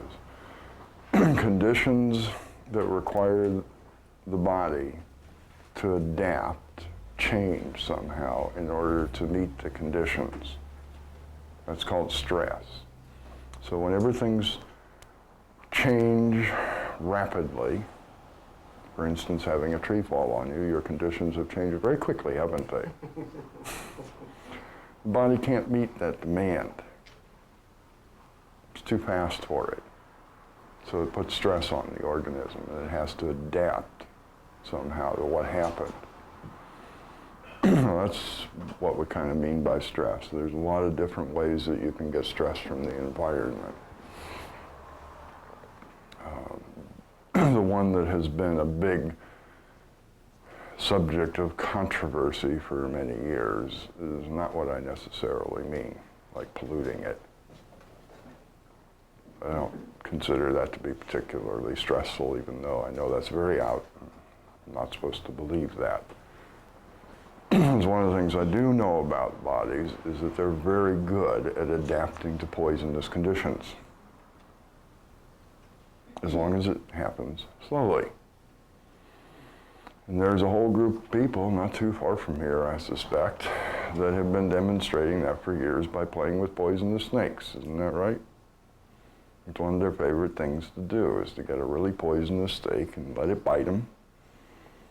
And they take years to develop that ability to get used to the poison. Their body adapts, and after a while, it's not poison anymore to them. So if they can do that, why can't we all? I think those are just ordinary people, aren't they? It's the same thing with pollution. Our bodies adapt to it. It causes us a little bit of stress, but we pretty much can handle it. I don't like it necessarily. I'm not advocating it, but I don't think it's as big a problem as everybody wants to make it out to be. Assuming, of course, that you're being responsible for your life and in a pretty good state. And that's got to do a lot with this. Everybody has what is for them an optimum. These are the conditions that if I'm in them, everything is optimum for me, everything functions really, really well. And around that optimum, there's a range of variation that I can experience without even really noticing it's going on. So I'm never in optimum conditions for very long, am I? Because everything is constantly changing. These are my real conditions, aren't they? The weather changes, the temperature changes, all sorts of changes go on, and the body adapts to that. As long as the adaptations, the changes are within that range of parameters that I'm drawing this little line on, I don't even notice it's going on. It's really invisible to me. When it goes outside of that, I find the adaptation unpleasant. I experience a little bit of pain while the body changes itself to meet some condition that's happened in my world. Most people are living in such a low state that this little band of conditions that they can be in without experiencing discomfort is very small. If your body is functioning really well because you're filling it with energy, that expands. And you can go through huge variations and not even notice it. It's the same thing with pollution. If the body is functioning really well, you can sit in air that you can cut and not even notice it. I know, because I lived in LA during the time when it was at its worst. And it really did look sometimes like fog. It was so bad. Visibility was less than a city block at times. Didn't even get watery eyes after a while. It's like, okay, no big deal. So I know that's true. I've been through it. If you're willing to sort of get the body operating at peak efficiency. Most people I really have noticed, that band is very small. They can't go through much variation without it being unpleasant for them. They get little, like I say, just minor little aches and pains and headaches and all sorts of weird little things as their body adapts to changing conditions. So almost everything is stressful to them. You can get stress from nutrition. If you don't give it the food that it needs to do its little thing, it gets very stressed out. You can get stress from activity. And most of these come from sudden changes. It's really obvious, isn't it? If you've been sitting in a chair at an office for 10 years and you decide to go run around the block, you're probably going to be a little stressed by that. But if you'd maybe walk around the block for a few weeks and then speed it up a little bit and do it over a period of time, it probably wouldn't bother you, huh? It's sudden changes that are stressful to us. So people often, when they decide there's something wrong with their nutrition, huh? And they decide they're going to fix it, and they do it overnight. And then they don't feel too good and wonder what the problem is. You don't do it that way. If you do want to make a change to any of these things, you do them kind of gradually and let your body get used to it, and then it's not stressful. And the last one is from emotional stress, and that's what we talked about yesterday. That's the one that we pretend like doesn't exist. And the interesting thing is there are specialists in all of these, aren't there? There's people who specialize in activity. There are people who specialize in nutrition. And there are people who specialize in environmental stuff. And they pretend like theirs is the only one. And it don't work that way. You have to look at all of them, because these things exist in a balance. You got these four things, and they're always in balance to each other, okay? If you change your activity, you need to change your nutrition as well, don't you? That's just the way it is. These things are always in balance to each other. If you're gonna not do so much activity, you better eat less, or it's gonna show very shortly, isn't it? The same way works the other way around. If you're going to increase your activity, you need to change your nutrition accordingly. They always have to be in balance to each other. So specializing doesn't work. You go to somebody and say, design me the perfect nutrition. And they do the best they can, but they believe that that's all there is to it. You have to be able to balance it against all four of them, okay? It's just the way it is. So if you really want to understand this stuff and decide to be responsible for your own state of well-being, which is what this gives you the possibility of, it says you are no longer subject to conditions. You can actually be responsible for your own state of well-being if you choose to do this. And you have to look at all four sources of stress. When you get an adaptation, I know people want to assume that it's emotional. And that's not necessarily so. So, because of the way you live, you probably can look back and see some emotional thing that you did a few days ago. That may or may not be it. You always got to check all four of them. And say, well, if it's nutritional, then fixing my emotions isn't going to do nothing. I got to do the nutritional part too, huh? The one thing that I do find interesting, though, is that these don't play a very big role in it. It is generally emotional. Why do people have bad nutrition? It's not that hard to eat well, is it? But we have bad nutrition because of this, huh? We're always upset, we're always in a hurry, we're always worried, can't take time to eat. And then there are those little binges where you just eat weird things because you're in an emotional state. And most people really do not eat for nutrition, do they?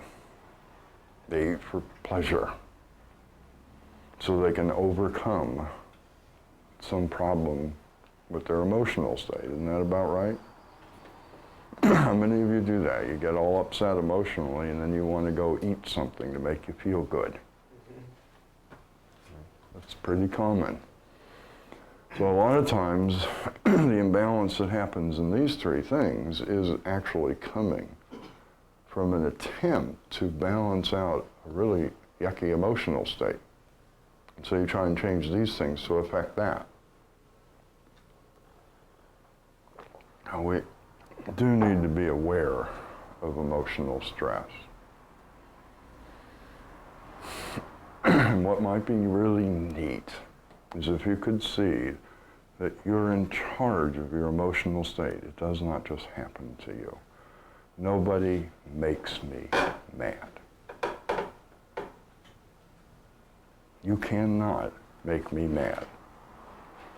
Now, that's tough to believe coming from this one, because as I point out constantly, Phil still has trouble with his little temper. Or, as they said a few years back, he's got a short fuse. But it's still true. You can't make me mad. I have to do that myself. How do I do that? By expecting something of you that's ridiculous.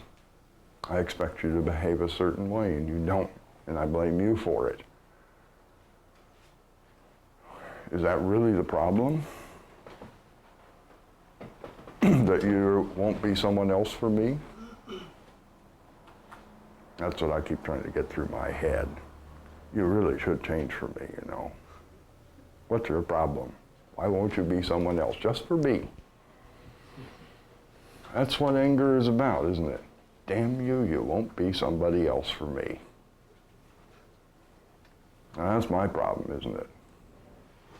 It's up to me to look and see what I expect of you and realize it's wrong. You are not going to be that way. And deal with it accordingly. Then I don't have to get angry anymore. It comes from my own expectations. You can't do it to me. All you can do is be you, right? What I do find very amusing is that I sure want you to let me be me,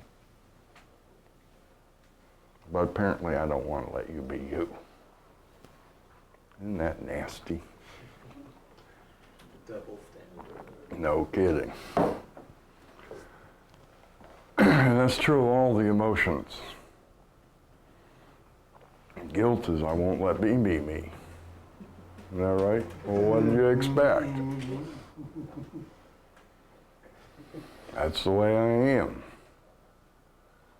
It's up to me to try and understand where that desire is coming from. It usually comes from conditioning.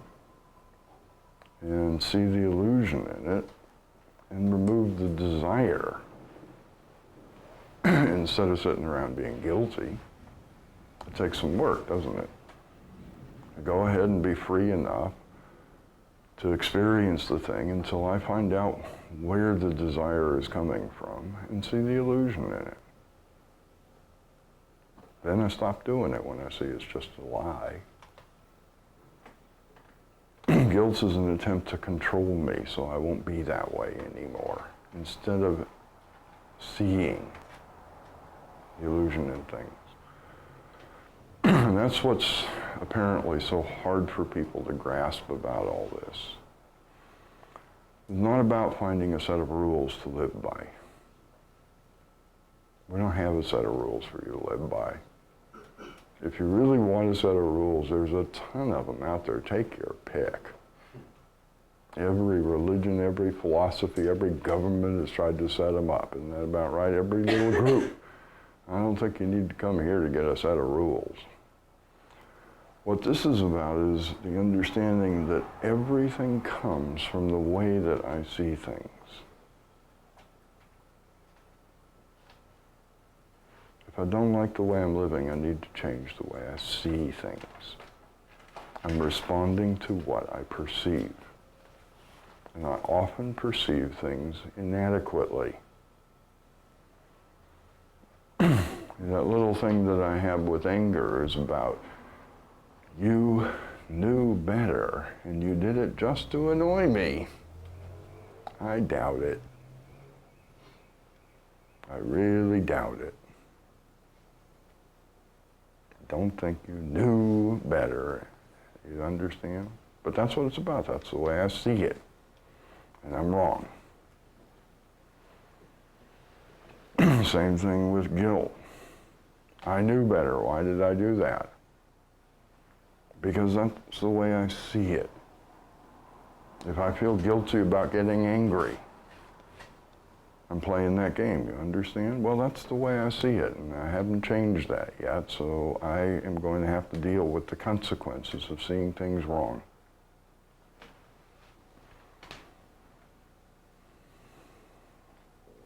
So the game is not to learn a set of rules, which don't work.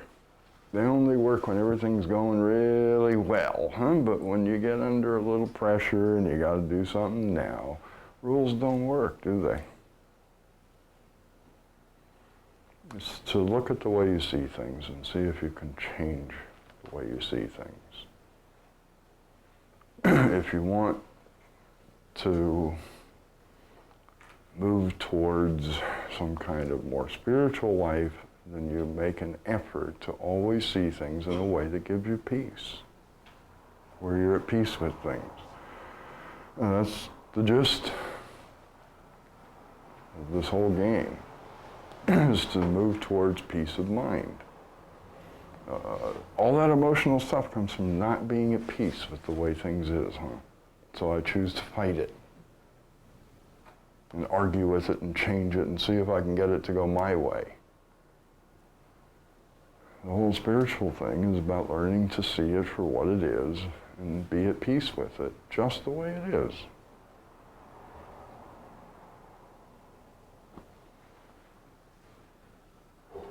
All this emotional stuff is a challenge to you.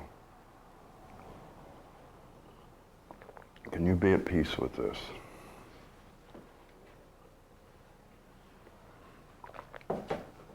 Many years ago, I read a book that I really enjoyed reading and recommend highly.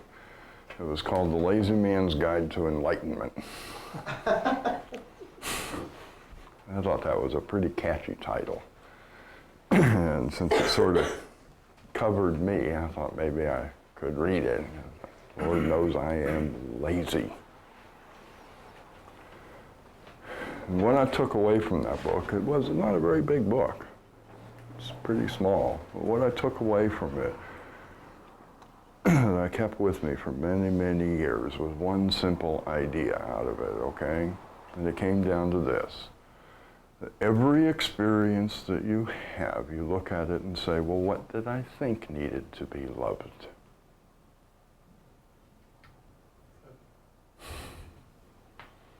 And if you look at everything that way, and every event that comes to you, you say, well, what did I think I needed to love? Isn't this it?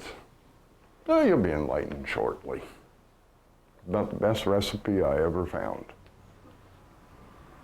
Simplest idea I've ever heard, huh? It's like hanging out with Jesus or something. Just that simple.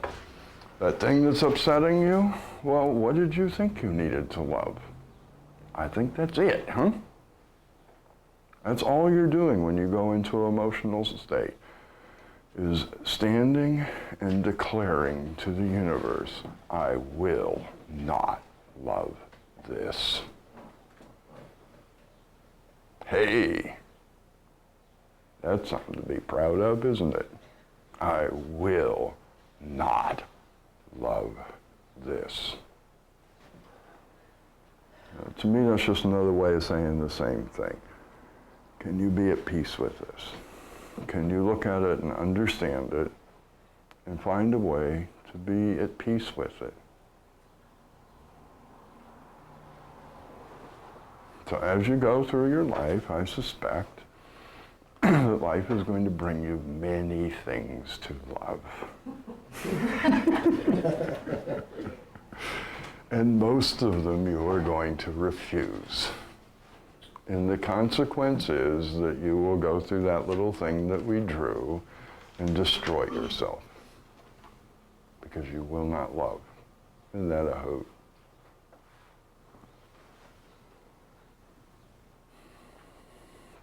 It takes a lot of responsibility. This is not you annoying me. This is me being unwilling to love you, just the way you are.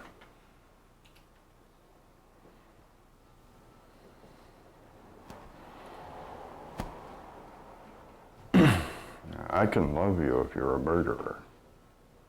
I don't know if I'm going to let you murder me. Just because I love you doesn't mean I'm going to let you do what you want to do to me, you understand? Love does not mean lay down and let people walk all over you. If you think that's what love is, you're not getting it. I don't have to hate you to stop you from murdering me. I just ain't gonna let you.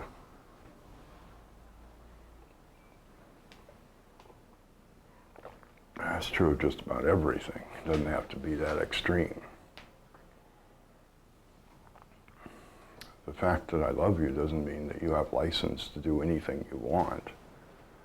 You do, actually. You're just going to find that I'm not there to do it too. It's just that simple. Yeah, I've always said that about the war game. I have this real problem with it. I don't like it at all, and I sure don't want to play it. But I don't mind if you do. If you want to play that game, okay. I just promise you, if you do it in my backyard, I'm moving.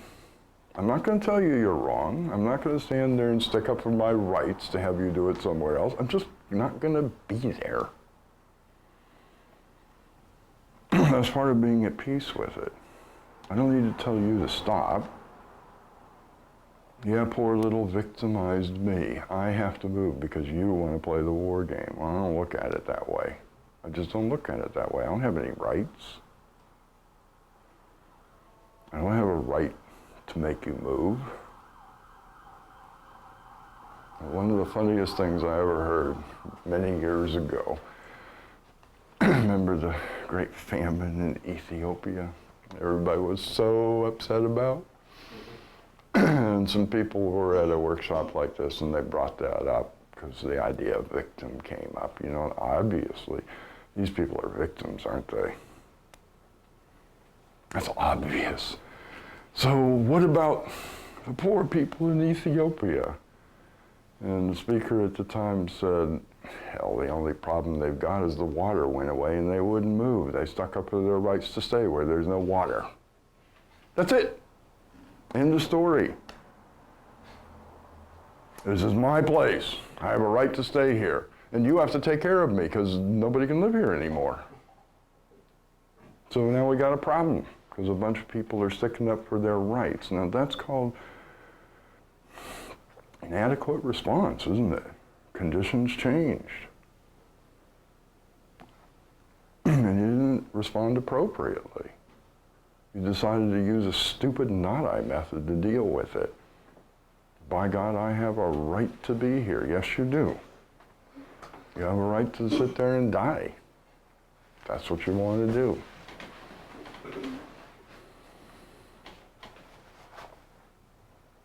I'm not going to defend my right to have you leave, okay? I'm going to leave.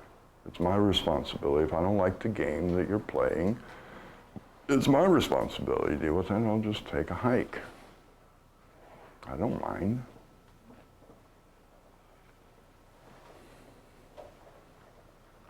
That's one of the things that one can get out of this idea of seeing I'm responsible for my own physical and mental and emotional well-being.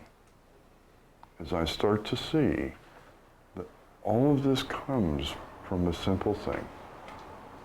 I'm not very good at loving anything. And life keeps bringing me things to love. I have no clue why life does that, but boy, does it do that, huh? It's got this hang-up about it, in fact. Whether you like it or not, that's what life does, huh? Got a real hang-up on the subject.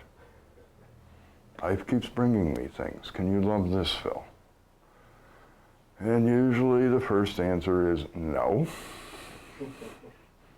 But I'll keep working at it.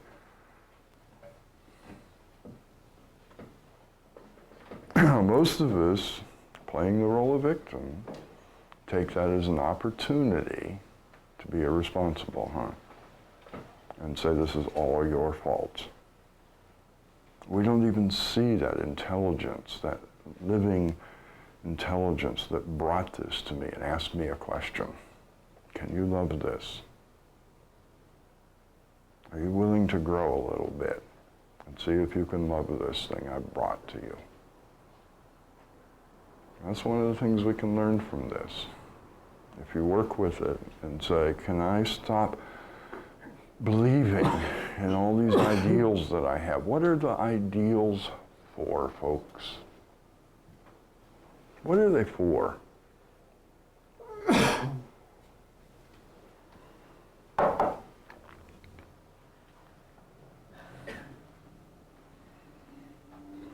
Aren't they all about?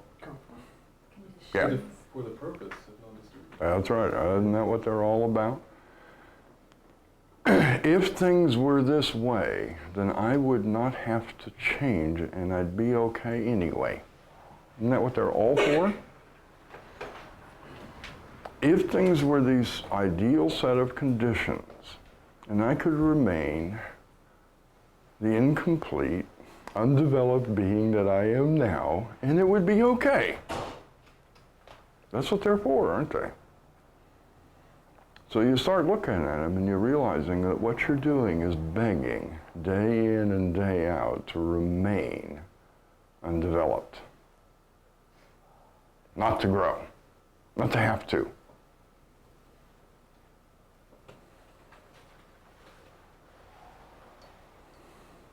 Any questions or comments? I find in my life that's why it's whenever I forget the new decision, that's when I forget to make an attempt to love those things. Yep. It's when I forget the new decision. Yep. Because that's what I want to do. I want to sit here just as I am and be non-disturbed. And I've got some other purpose to the life. I can look at things that come and say, okay, this is a job for me to do. Somebody brought me something to do. That sounds like fun. And I've noticed that life is very intelligent about this, huh? Brings me something that's just a little bit too hard. But I can. Never brings me something I cannot do. Isn't that interesting? Somehow life can gauge what I can do and what I can't. It doesn't bring me the things that I just cannot do. It brings me something that I can, but just can't now. But with a little effort, I can do that, and then I'll get a nice little break, and everything will be really smooth sailing for a short time while I recuperate from my efforts to deal with that one, and then life will bring me something else. At least that's the way I've sort of watched it over the years. I usually get a little break in between once I finally get to say, okay, I can give up my ideal on that one. I don't have to have non-disturbance. I can love that one too. And everything will go really well for a short time, and then the next one comes.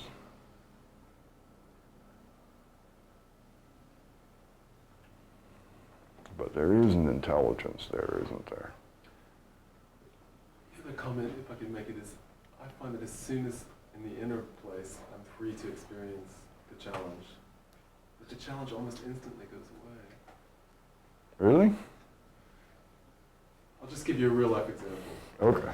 The other day I'm in the bar getting all pissed off that I can't get served because I forget my purpose. My purpose is for this guy to serve me immediately and not disturb me. Right. And then as soon as I remember, wait a minute, I did decide I wanted to do Yeah, something else. I And he comes understand. up and serves me. Yeah. Have you ever seen that? Oh, yeah.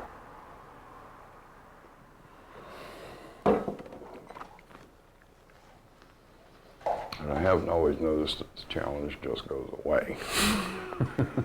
Many of them have stayed for the rest of the life. They're not a challenge anymore because I've grown to the point where I can deal with them. But I still go places and they don't serve me for 20 minutes. It just isn't such a big pain in the neck anymore. It's okay, I expect it every now and again. I am very likely to just leave and go someplace where they will serve me, you know. I don't need to get upset about it, you know. I mean, that actually happened Saturday night. I went to the grocery store and they were all interested in having a conversation instead of taking my money. Okay, there was another person checking out over there. I just left that line and went to the person who was willing to work. No big deal. I guess I could have screamed at those people that I deserve service now. I will often do that. If you just really don't want to serve me, then what the hell am I doing here? I'll take my money somewhere where they want it. It's okay. Any questions or comments?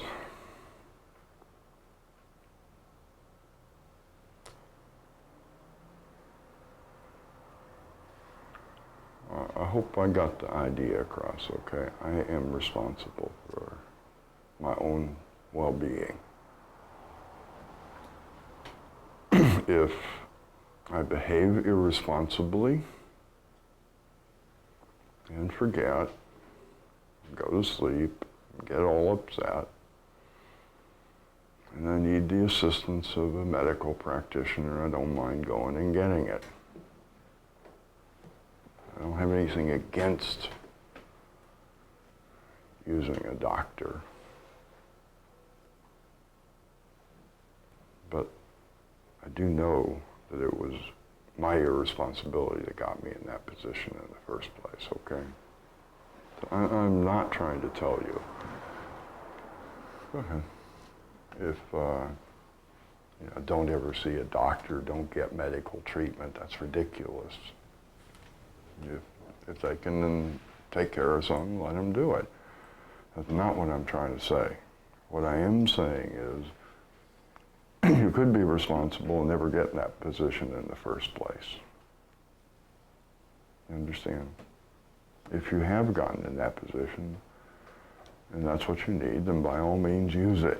I don't want you to die just because of some stupid idea that you shouldn't need a doctor. That's not what I'm saying. But I know people misunderstand everything I say. So I want to make that real clear. What I'm suggesting is that you be responsible and not get in that position in the first place. Look at your ideals. See what they're for.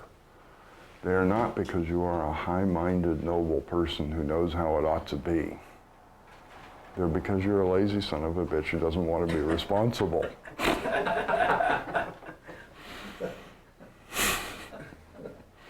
That's the game that we like to play, isn't it? I am so superior, I know how it ought to be, I can judge all these things, yada yada. But what you actually are sitting there stubbornly saying, I am not growing up. I am not going to love anything. I'm going to believe that it ought to be different so I can stay just the way I am for the rest of my life. I don't want to do that. I want to leave here knowing that I'm a stronger being than when I arrived. I want to leave here knowing that I'm more capable than when I showed up.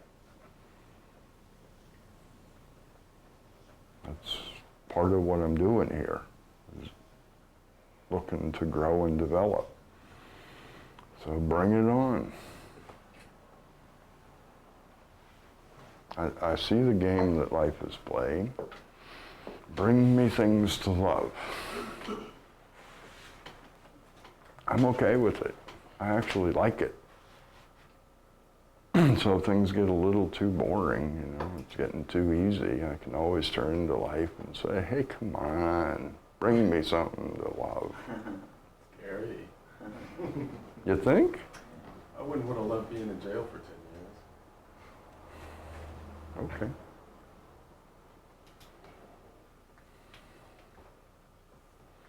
If that's what's next for me, then that's what's next for me.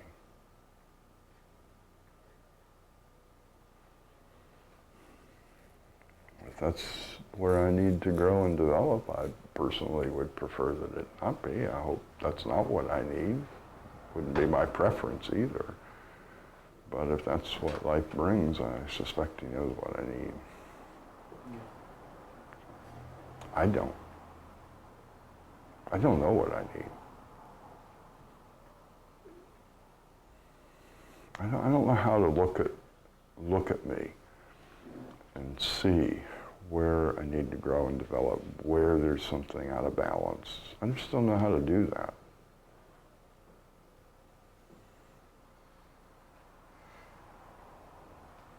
So I kind of leave it up to an intelligence greater than mine.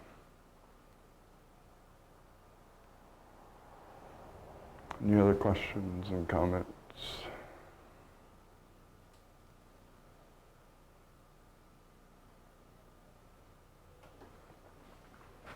The other really, really, really wonderful thing about this is that you can always see where your ideals are because you have immediate feedback called an emotion. So you know exactly where they are, what there is for you to understand now. That's all there is to it. Just watch for when you get emotional. Now you know where you have an ideal, an illusion that's preventing you from being at peace.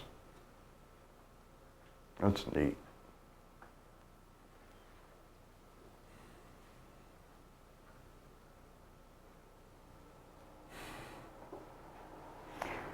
Okay, so we take a little break.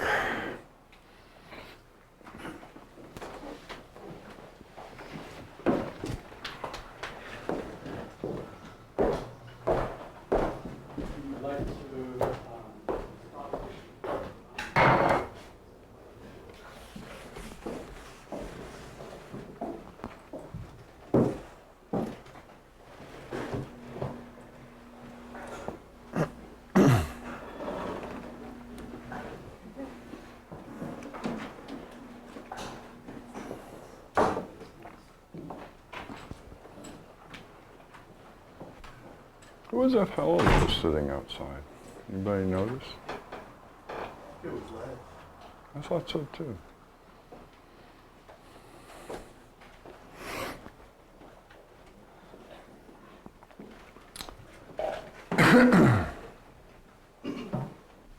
Was that you? Sitting out in front earlier? Yeah?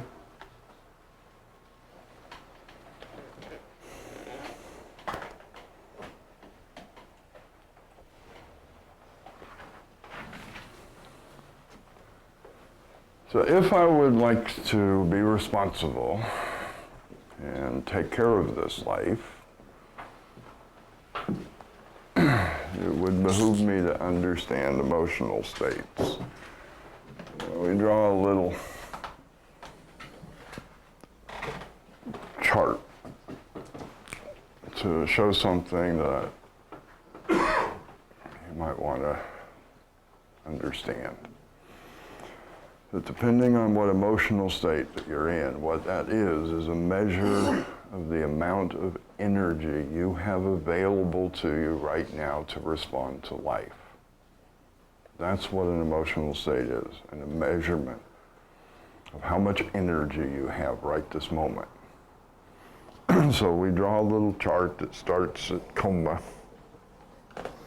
which is not much. Not a lot of response to life there, huh? Just physiological stuff going on. It goes up to apathy.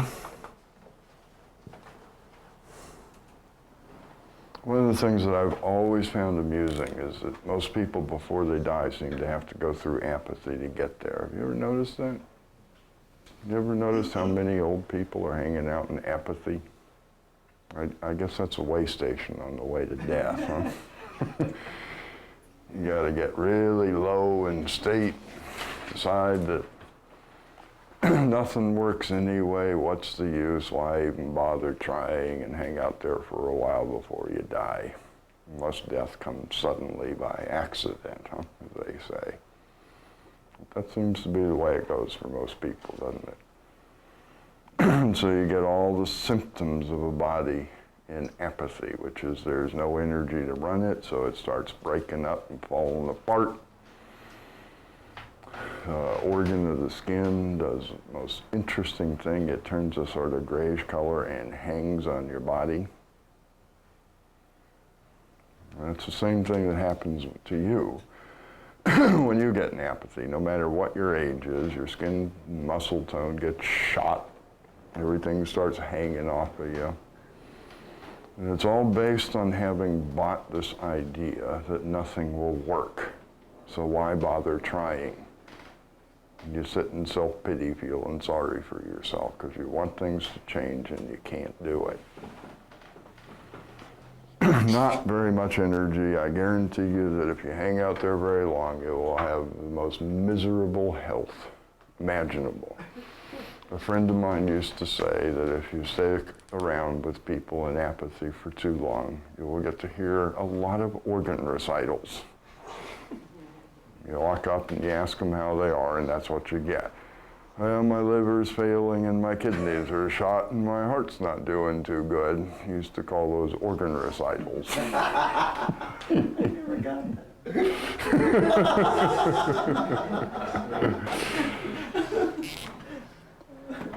Just a little bit above that, you get into a higher state called fear.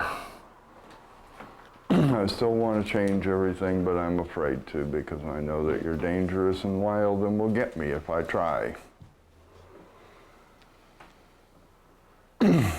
Still not much energy. Then we move up above that and get to a really great place that technically is called held resentment, but we normally call it hatred. Still not a lot of energy. Held resentment, you're really angry, but you're afraid to express it because you know if you do, you'll get whopped. Everybody else is more powerful than you, so you can't express just how ticked you are. So you just sit and hate instead. Hold it all inside. Above that is anger. Probably all know about that. Now I'm in a pretty good state. I actually feel capable of dealing with things. I can whop you all I want.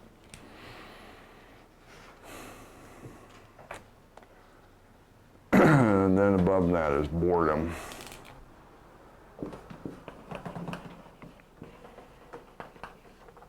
Probably the highest state that most people get in.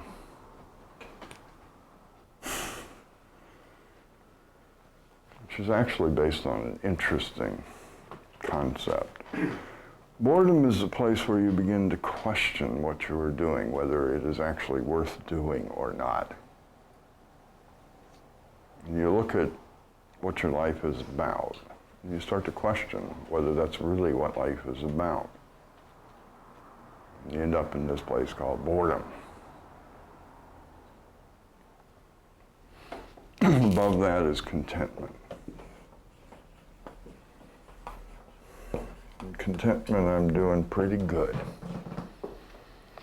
But we can't get there because we have this firm, fixed belief that if I'm content, then I just have to take all the shit that life dishes out. Isn't that right? So I've got to hang out in those other states. I've got to be angry so I can stop life from giving me the terrible things that it does. What, you want me to just be content with all this mistreatment? Apparently, if you're content, you're not allowed to do anything about anything. I don't see why I can't contentedly stop you from hitting me.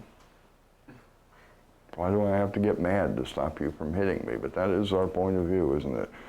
If you come up and mistreat me, I've got to get upset in order to do something. I can't calmly and joyfully say, knock it off. It's an interesting illusion we have, isn't it? You can't expect me to be content when I'm being so badly treated. Why not? You can deal with it in contentment just as well as you can deal with it anywhere else. But that's the belief we have, isn't it? These are the states of being that are available to people in a sleeping state. That pretty much describes most people's entire existence as a constant fluctuation as their expectations are dashed between these various emotional states, with occasional little visits to contentment, because I got my way for a while. And for some reason, most of us eventually make a home in one of these places. So when nothing else is going on, that's where we go. Everybody seems to pick one of these. So some people pick fear. And then if nothing else is going on around, then they sit around and worry. At least it keeps them occupied, right? Some people pick apathy, some people pick resentment, some people pick anger, and so on, okay? A very, very few pick boredom, and even fewer pick contentment. How many people have you ever met who live in contentment? It happens. I've met a few, but there are not very many, are there? That is our life. The lower you go in these states, the less energy there is available to keep the body working. That little optimum thing that I drew gets tighter and tighter so that the least little change is for you stress. Now, you know that, right? When you're irritable and out of sorts, the least little thing upsets you, doesn't it? But when you're feeling pretty good, somehow that just doesn't seem to matter to you anymore. You can deal with it. And the lower you go, the tighter that little band of how much I can tolerate becomes. And then you say that, you know, you're irritable and out of sorts and so on. Or if you're a lady, you claim you have PMS. If you're a man, you don't even have that excuse.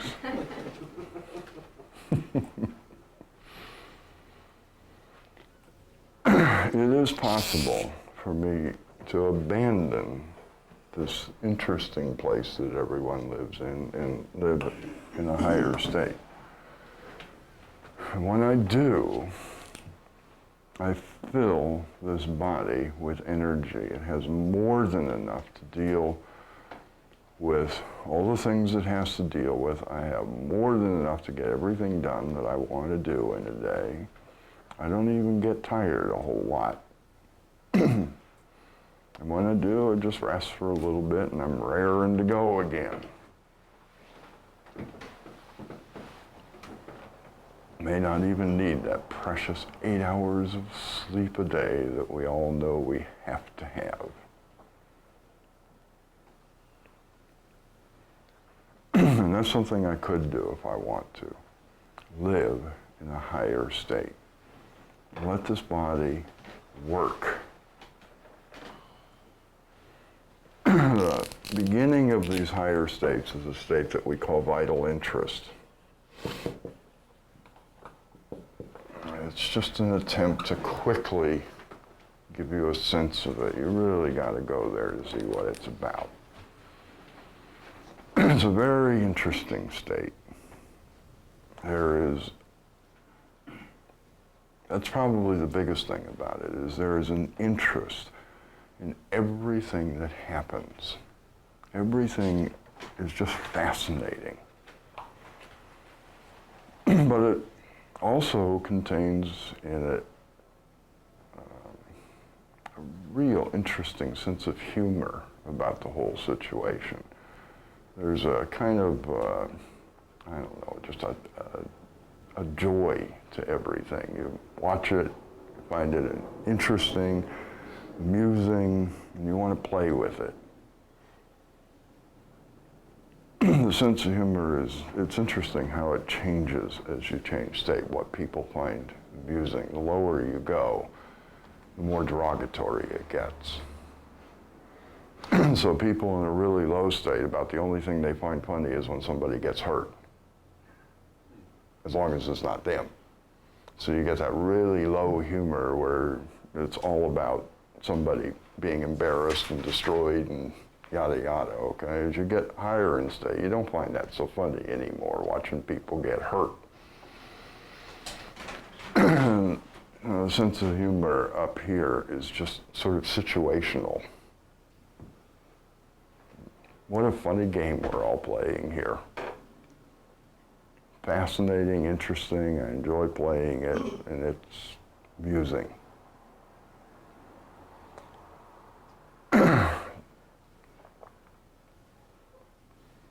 We call it vital just to remind ourselves that it is full of life's energy. That's what the word vital means. It comes from the Latin word life. It is full of life. Now, I could, if I wanted to, live there. Live full of life, full of interests, full of fascinating projects, people to play around with, and a kind of joy and enthusiasm for living, instead of these depressed states that I live in most of the time. If I'm willing to hang out here, the body's functions just completely change. That level of optimum gets expanded. I'm not so irritable all the time. I tolerate changes in the environment without even needing to go through a lot of weird adaptations. I remember one time when we were in New Mexico that somebody tried very hard to convince me that I was going to get very sick because I live at sea level, and I suddenly went to New Mexico, which is not sea level anymore, and they told me all the symptoms I was going to have. They told me I'd get headaches and I'd get dry mouth and I don't even remember what they all were. But I kind of looked at them and said, I hadn't noticed. Didn't notice that that was going on. They said, oh, it will. They really wanted to convince me I had to do this. I don't. It doesn't matter that I flew there and in a couple hours there was a radical change in environment. The body can handle it. It's got plenty of energy to adapt without having to go through all those weird symptoms, okay? That's just the way it is. The immune system actually works when you're in vital interests. And that's what my friend was trying to tell people. If you're worried about all these diseases and so on that are around you, then you're probably going to get them because you live in a state of fear. But if you'll go up and live in vital interest, there's nothing to be concerned about. The immune system becomes almost invulnerable. It starts working right. It doesn't attack itself anymore, which is one of the most amusing parts of the immune system, the way it works in people. It starts turning on the body and destroying it. And then we get all these funny little things called immunodeficiency diseases, okay? It gets confused, doesn't know what to kill, so it kills itself. That don't happen anymore. It starts working right. It kind of boggles the mind that people want to live in states of upset and irritability and so on, when they could live in joy and peace and harmony. What's going on? I guess we want non-disturbance so badly that we just got to stay in that place where I can see all the disturbances that are happening and I can hate them and do something about them. But if I can change the way I see things and look at the ideals that I live by and see that all they are, what we talked about earlier, is me trying not to love, me trying to be weak and get everything to change so that I don't have to.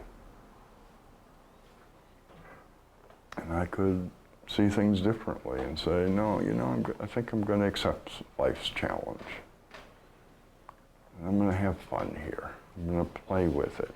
I'm going to look at the games that are going on here and pick the ones I want to play and find some companions to play them with and do it and enjoy. And live up here. There are states higher than this. But these are in some ways, the most interesting states, is this area between bliss and vital interest. You can get really close to bliss without actually going there. The problem with bliss is that it does a weird thing to the body. It kind of turns it off. Not in the sense of normal sense, but you just can't seem to use it. You're full of energy, but you can't get out of your chair. All you can do is sit and smile with this idiot grin on your face. It's like you're disconnected from the controls or something, all right? But if you can hang out just under that place where the control panel gets shut down, you get all the joy that have happened to you in those funny little moments where you just get blipped out, and go into bliss, along with the ability to do things. And we've sometimes called that enthusiasm. You're just filled with this fire, this energy and interest in everything that you're doing. So you do it with joy. That's what enthusiasm means, really, is that you do everything with joy. You could live that way if you want to. All you have to do is give up this silly idea that nothing should disturb you again. and maybe even get interested in the disturbances. It's one of the reasons why I make such a big deal out of, can you look at the things that right now you claim are disturbances and see them as something neat, a little gift that was brought to you.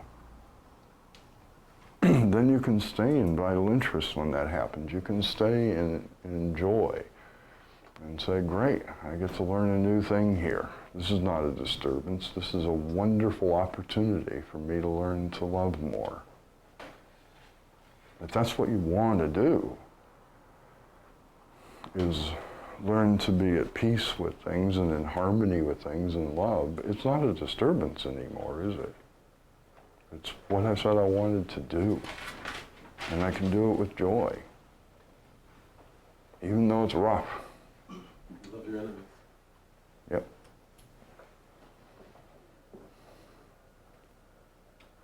He actually said more than just love your enemy, you know. He said, leap for joy when you get one. Oh, yes. Be very grateful that you finally have one. Your friends aren't going to help you out much to grow. They like you just the way you are. Isn't that about right? Your enemies, on the other hand, now they'll help you grow, won't they? Because they don't like you the way you are. They'll tell you the truth. Your friends won't do that, will they? They don't want to hurt your feelings. Your enemy don't care. He said a little bit more than love them. He said, leap for joy if you find one.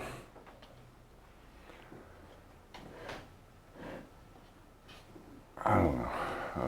I mean, I've gone through this so many times. This is what you could do if you want to. You can go on trying to change yourself and change everyone else and change the world so it won't disturb you anymore, and try very hard to escape your chance here to grow and develop if you want. Stay a child. Or you can change your mind and say, no, that's not what I want to do. I do want to learn these things. And take some interest in it and have a good time. I don't want to be a victim anymore. I just don't want to. That's part of this whole thing. I've been victimized and I have to do something about it. And you did this to me. Life did this to me. Somebody did this to me. I'm a victim and I've got to do something about it. I don't want to play that game anymore. Even though it sounds weird, if you want to do those things, that's fine with me. I'm going to leave, and I'm not even going to feel like a victim like you made me leave.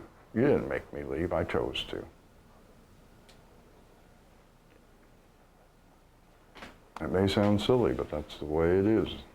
You did not make me leave. You did this. You're free to do that. I don't want to be around it. I left. I'm not even going to be victimized by that. Well, why should I have to? Why should I have to leave just because my neighbors are assholes? I think we should pass a law against asshole neighbors instead. That's the game, isn't it? Why should I have to? Well, why not? Why shouldn't you? That's what keeps us there, isn't it? Is that little point of view that says, why should I have to? Why shouldn't you change to make it okay for me?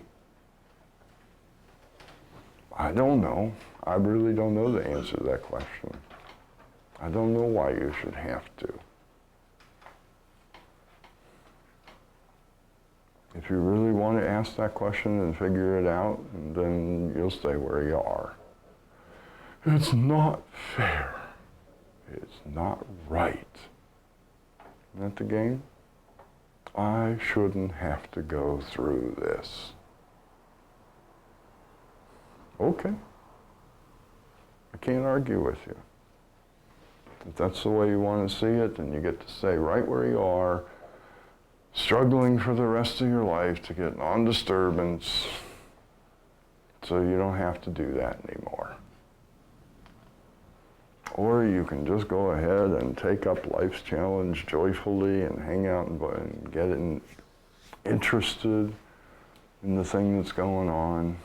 And yeah, sometimes you will get to be the one who moves because somebody else won't be nice. Aw, poor you. Am I wrong about that? Isn't that kind of what keeps us in that place? Why should I have to? That attitude. Why should I always have to be the one who does something about it? Who changes to suit you? Da da da da. Why should I have to do that? Am I wrong? Well, looking at it that way is what keeps you here, isn't it? It's part of it, isn't it? Why should I have to? I don't have to.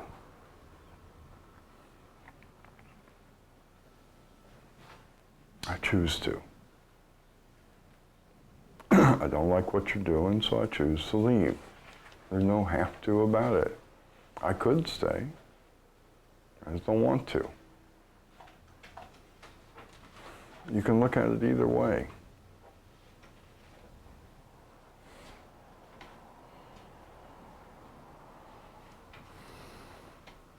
And, you know, I just use leaving as an example. It isn't always about leaving, is it? That's one thing that I have really learned for self. You can't move to get away from assholes. Because they always beat you to the new place.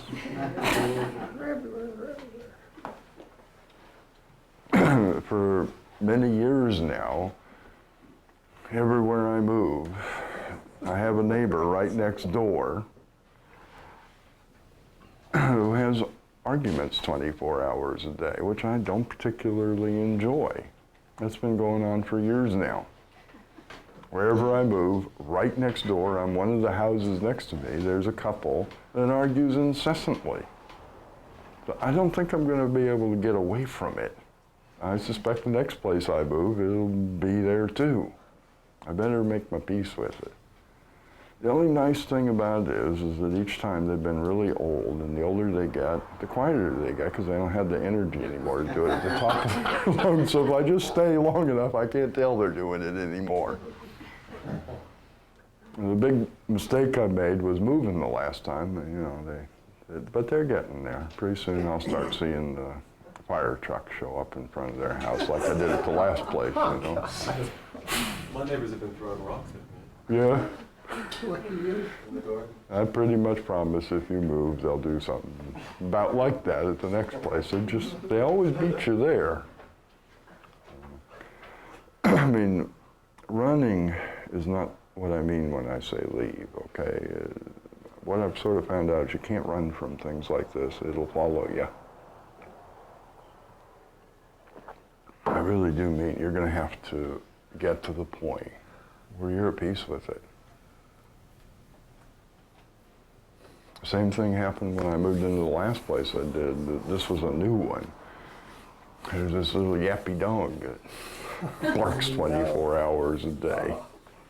And folks who supposedly own this little yappy dog have decided that its yard is the entire neighborhood.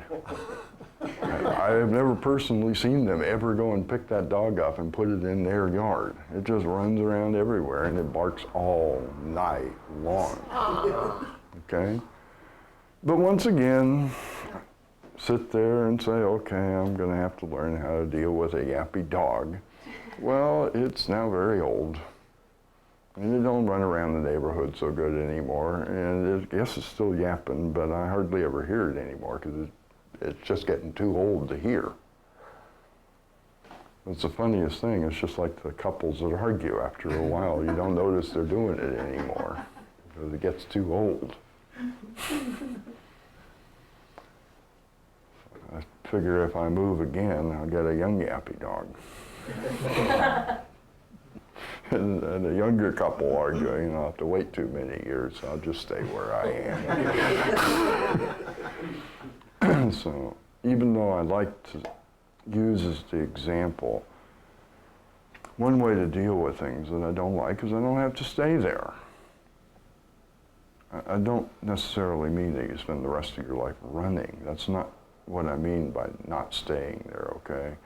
Part of moving to me is moving out of the place where I have to hate it. And so when I first realized that that dog was never gonna shut up, I looked and said, I wonder where the place in me is that can be at peace with this. I better find it soon. Or buy a shotgun. Yeah. I actually thought of poisoned meat. Shotgun's a little too obvious, you know. I'd like to not go to jail over it. I did consider poisoned meat for a while, though. It's a very small dog. I figured just a small amount of arsenic would have done it. Yeah, I did have fantasies about that a few times. Here, puppy, would you like some hamburger? It's nice hamburger. But that's, you know, that's where I was at.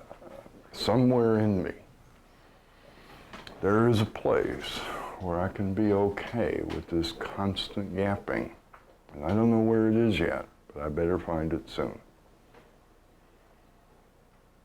Because this is one of those ones that I don't think I'm going to run from, okay? I'm not going to move just because of a yappy dog. All I'll do is go somewhere else and it'll be something else. I need to find out how to do this. Sometimes that's what I mean by leaving, okay? I will leave this self-righteous attitude that says I shouldn't have to deal with this. That's what I'm going to leave. Well, I don't know if I should have to or not, but I do. It's here. So it really doesn't matter why I should have to deal with it, does it? I suppose I could have done all the legal stuff, and I probably could have gotten the law involved. That's a great idea, isn't it? Let's make enemies of the people who live across the street. Let's get the law involved and report that they're not obeying the leash laws and doing all that stuff, right? And get them to really hate me. And then I'll live there with people who hate my guts for 5 years or until I decide to move. That's a great option, isn't it? Stick up for my rights. After all, what they're doing is illegal, isn't it? So I will turn to the body politic, as someone calls it here, and ask them to help me in my horrible disturbance. Oh, please, I'm a victim. Step in and protect me. And then have a bunch of people who hate my guts. That don't make sense to me. So I don't know why I should have to, but this is what happened. And I thought it would be kind of neat once I got over the irritation and actually looked at it. I thought that would be kind of neat, don't you think, to find a place inside that just isn't bugged by this disturbance anymore, that can just let it go on, let that dog yap, yap, yap, yap, yap, yap, yap constantly and be okay with it. I thought that would be kind of a neat outcome.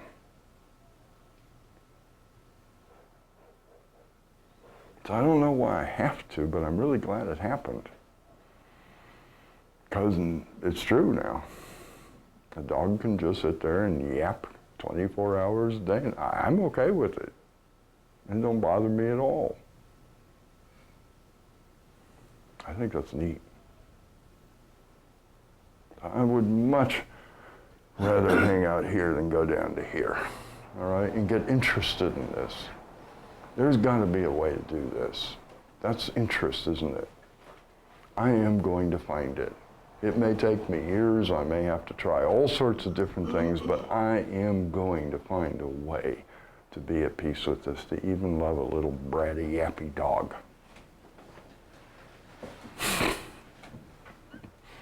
Okay? And see if I can put a little joy into it.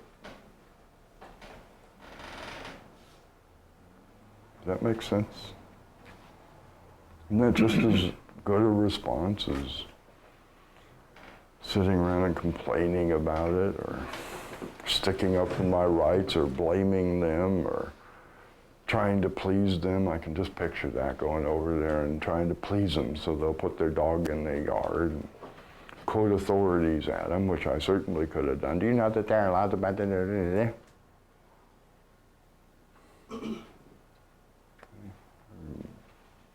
Doesn't that make a lot more sense to say, can I grow from this?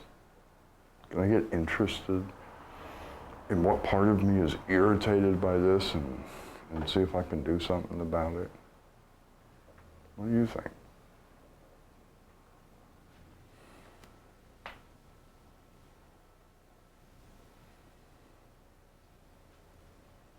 Or I can stay just the way I am and demand that the world change to suit me.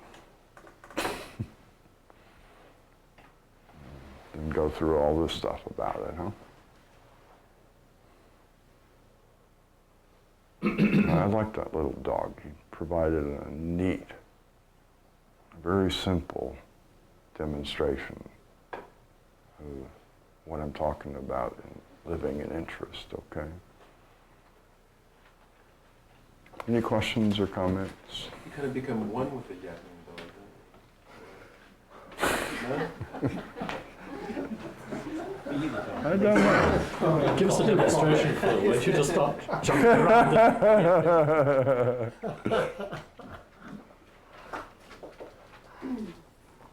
In a sense, I mean, I don't know. I'm not real sure what that means exactly. What people mean when they say one with. Okay. You're not at odds with it. I was not at odds with it anymore. That's for sure. Yeah, it was just part of what was going on. One other thing going on in the environment. I happen to like quiet personally, but there you go. Yeah, I guess one with is, as long as you don't take it too far. You know, I mean, I don't know that I can ever really merge with anything. Okay, but I can be in harmony with it, I think, is the words that I would use. I'm in harmony with that noise, okay? That's, you know, it makes that irritating sound, and instead of letting myself get irritated by it, I sort of vibrate in harmony with it. And it works. You make a nice song instead of screaming and yelling. Any other questions or comments?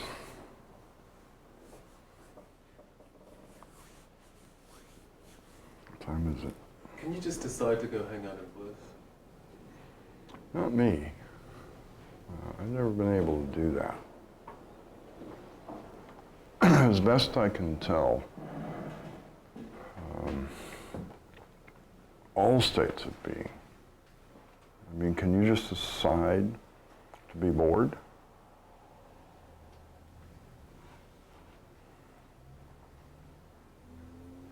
It's rough, isn't it? Yeah.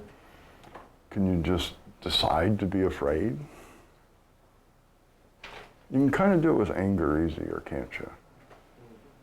Because, You can work yourself up. well, anger is a lot about outward action, isn't it? So you can fake the action and start to feel that way. But it's very rough to pick a state of being. They're a side effect of the way that I see things, okay?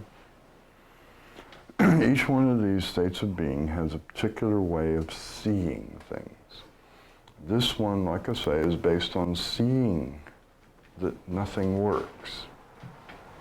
If I get to the point where I see that all my efforts are futile, I'm in apathy. What is bliss a way of seeing? What way is that? That everything is at peace. Everything is in harmony.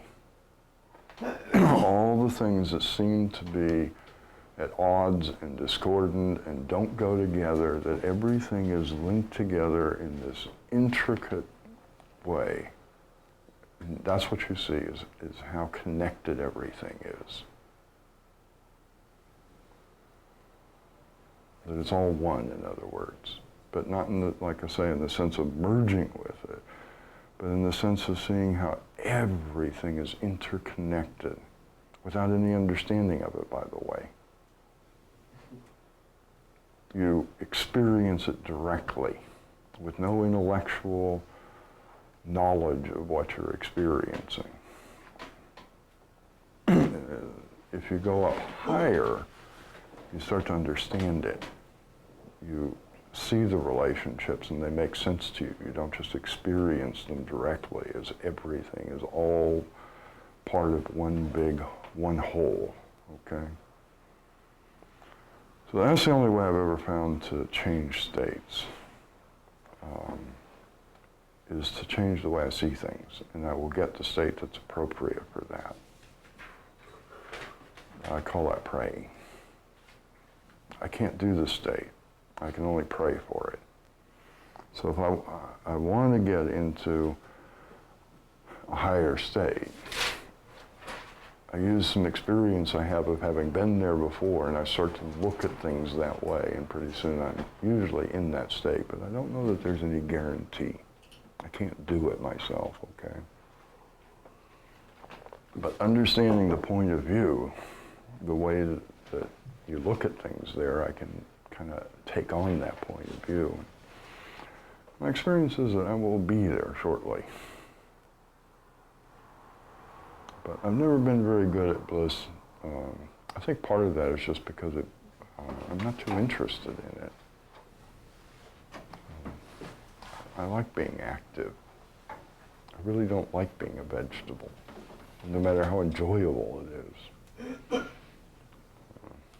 That may have something to do with it. It's just not my cup of tea, I guess. You kind of have to want something to do it. I'd rather go higher, personally. What's the next stop? Just what I said. You start to actually see the relationships that in bliss you experience directly. And you understand them. You don't have to stop at bliss. You don't have to do nothing. You don't even have to live. But no, you don't have to stop at bliss. But that's the next state above bliss. In bliss, you experience those relationships directly without any real understanding of them. It's an experiential thing. You go up above that and you start to understand the relationships. You actually see how this is connected to this, in what way, how it works. And I find that fascinating. Back in the days when I was working really hard at trying to understand this stuff, that's what I would do. You guys want to do it down here with the mind. Well, I tried that too. It didn't work. It made no sense. And then after a little while of doing all this, I started getting some experience with higher states. And I said, why am I busting my butt to do this intellectual thing when I could just change states and just know? Just see it. And that's what I started doing. Instead of trying to figure it all out, I'd just see if I could get into that state above bliss where you see it, and I'd just look. And it was obvious. The thing I'd been working so hard to reason my way towards was now a perception. That makes more sense to me. So I stopped doing that. I stopped trying to figure it out. And I went to a place where I could see it. And then, after I'd seen it, it came down a little bit, because I do find it hard staying in these really high states for long periods of time. I find it pretty easy to live here. So if I'm going to make home base these days, this is where it's going to be. This is where I always come back, whether I go down or up, okay? Yeah. Does that singing relationships, does that burn a lot of energy?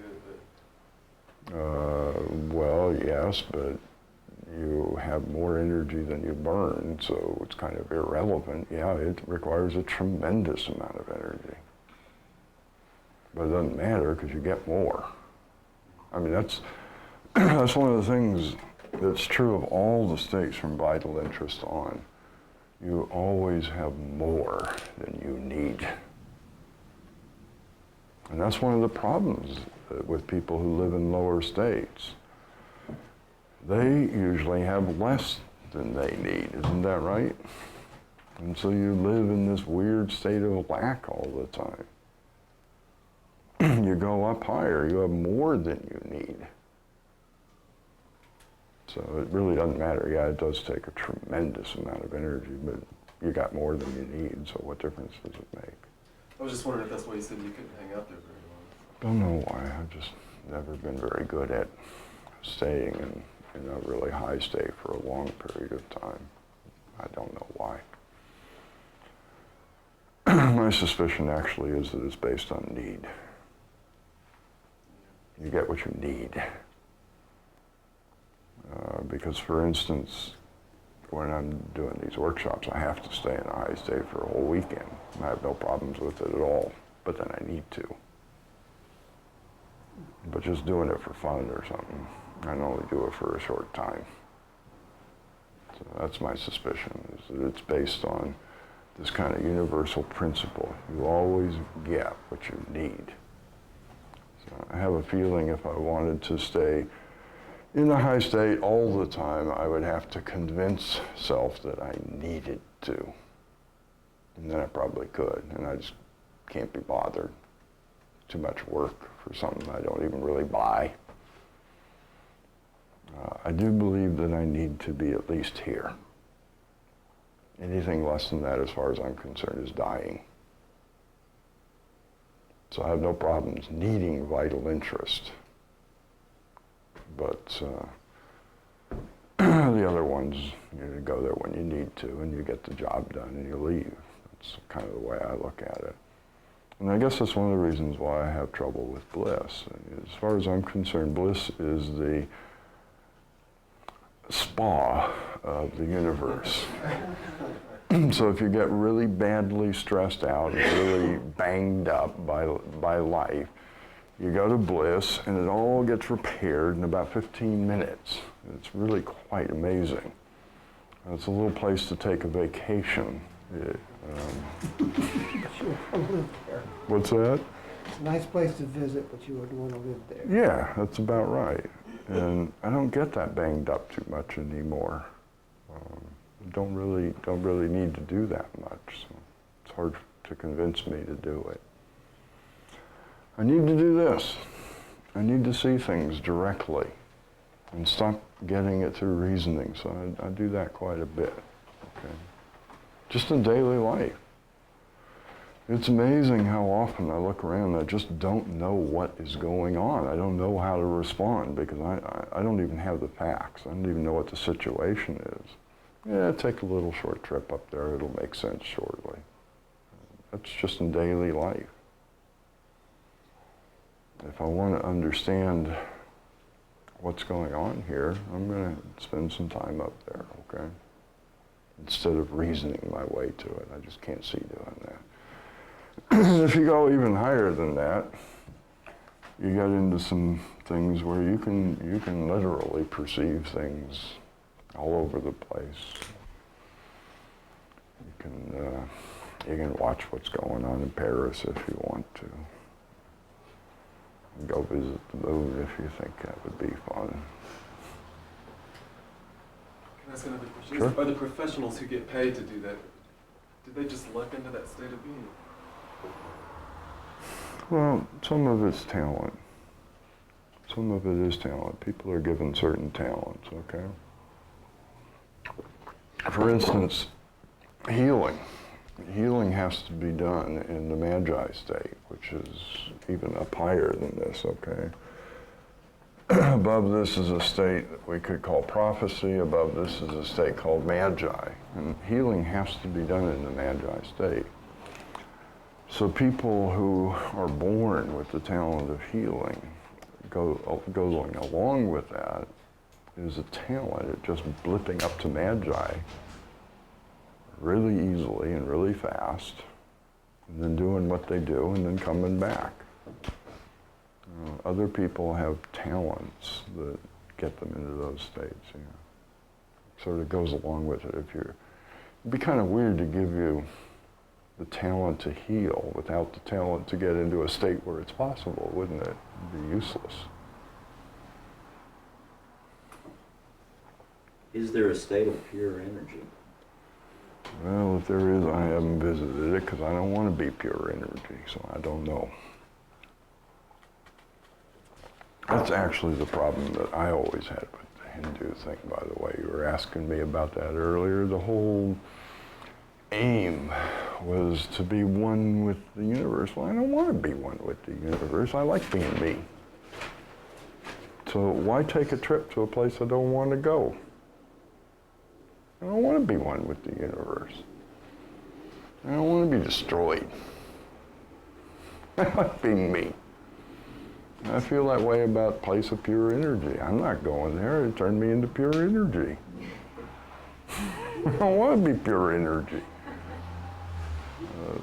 There are, I suspect, a number of places that, yeah, a human being could get to. I'm just not so sure it's wise to do it. So I kind of stay away from that. Maybe it's possible, it's just not what I want to do. Yeah. Bringing it down a little, I'm guessing that one could use vital interest in the same way they use a seventh decision. What do you mean, use it? To inform, to have that goal, to provide necessity in the work. I'm not sure what that means exactly. What do you mean, provide necessity? To give you feedback on how you're doing. Okay. I don't know. I have trouble thinking in those terms, I guess. I guess you could. But to me, this is about where I live. So if I were going to compare it to using anything, I'd compare it to picking a house that I'm going to live in for the next 5 years or something, okay? It's where I live. It's the environment that I create for myself to live in. Does that make sense? Yes. And if I'm gonna, I mean, who amongst us would say, okay, I'm gonna build a house, and what they build is some stupid little shack, you know, and they make sure that it's falling down around their ears. I mean, who would do that? If you make a place to live, aren't you gonna try and make it to your taste and pleasant and enjoyable for you to do it in? And yet that's kind of what we do. We say, okay, I'm going to make fear my home. I'm going to make hatred my home. Right? Not me. Go ahead, but I'm going to pick another place. If I'm going to homestead somewhere, I'd rather homestead here, okay? This is my environment. That's part of why what you call environmental stress, I don't take account of too much, because as far as I'm concerned, I produce my own environment. I don't live in a ready-made place that does what it does. That's not where I live. You know where I live? In what I radiate. Isn't that right? I live in what comes out of me. Because it comes out of me and plops right in front of me, doesn't it? So everywhere I go, that's right there, isn't it? I live in what I radiate. That's the way it is. And that's what I radiate, my mood. my state of being. So by living in vital interest, I am creating an environment for me. Everywhere I go, this is what I live in, is what radiates from vital interest. So then, if you want to play funny games that I don't particularly like, I'm living in this thing that I radiate, which is my own interest in this funny game you want to play. As long as I keep that going. And it can be delightful watching you be an asshole. Because that's what I live in, is what I radiate.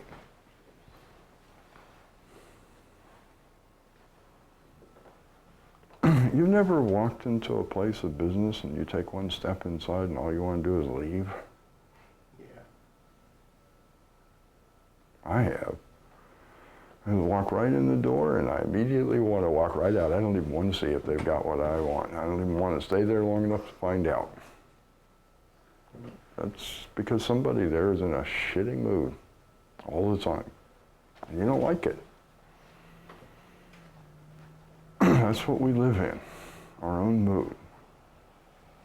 So that's kind of the way I see it, all right? I am building a place for me to live. You want to be irresponsible and say it's happening to you. You have no choice but to get mad because they're mistreating you. You have no choice but to be bored because nothing is happening. God forbid you should make it happen, right? You have no choice but to be afraid because someone's threatening you and so on. But I produce my own environment.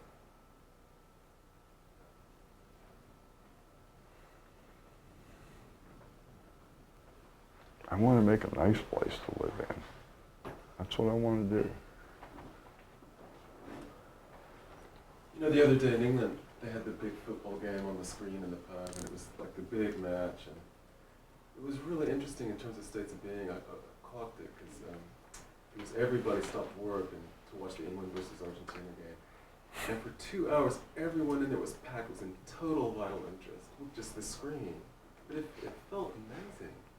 It felt really just beautiful to be in a room full of people who were just so interested and so into this match. Yeah. Like, yeah, alive. And then after they won, Everybody dropped dead. and you can see it just go. Yeah. That's what I want to do. You don't have to go along with me, but I want to walk around in that everywhere I go.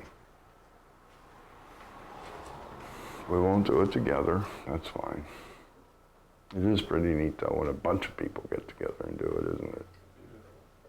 But you probably won't get that too much. Enjoy what you produce yourself. That's the great secret of environment as far as I'm concerned. You live in what you radiate. You are a radiant being. You are constantly radiating energy outward from yourself. And that's what you live in. If you don't like the world you inhabit, then make another one. You think that that can only be done by changing everyone else. That's what I call irresponsible. Any other questions or comments?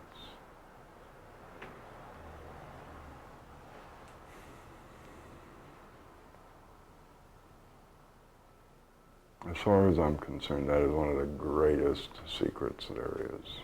You live in what you radiate. Look into that and find out what those words refer to. You discover some very interesting things.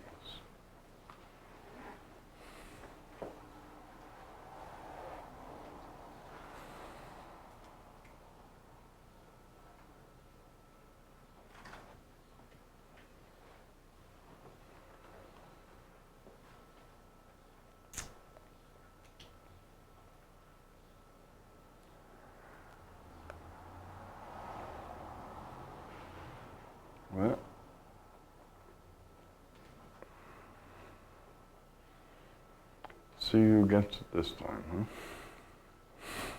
huh?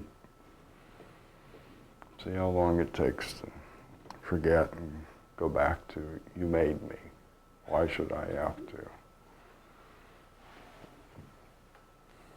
Back to being irresponsible again.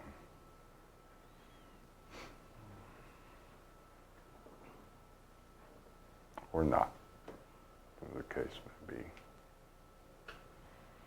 So, no questions or comments. I think that's probably enough for one weekend. Unless you have something for me.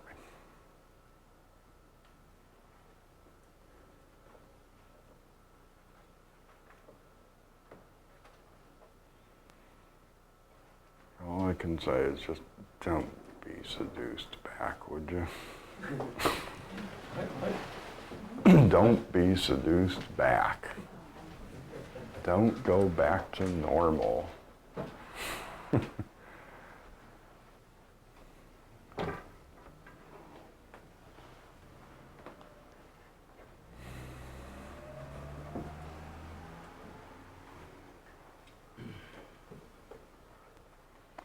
All right.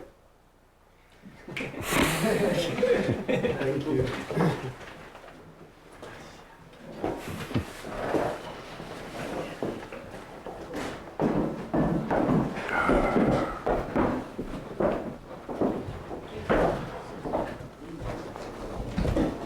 Little present for you.